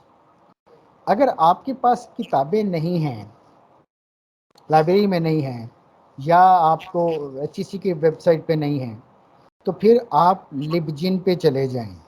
और आप सामने देख रहे होंगे, आपको नज़र आ रहा होगा, ये मुझे किसी की आवाज़ आ रही है, तो क्वेश्चन कुछ करना चाह रहे हैं? ओके, तो इस प्लेटफॉर्म पे आप हैरान होंगे कि 1 करोड़ से ज़्यादा किताबें हैं, मोर देन 10 मिलियन, 1 करोड़ से सिर्फ एक प्लेटफॉर्म पे। अच्छा, मैं अपने बच्चों को किताबें ख़रीद के देता हूँ, लेकिन मैंने उनको ये लिंक भी दिया हुआ है और बेशुमार किताबें वो यहाँ से डाउनलोड करके देखते हैं। हम हर लिंक को बारी बारी देखेंगे। हमें ये लिंक स्क्रीन पर अस्सलाम वालेकुम सर। अस्सलाम वालेकुम सर। अस्सलाम वालेकुम जी वालेकुम सलाम। सर, आप सुन रहे हैं मुझे? अस्सलाम वालेकुम। मैं आपको सुन रहा हूँ जी, प्लीज़ बात करें। जी आप प्लीज़। सर प्लीज ये सारे दोबारा बता दें। मैं दोबारा बताता हूँ। मैंने आपको कहा कि सम टाइम हमें HEC से रिसोर्सेज नहीं मिलते। मैं वो स्लाइड निकाल लूँ। सम टाइम हमें HEC से रिसोर्सेज नहीं मिलते, किसी लाइब्रेरी से नहीं मिलते, हम दोस्तों से बात करें तो फिर नहीं मिलते। तो ये मेरे पास कुछ ऐसे पॉइंट्स हैं, प्लेटफॉर्म्स हैं, डेटाबेसेस हैं जहाँ से आपको अपना मटेरियल मिल सकता है। तो पहला मैं एक एक करके आपको दिखाऊंगा और मैं आपको बताऊंगा कि कहाँ से आप क्या चीज़ डाउनलोड कर सकते हैं। ये लिबजिन के अंदर मैंने आपको बताया कि 10 मिलियन से ज़्यादा बुक्स हैं, electronic books, full text books, और सारी फ्री हैं। और ये तकरीबन जी आपने समझ लिया। हमारे पास नेट इशू था, अभी ऑन एयर हुए हैं, तो प्लीज आप जरा रिपीट कर दें sir. I am highly thankful to you. इसको जरा कॉलम्स को सर 17 को भी और ये 11 वाले को। जिन्होंने क्वेश्चन पूछा था उनका अगेन नेट इशू हो गया है। Okay I got it. Slides भी डिसअपीयर हो जाती हैं थोड़ी देर बाद। मैं उसकी वजह बताता हूँ। स्लाइड डिसअपीयर इसलिए हो जाती है कि मैं उसको स्विच कर लेता हूँ आपको वो लिंक दिखाने के लिए जहाँ पे मैं आपको लेके जाना चाहता हूँ। फॉर एग्जांपल आपको ये पेज नज़र आ रहा है? जी ओके जी ये पेज, इस पे अगर आप एड्रेस लिखना चाहें तो लिख लीजिए libgin libgen.rs।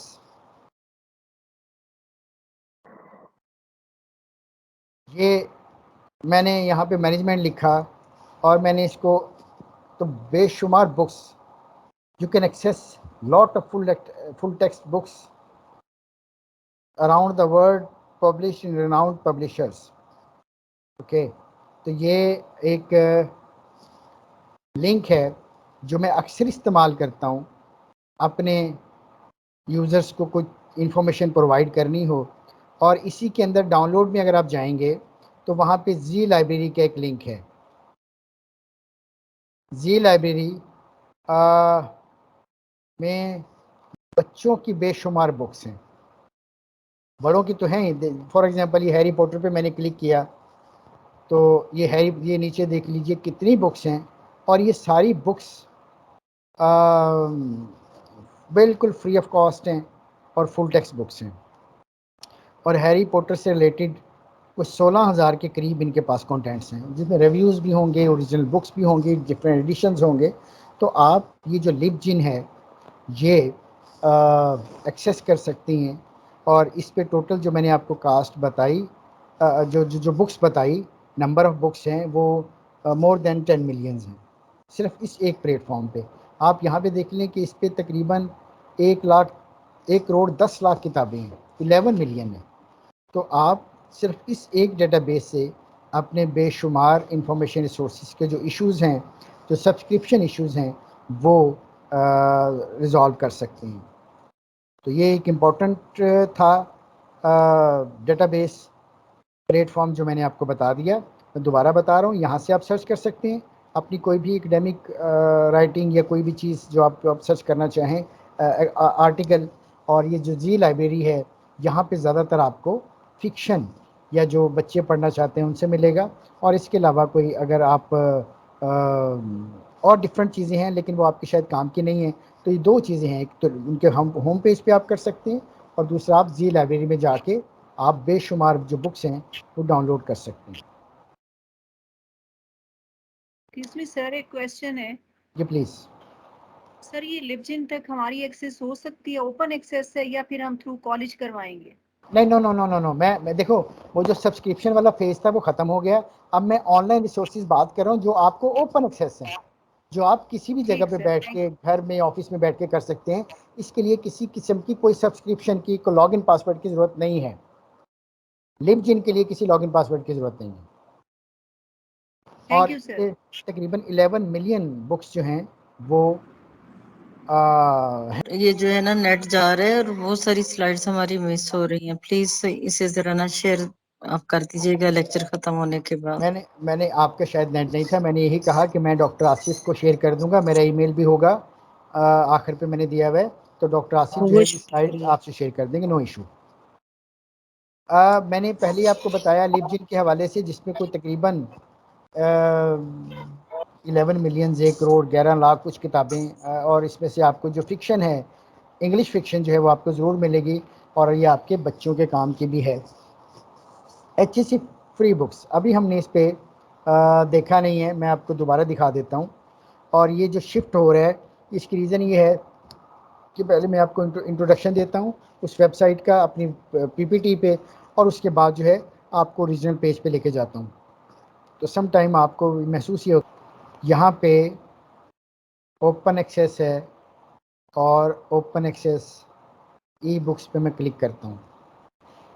ये अराउंड 60-70 के करीब वो लिंक्स हैं जहाँ पे आप बुक्स को फुल टेक्स्ट डाउनलोड कर सकते हैं। लेकिन इसके अंदर कुछ बुक्स ऐसी हैं कि जिसके अंदर आपको लॉगिन पासवर्ड डेवलप करना पड़ेगा और उनकी फ्री मेंबरशिप लेना पड़ेगी, तब जाके कहीं पे आपको ये एक्सेस होते हैं। लेकिन कुछ डेटाबेसेस में आप विदाउट एनी क्रीडेंशियल्स जो हैं वो you can access all the resources related to, for example these are the books, और यहाँ पे देखें लिखा है बाय, ये एक ऐड है। तो आप, अच्छा, इसके अंदर कुछ डेटाबेसेस मैंने ऐसे चेक किए हैं जिनके अंदर आप सिर्फ ऑनलाइन रीड आउट कर सकते हैं उसको। अच्छा, HEC जो लाइब्रेरी थी, ई लाइब्रेरी थी, उसके अंदर भी एक ट्रिक ये था कि आपको एक एप्लीकेशन डाउनलोड करना पड़ती थी, और उस एप्लीकेशन के बाद आप किताब को डाउनलोड करते थे, उसी एप्लीकेशन में रीड आउट करते थे, और वो किताब 30 डेज़ के बाद एब्सोल्यूट हो जाती थी। अब ये एक बुक है और ये बुक आप उसको डाउनलोड कर सकते हैं। हो सकता है कि चैप्टर, क्योंकि मैंने इसको नहीं देखा, ये चैप्टर वाइज है या फुल बुक भी डाउनलोड हो सकती है। I just click one of the resources provided by the HEC। तो ये वो फ्री रिसोर्सेज हैं जिनकी तादाद तकरीबन कोई 60-70 बनती है, और इन्होंने इन रिसोर्सेज को, ये फ्री बुक्स हैं, रिसोर्सेज को कैटेगराइज किया है। फॉर एग्जांपल मिसलिनियस बुक्स हैं, बेस्ट फ्री डिजिटल लाइब्रेरीज हैं, अदर फ्री ऑस्ट्रेलियन बुक्स हैं, individual subject miscellaneous free medical books हैं। तो ये वो सब्जेक्ट्स हैं ये डिजिटल लाइब्रेरी के, जहाँ पे आप जाके अपनी किताबों को फुल टेक्स्ट एक्सेस कर सकते हैं। In case you don't have any subscriptions और access through the HEC digital library or through your college librarians, so you can access these resources free of cost, and moreover without any credentials or login password. I don't know कि आपने torrent use किया कि नहीं किया, मगर जो जितनी भी जनरेशन जी जिसको हम कहते हैं, जो हमारे अपने स्टूडेंट्स हैं, तो वो उनके पास टॉरेंट्स होता है। टॉरेंट से मूवीज़, ऑडियो, वीडियो और सारे इंफॉर्मेशन रिसोर्सेज को एक्सेस किया जा सकता है। टॉरेंट एक एप्लीकेशन है, और ये एप्लीकेशन ढूंढती है कि किसी ने किताब को डाउनलोड की है या अपलोड की है, तो वहाँ से सर्च करके आपके पास ले आती है और उसका लिंक आपको प्रोवाइड करती है टॉरेंट, और टॉरेंट के थ्रू आप किसी भी किताब को कर सकते हैं। तो मैंने इस साइट के अंदर जो बेस्ट टॉरेंट लिस्ट है 10 best torrents for books, वो मैंने LibGen, then HEC free books, or finally the torrent for books. So I have given 10 torrents, the list of 10 torrents which you can install. अच्छा, इसका एक तरीकाकारी है कि आप कोई टॉरेंट को लेके इसको इंस्टॉल करेंगे अपने सिस्टम पे, ये थोड़ा ट्रिकी है और सम टाइम अगर आप फेमिलियर नहीं है कंप्यूटर के साथ तो आपको किसी की आईटी एक्सपर्ट की, और ये जो बच्चे होते हैं ये बड़े शार्प होते हैं, तो आप उनकी मदद ले सकते हैं। तो आप एक टॉरेंट इंस्टॉल कर लें और उसके थ्रू आप बहुत सारी चीज़ें जो हैं वो डाउनलोड कर सकते हैं। आपको 10 है तो 10 करनी पड़ेंगी एप्स। नो, आप, मैंने कहा को एक, you can download one of the torrent. I used Taqi cash torrent, तो वो बहुत अच्छा है, लेकिन मुझे वहाँ तक पहुँचने की ज़रूरत नहीं पड़ती। LibGen हमारी बहुत सारी ज़रूरियात को पूरा कर देता है। अच्छा सर, ये टॉरेंट के भी वर्जन है? अरे नहीं, टॉरेंट तो एक एप्लीकेशन है, उस अपनी एक एप्लीकेशन के डिफरेंट किस्म के वर्जन होंगे, लेकिन इसमें आप कोई भी यूज़ कर सकती हैं। तो मेरा ज़ाती ख्याल है कि अगर आप फेमिलियर नहीं है कंप्यूटर के साथ तो टॉरेंट तक मत जाइए। मुझे ज़ाती तौर पे लगता है ये है 80-90% आप अपनी जो इंफॉर्मेशन नीड्स हैं वो LibGen से पूरी कर लेंगे, और अगर वहाँ से कोई रह जाती है 10-15% तो HEC के 60-70 डेटा बेसिस ऐसे हैं जहाँ से आपकी इंफॉर्मेशन नीड फुलफिल हो जाएंगी, तो टॉरेंट तक जाने की शायद ज़रूरत नहीं पड़ेगी। ये ओवरडोज हो गए। अच्छा, ओके, चलें टॉरेंट को इसमें से निकाल दें। आप LibGen और HEC फ्री बुक्स पे रहें। चूँकि मैंने वैसे कोशिश की कि मैं बड़ी सिंपल टर्मिनोलॉजी यूज़ करूं, हमारी लाइब्रेरी साइंस के अंदर जो यूज़ होती है, और उसको आपको समझाने की कोशिश करूं। और ये जो रिसोर्सेज पे आप क्लिक करेंगे तो टॉरेंट्स को आप फिर रहने दें। आप LibGen बड़ा सिंपल प्लेटफॉर्म है, आप उसको क्लिक करेंगी, आपके पास सामने एक विंडो आ जाएगी, आप उस पर अपने रिक्वायर्ड कीवर्ड्स लिखेंगे तो आपके सामने बुक्स आ जाएंगी। अच्छा, ये पिछली स्लाइड थी, ये रिलेटेड टू थी books. Now we will discuss regarding the articles. HEC ने बहुत सारा डेटाबेसेस दे दिए हैं, कुछ एक्सेसिबल हैं और कुछ की विड्रॉ कर लिए है, लेकिन साई हब एक ऐसा जो हम सारी लाइब्रेरीज यूज़ कर रही हैं, अगर आपको कोई आर्टिकल उसमें से नहीं मिलता तो फिर आप उसका URL जो कंप्यूटर की बार में लिखा होता है, गूगल की बार में, सर्च बार में, तो आप वो URL उठा के या DOI उठा के आप साई हब में दे देंगी तो आपको वो फुल टेक्स्ट आर्टिकल मिल जाता है। इसी तरीके से आइए, आपको साई हब की समझ आ गई? No sir. नो सर, बिल्कुल भी नहीं सर। अच्छा, चलें। Yes, sir. पूछना था Yes, sir. इसकी स्लाइड नहीं है। It's a very good site. वो मैं personally भी use कर रही हूँ। अच्छा, एक दो आप में से ऐसे हैं जो इनको पर्सनली यूज़ कर रहे हैं और कुछ आप में से ऐसे हैं जिन्होंने इसको यूज़ नहीं किया, तो मैं इसको करके दिखाता हूँ।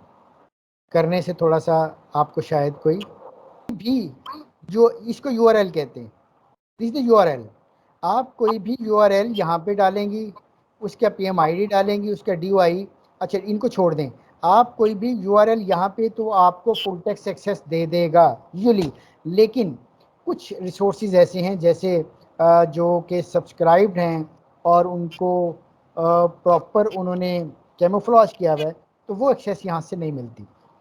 Most of the subscribed articles you can found here. तो ये वो साई हब प्लेटफॉर्म है जहाँ पे आप अपने आर्टिकल का URL डालेंगे तो आपको यहाँ से आर्टिकल फुल टेक्स्ट मिल जाएगा। This is very simple. तो मैंने सिर्फ आपको ये पेज दिखाना था, और इस पेज पे जाके आप अपना इंफॉर्मेशन जो नीड है आर्टिकल्स की सूरत में वो पूरी कर सकते हैं।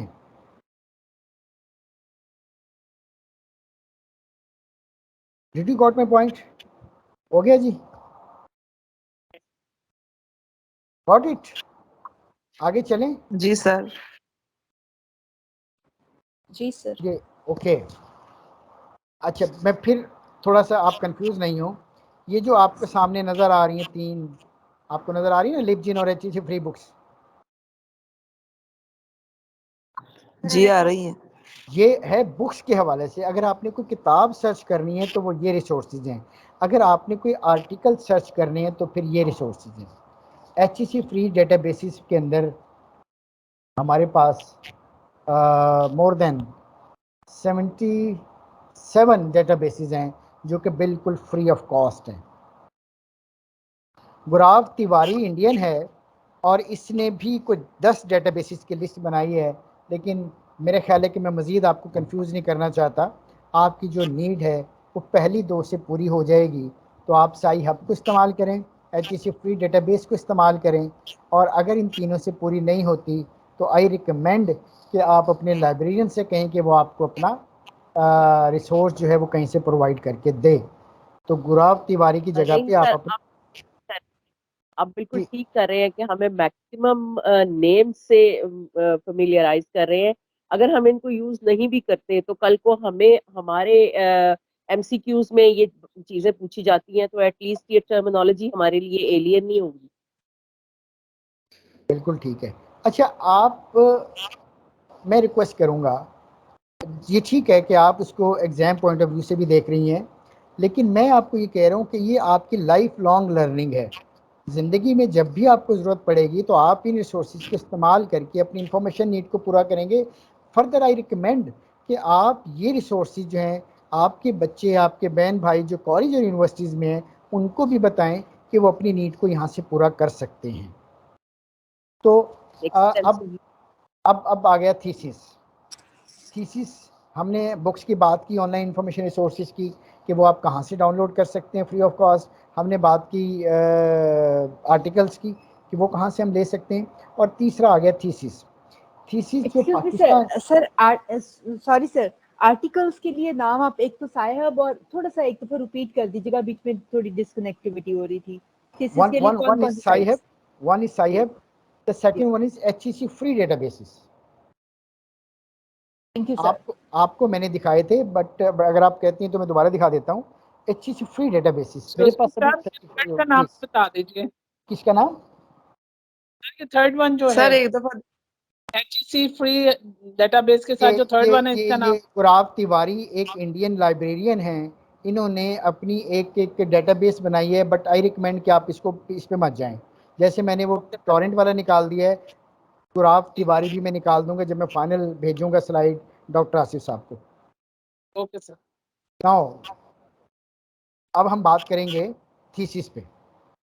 तो हमने बता दिया कि बुक्स कहाँ से हो सकती हैं डाउनलोड, आर्टिकल कहाँ से हो सकते हैं। Then what about thesis? तो पाकिस्तान के अंदर अगर आपने कोई थीसिस देखना है तो सबसे इम्पोर्टेंट जो है वो पाकिस्तान रिसर्च रिपोर्ट है, जिसको हम डिस्कस कर रहे हैं। तो वहाँ पे आप जाके थीसिस को डाउनलोड कर सकते हैं, लेकिन सम टाइम मिस्टेक हो जाती है उधर भी। आप हैरान होंगे, बल्कि मैं खुद हैरान हुआ। मेरा जो थीसिस है वो 2 यूनिवर्सिटीज़ में शो हो रहा है, एक हमदर्द यूनिवर्सिटी कराची जहाँ से मैंने एक्चुअली PhD की, और एक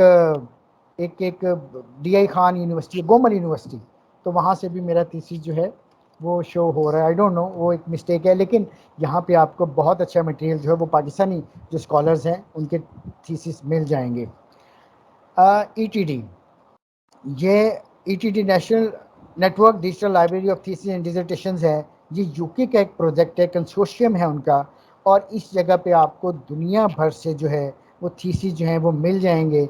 मैं चाहूँगा कि ये एक कंसोर्शियम है UK का, जिसमें उसने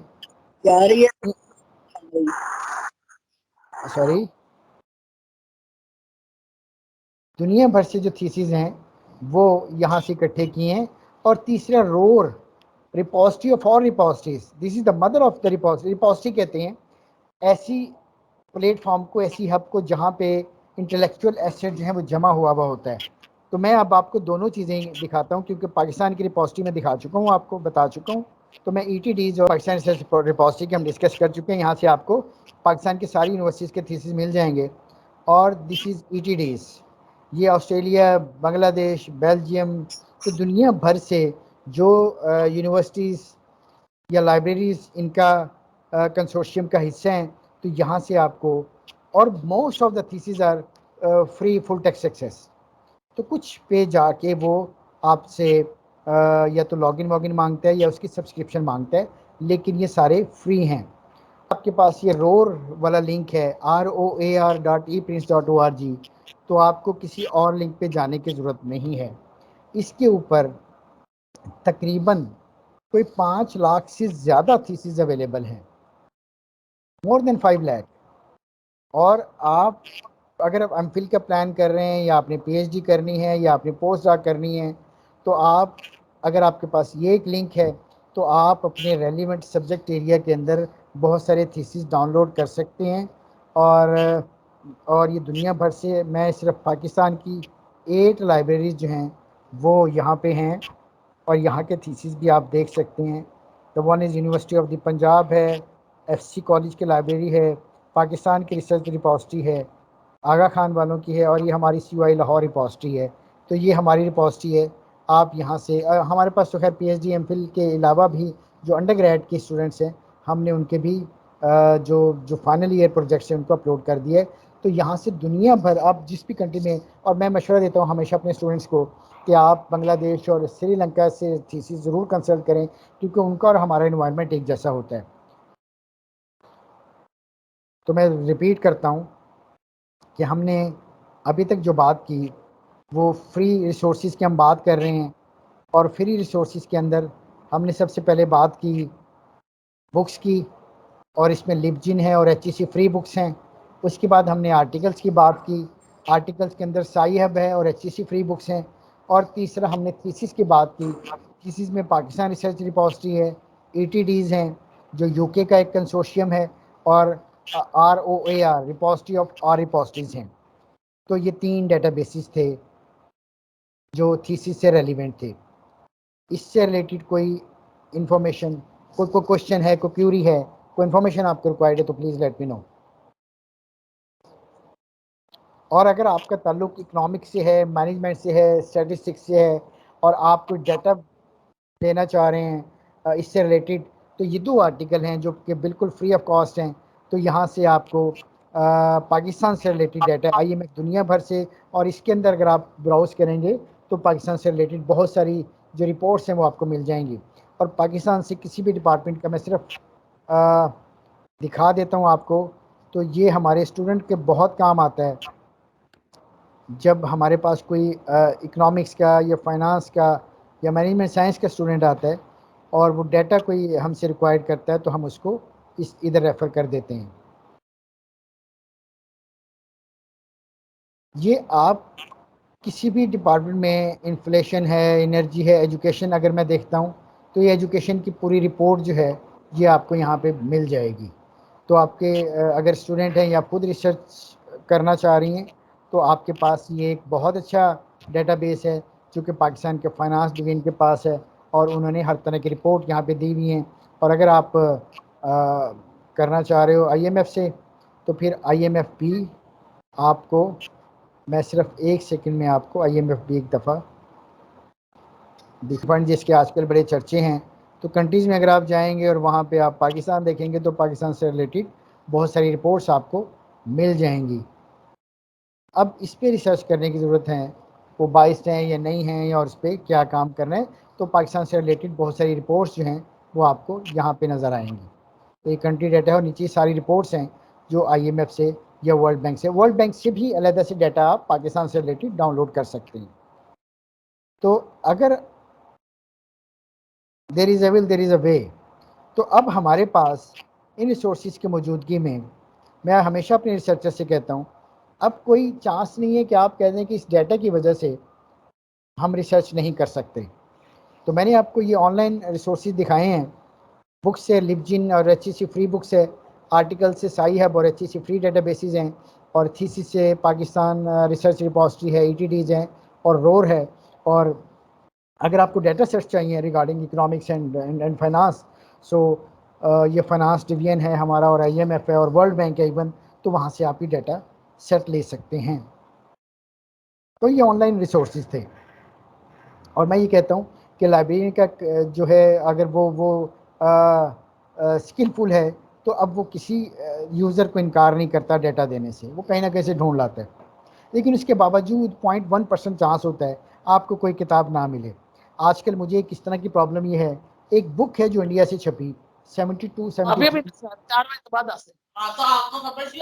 आप माइक म्यूट कर लें प्लीज़। अच्छा, तो वो किताब हमें नहीं मिल रही, बावजूद इसके कि मैं बता रहा हूँ कि करोड़ों की तादाद में, लाखों की तादाद में किताबें हैं, लेकिन वो एक ऐसी बुक है, इंडिया में मेरे बहुत सारे दोस्त हैं, मैं उनको रिक्वेस्ट की है और वो बुक उनको भी नहीं मिली। तो समटाइम इस तरह हो जाता है। आप मतलब 8 मिलियन पेजेस डेली बन रहे हैं, 8 मिलियन पेजेस जो अपलोड हो रहे हैं गूगल पे, तो वो समटाइम आपको अपना रिक्वायर्ड मटेरियल नहीं मिलता। तो यहाँ तक कोई क्वेश्चन है? मेरे पास 25 मिनट्स मोर है और मैं आपको सर्चिंग टेक्निक्स भी बताना चाह रहा हूँ। नो, ये हमारा लास्ट कंपोनेंट है प्रेजेंटेशन का, सर्चिंग टेक्निक्स। हमने पहले बात की किसी डिजिटल लाइब्रेरी के डिटेल हमने रिव्यू किया, उनके आर्टिकल्स का, रिपोजिटरी का और डेटाबेसिस का। दूसरा हमने जो ऑनलाइन रिसोर्सेज थे जो फ्री ऑफ कॉस्ट हैं, बुक्स के हैं, थीसिस के हैं, आर्टिकल्स के हैं, वो हमने देखे। अब हमने उनको सर्च कैसे करना है ये तो मैंने आपको बता दिया। और ये जो सर्चिंग है, ये टेक्निक्स 5-7 स्लाइड्स और हैं, इंशाल्लाह हम 25 मिनट्स में कर लेंगे। हैंड्स ऑन प्रैक्टिस जब तक आप नहीं करेंगे, शायद आपको ये 2-4 दिन के बाद ये भूल जाएं। तो कोशिश करें कि अगर आपके साथ सिस्टम है तो आप इसको साथ साथ करते जाएं। अच्छा, सर्चिंग टेक्निक्स में याद रखें 2 चीज़ें होती हैं, एक तो आपकी ब्राउजिंग होती है, दूसरा आपका सर्चिंग होती है। सर्च वो आइटम होता है जो आप जानते हों। मैं थोड़ा सा आपको समझाने की कोशिश करता हूँ। फॉर एग्ज़ाम्पल, अगर आपने कोई अपनी अच्छी शर्ट ख़रीदनी है तो आप बाज़ार जाके ब्राउज़ करते हैं और जो शर्ट पसंद आ जाती है वो ले लेते हैं और वो ब्राउज़ करते हैं। सर्चिंग वो है, अगर आपने एक शर्ट ख़रीदनी है जिसका कॉलर जो है वो रेड हो और कफ आपके ब्लू हो, तो वो शर्ट आप सर्च करेंगी। यही एग्जांपल लाइब्रेरी में भी दी जा सकती है। अगर आपने कोई लिटरेचर पढ़ना है तो आप विंडो के सामने खड़े हो जाते हैं और जो आपको अच्छी बुक लगती है वो आप ले लेते हैं। लेकिन अगर आपने पर्टिकुलर रूमी की 30 रूल्स ऑफ लव देखना है या आपने उमैर अहमद का नावल देखना है तो आप उसको सर्च करते हैं और देखते हैं कहाँ मिलती है। तो ये सर्चिंग और ब्राउजिंग में फ़र्क है और कॉन्सेप्ट सर्चिंग से मुराद वही है। जब आप शुरू करते हैं सर्चिंग पे तो तब आप फॉर्मल वेज यूज़ करते हैं। यूनिवर्सिटी लाइब्रेरीज़ फॉर्मल वे है, स्पेशल लाइब्रेरीज़ हैं, गवर्नमेंट डिपार्टमेंट्स और इंटर लाइब्रेरी लोन है। इंटर लाइब्रेरी लोन का मतलब ये है जैसे कॉमसेट्स की प्रोफेशनल ट्रेड करता है, वो कॉलम्स के साथ है, जिस यूनिवर्सिटी के साथ है, यूएमटी के साथ अभी होने जा रही है, तो हमारी प्रोफेशनल लिंकेज है।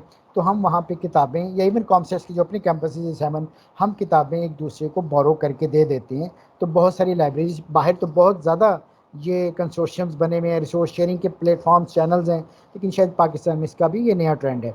इनफॉर्मल बेस के अंदर आप ऑथर से डायरेक्ट रिक्वेस्ट कर सकते हैं और अब ऑथर को ढूंढना इतना मुश्किल नहीं है। आप हमेशा हर आर्टिकल के साथ, बुक के साथ ऑथर की डिटेल, ईमेल एड्रेस होता है, you can send an email requesting for the full text article और book.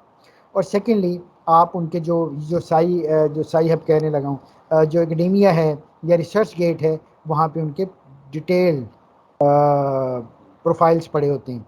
Personal libraries of experts की अपनी लाइब्रेरीज होती हैं और आप उनको एक्सपर्ट कर सकते हैं, आपके फ्रेंड्स हैं। और मोस्ट इम्पॉर्टेंट फॉर्मल वेज के अंदर शायद मैंने कहीं लिखा है, आपका लाइब्रेरियन बहुत इंपॉर्टेंट रोल प्ले कर सकता है इसके अंदर। तो ना सिर्फ आपको ढूंढ के देगा बुक्स, बल्कि आपको भी बताएगा भी कि आपने कहाँ से दे दी। हाँ, ये लिखा हुआ है पीपल में लाइब्रेरियन। ओके, बिब्लियोग्राफिक एड्स किसी भी सर्च को ढूंढने से पहले, अच्छा बिब्लियोग्राफिक एड्स को मैं स्किप करता हूँ, ये थोड़ा टेक्निकल हो जाएगा। सर आप ये वाली करंट स्लाइड आपकी शो नहीं हो रही। ऑनलाइन सर्चिंग टेक्निक्स आ रही है आपके सामने? सर हम भी इलेक्ट्रॉनिक सोर्सेज नहीं आ रही। जी अब आ रही है। अभी तक आप इलेक्ट्रॉनिक रिसोर्सेज पे थे? Yes sir. उसके बाद से कोई स्लाइड नहीं आई। एक और ये कुछ टेक्निकल, ये मुझे लगता है मैं ही सर्चिंग टेक्निक्स आ गई। जी अब आ गई, थैंक यू। नेक्स्ट स्लाइड आई? No sir.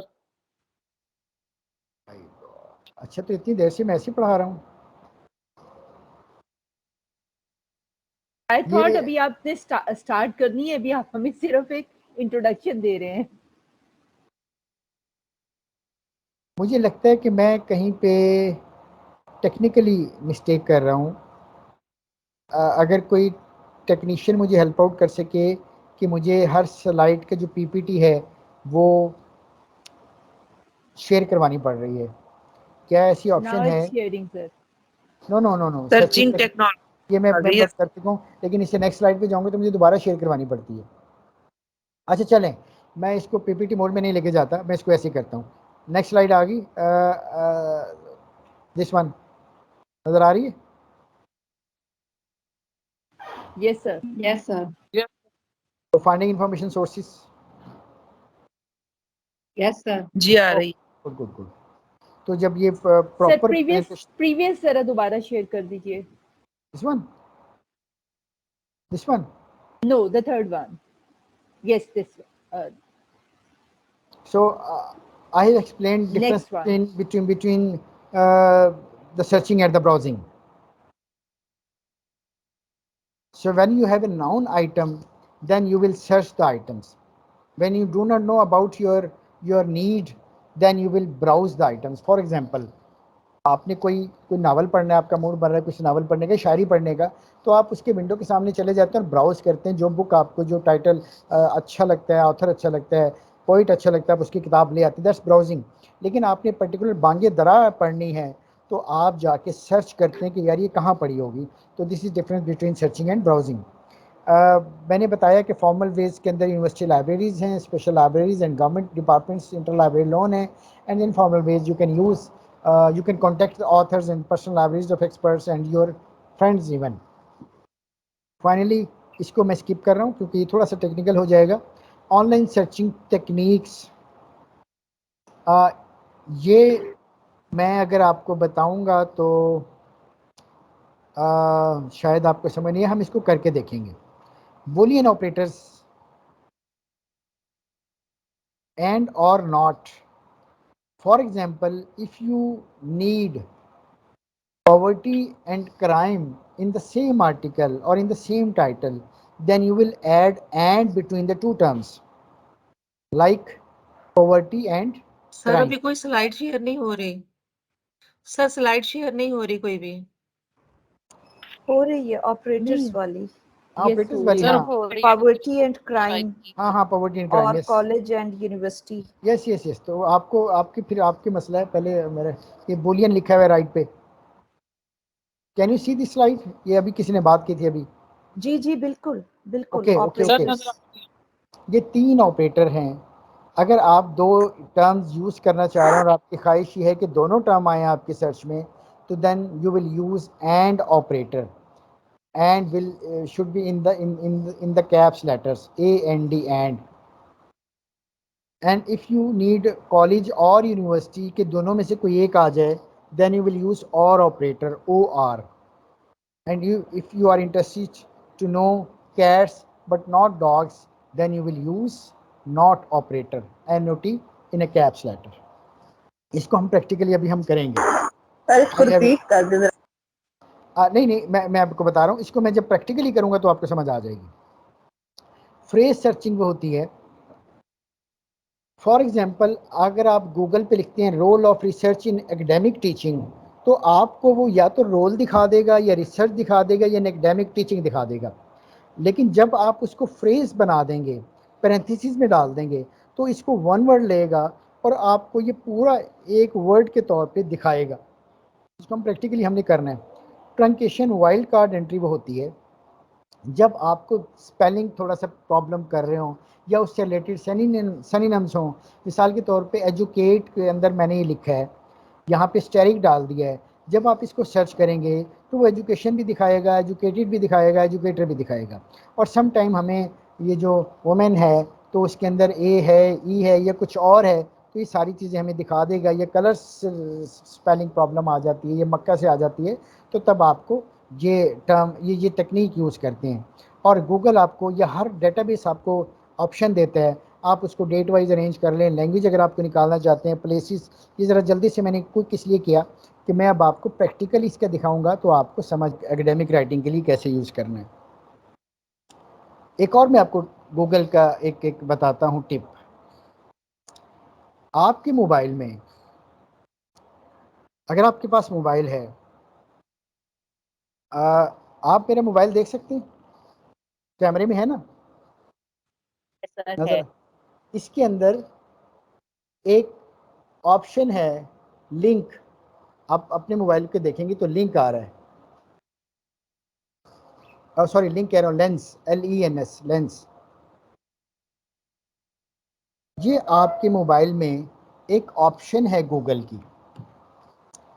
इस लेंस से अगर आपने कोई भी मतलब फ्रेंच में एक आपके पास पेपर आ गया और आप उसको पढ़ना चाह रहे हैं, तो इस लेंस में ट्रांसलेट का बटन दबाएं और उसके सामने कर दें, तो आपके सामने इंग्लिश और उर्दू आती चली जाएगी। उर्दू में कन्वर्ट करना है, इंग्लिश में करना है, तो आपके सामने ऐसे करते चले जाएं। आपने कोई भी चीज़ पता करना है किसकी क्वालिटी क्या है, इसकी प्राइस क्या है, कहाँ से मिलेगी, तो इस लेंस के अंदर ऑप्शन है इमेज सर्च की। आप इमेज के सामने, इसमें मेरे पास ये एक टिश्यू का बॉक्स पड़ा हुआ है, मैं इसके सामने करूँगा तो मुझे बता देगा कि ये कहाँ से मिल सकता है और कितने का है। तो ये एक एडिशन इंफॉर्मेशन आपको दे रहा हूँ। तो ओके, अब आप मुझे कोई टर्म बताइए। हम पहले जो हमने इस्तेमाल किया बूलियन ऑपरेटर। एक चीज़ मैं आपको और बता दूँ, गूगल ने अपनी प्रोडक्ट पे बहुत ज़्यादा काम किया है, इसलिए इसके अंदर एंड और ऑपरेटर दोनों बिल्ट इन है, नॉट का ऑपरेटर नहीं है।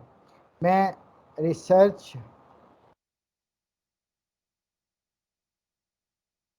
इन एजुकेशन, अगर आप एंड लगा देते हैं तो वो एंड को भी सर्च करेगा, क्योंकि सिमेंटिक वेब इसका बड़ा स्ट्रॉन्ग है। तो यहाँ पे आपका वो एंड भी सर्च कर सकता है। इसके अंदर ये आपके सर्चेज आ रही हैं,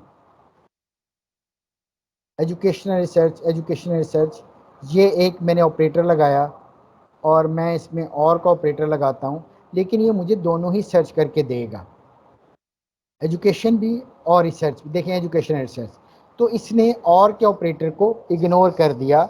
मैं फिर बता रहा हूँ, गूगल के अंदर ये एफिशिएंसी है कि वो दोनों चीज़ों को बहुत एफिशिएंट है। सिमेंटिक वेब इसका बड़ा स्ट्रॉन्ग है, ये निकाल देता है।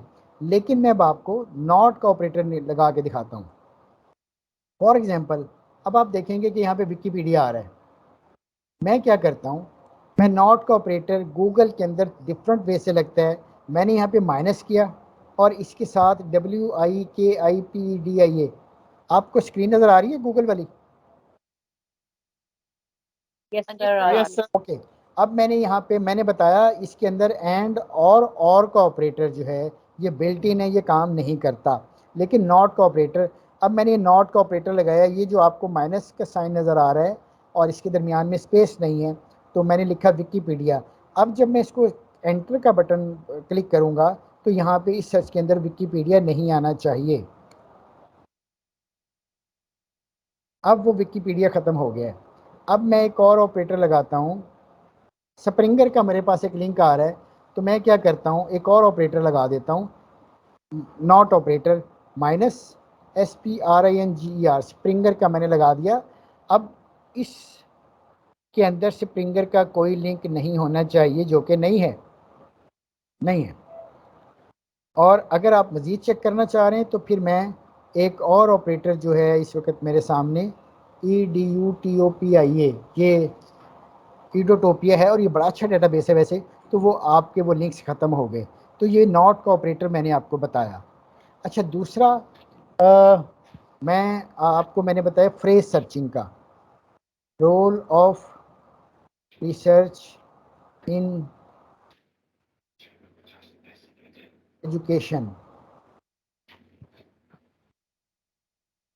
पाकिस्तान। चलें पाकिस्तान को रहने दें, अभी मैं इस पर करता हूँ। अच्छा, अब ये देखें, यहाँ पे जो रेलिवेंट हैं, रिसर्च आ गया, एजुकेशन आ गया, एजुकेशनल रिसर्च आ गया, the role of research in education आ गया। लेकिन मैं ये चाह रहा हूँ कि नहीं, मुझे पूरा फ्रेज ऐसी चाहिए जैसे मैंने लिखा है, तो मैं इसको फ्रेज कर देता हूँ। अब ये वन वर्ड है और आप नीचे देखेंगे कि नीचे जो भी रिजल्ट आएगा वहाँ पे आपको ये पूरा एक वर्ड के तौर पे मिलेगा। मैं इसको एंटर करता हूँ। अब आप देखेंगे इसके अंदर रिसर्च इन एजुकेशन कहीं पे लिखा होगा, अगर हम सर्च करेंगे तो आपको ये वाला मिलेगा, the role of research in education, the role of research in education, ये सारा आपको इकट्ठा नज़र आ रहा है, the role of research in education. तो वो आपको बिल्कुल इकट्ठा मिलेगा, इसको कहते हैं फ्रेज सर्चिंग। अच्छा, नेक्स्ट मैं जी बोले अब नजर नहीं आ रहा, अब आया। आई डोंट नो कि आपको नज़र क्यों नहीं आ रहा है।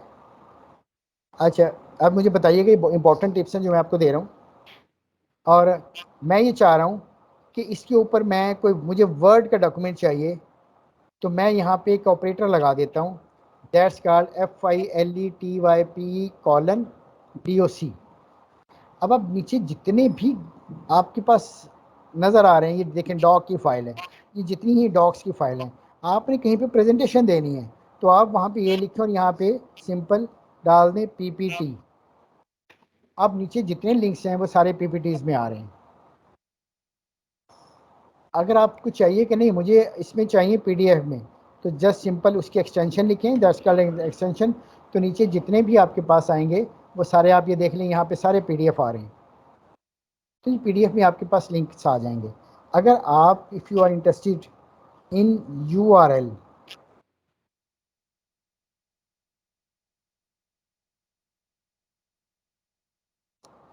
तो आप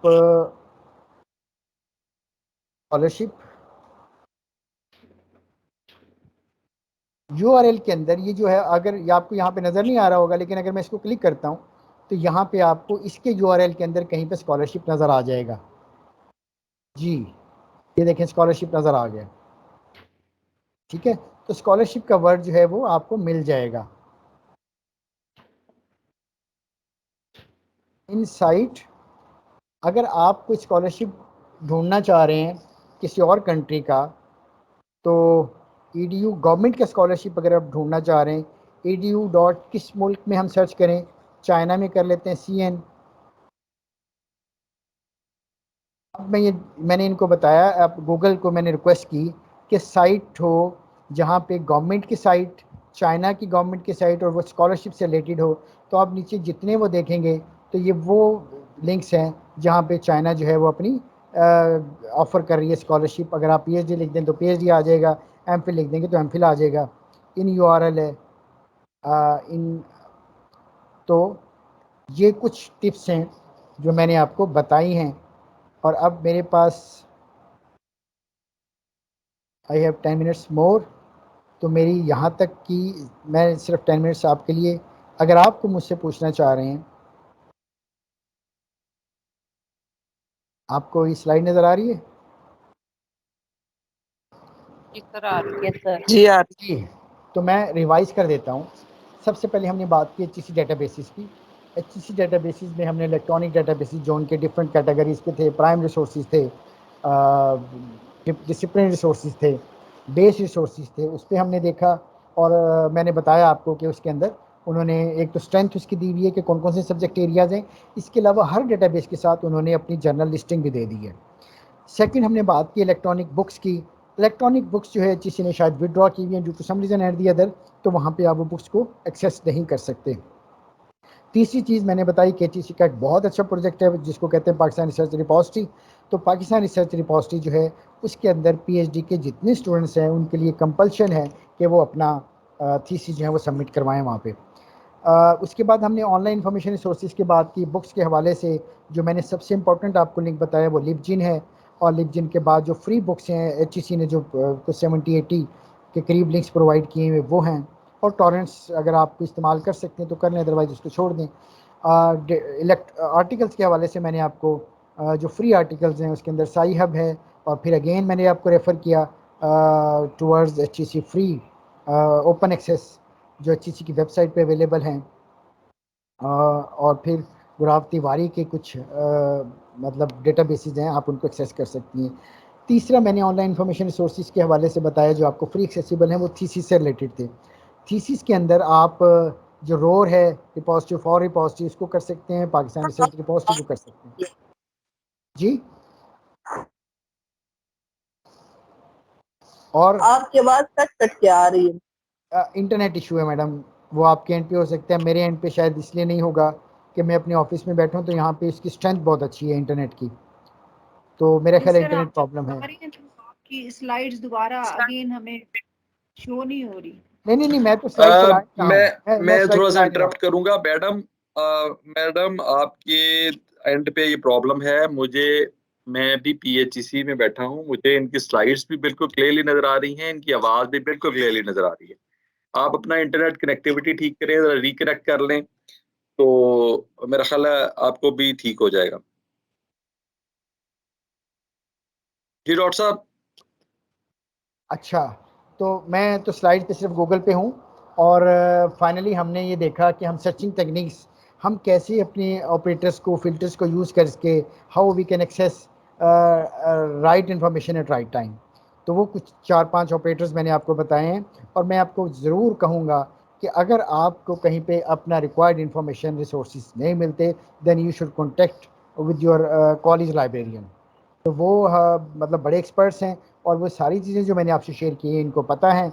और फाइनली ये जो स्लाइड है I will share this to doctor Asif, और अगर उनका कोई प्रोसीजर है तो वो आपको कर देंगे कि फाइनली मेरा जो है ये ईमेल एड्रेस है, तो आप मुझे सेंड करके आप जो स्लाइड भी ले सकते हैं और अगर कोई रिसोर्सेज चाहिए तो वो भी हम आपको प्रोवाइड करके दे सकते हैं।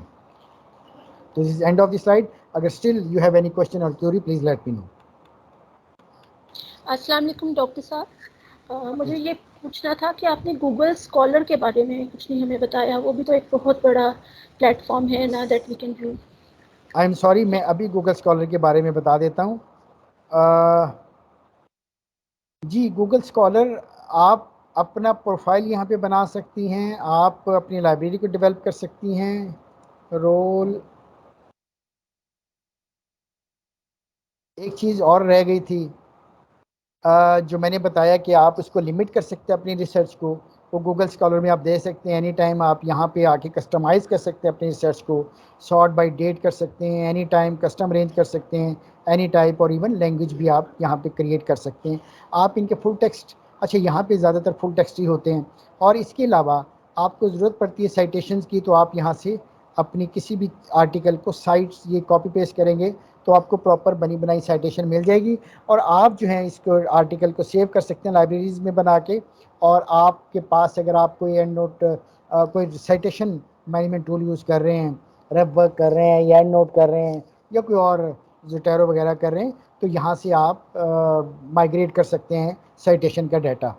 तो ये क्विक मैंने 1-2 मिनट में इनको बता दिया। लेकिन ये गूगल, लेकिन मैं आपको रिकमेंड करूँगा कि गूगल स्कॉलर पे थोड़ा सा क्वालिटी कंसर्न्स हैं।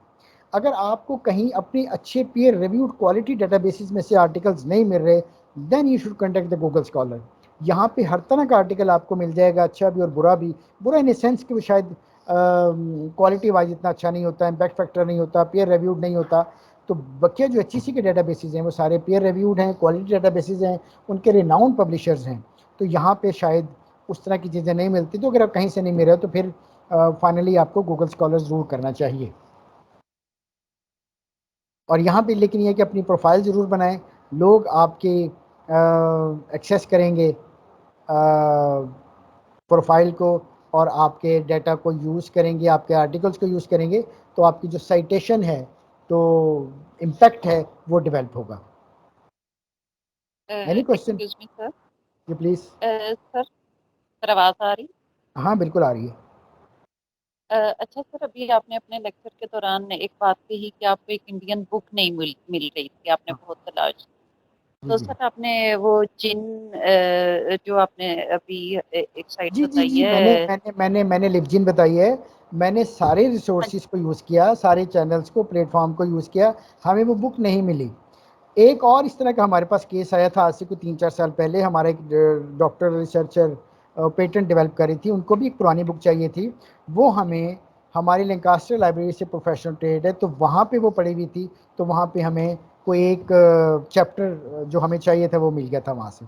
तो वो भी बड़ी मुश्किल से मिल गया। दूसरा केस ये है जो हमें नहीं मिल रहा। लेकिन मैं आपको बताना चाह रहा हूँ, अगर आपके पास 1-2 करोड़ बुक्स का कोई डेटाबेस प्लेटफॉर्म है, इसका मतलब नहीं है कि दुनिया के डाटा आपके पास है। तो वो बहरहाल बहुत सारी चीज़ें हैं जो अभी हमारी एक्सेस में नहीं है। लेकिन मैं फिर रिकमेंड करूँगा जो आपके कॉलेज का लाइब्रेरियन है वो गूगल से ज़्यादा रिसोर्सफुल है, वो अपने लिंक्स को इस्तेमाल करके कहीं ना कहीं से आपको रिसोर्स प्रोवाइड कर देगा। Thank you. जी जी वेलकम। आप कोई और क्वेश्चन प्लीज़? सर जी वालेकुम सलाम। ये क्वेश्चन है कि काइंडली जरा ब्राउजिंग और सर्चिंग में डिफरेंस रहेगा, क्लियर करते हैं। देखो ब्राउज होता है जब आपको पता ही ना हो कि आप क्या सर्च करो, लेकिन आपको अपना एरिया पता होता है।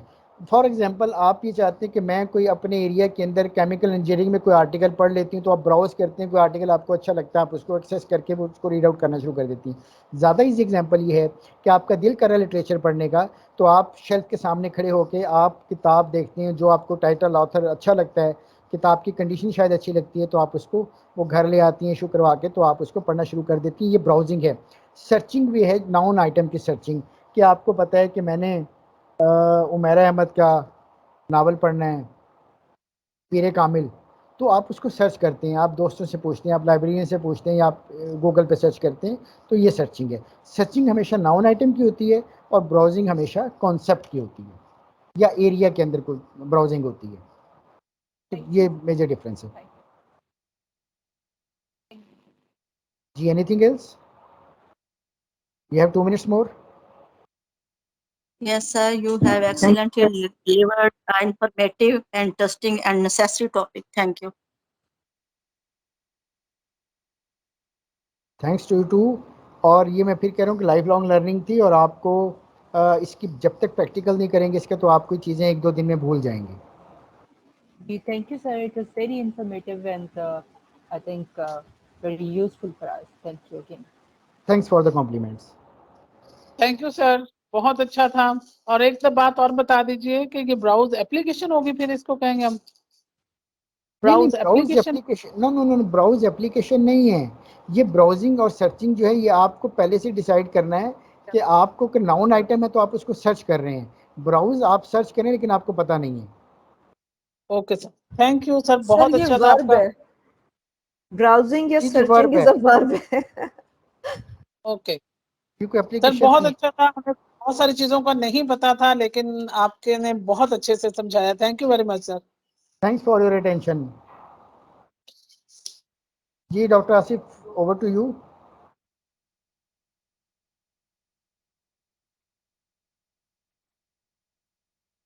डॉक्टर साहब शायद नहीं है, तो अगर कोई क्वेश्चन है तो क्विक, हमारा टाइम 4 बज चुके हैं, लेकिन अगर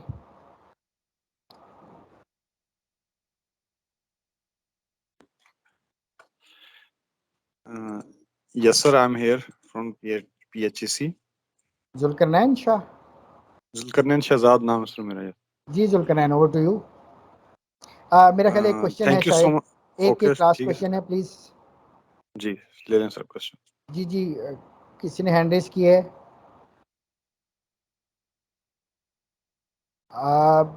प्लीज पूछें। किसी का हैंड या तो गलती से रेज हुआ है, या अगर आप बाकी। ये कोई मैडम हुमा साहिबा हैं। जी madam Humaira.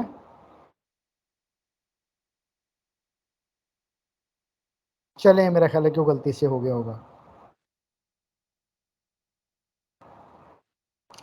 Ji Zulqarnain, over to you. Okay, thank you so much, sir. Thank you for the wonderful session. It's been really nice to hear you delivering such valuable information to our respected participants. So thank you once again, sir. Inshallah, see you soon.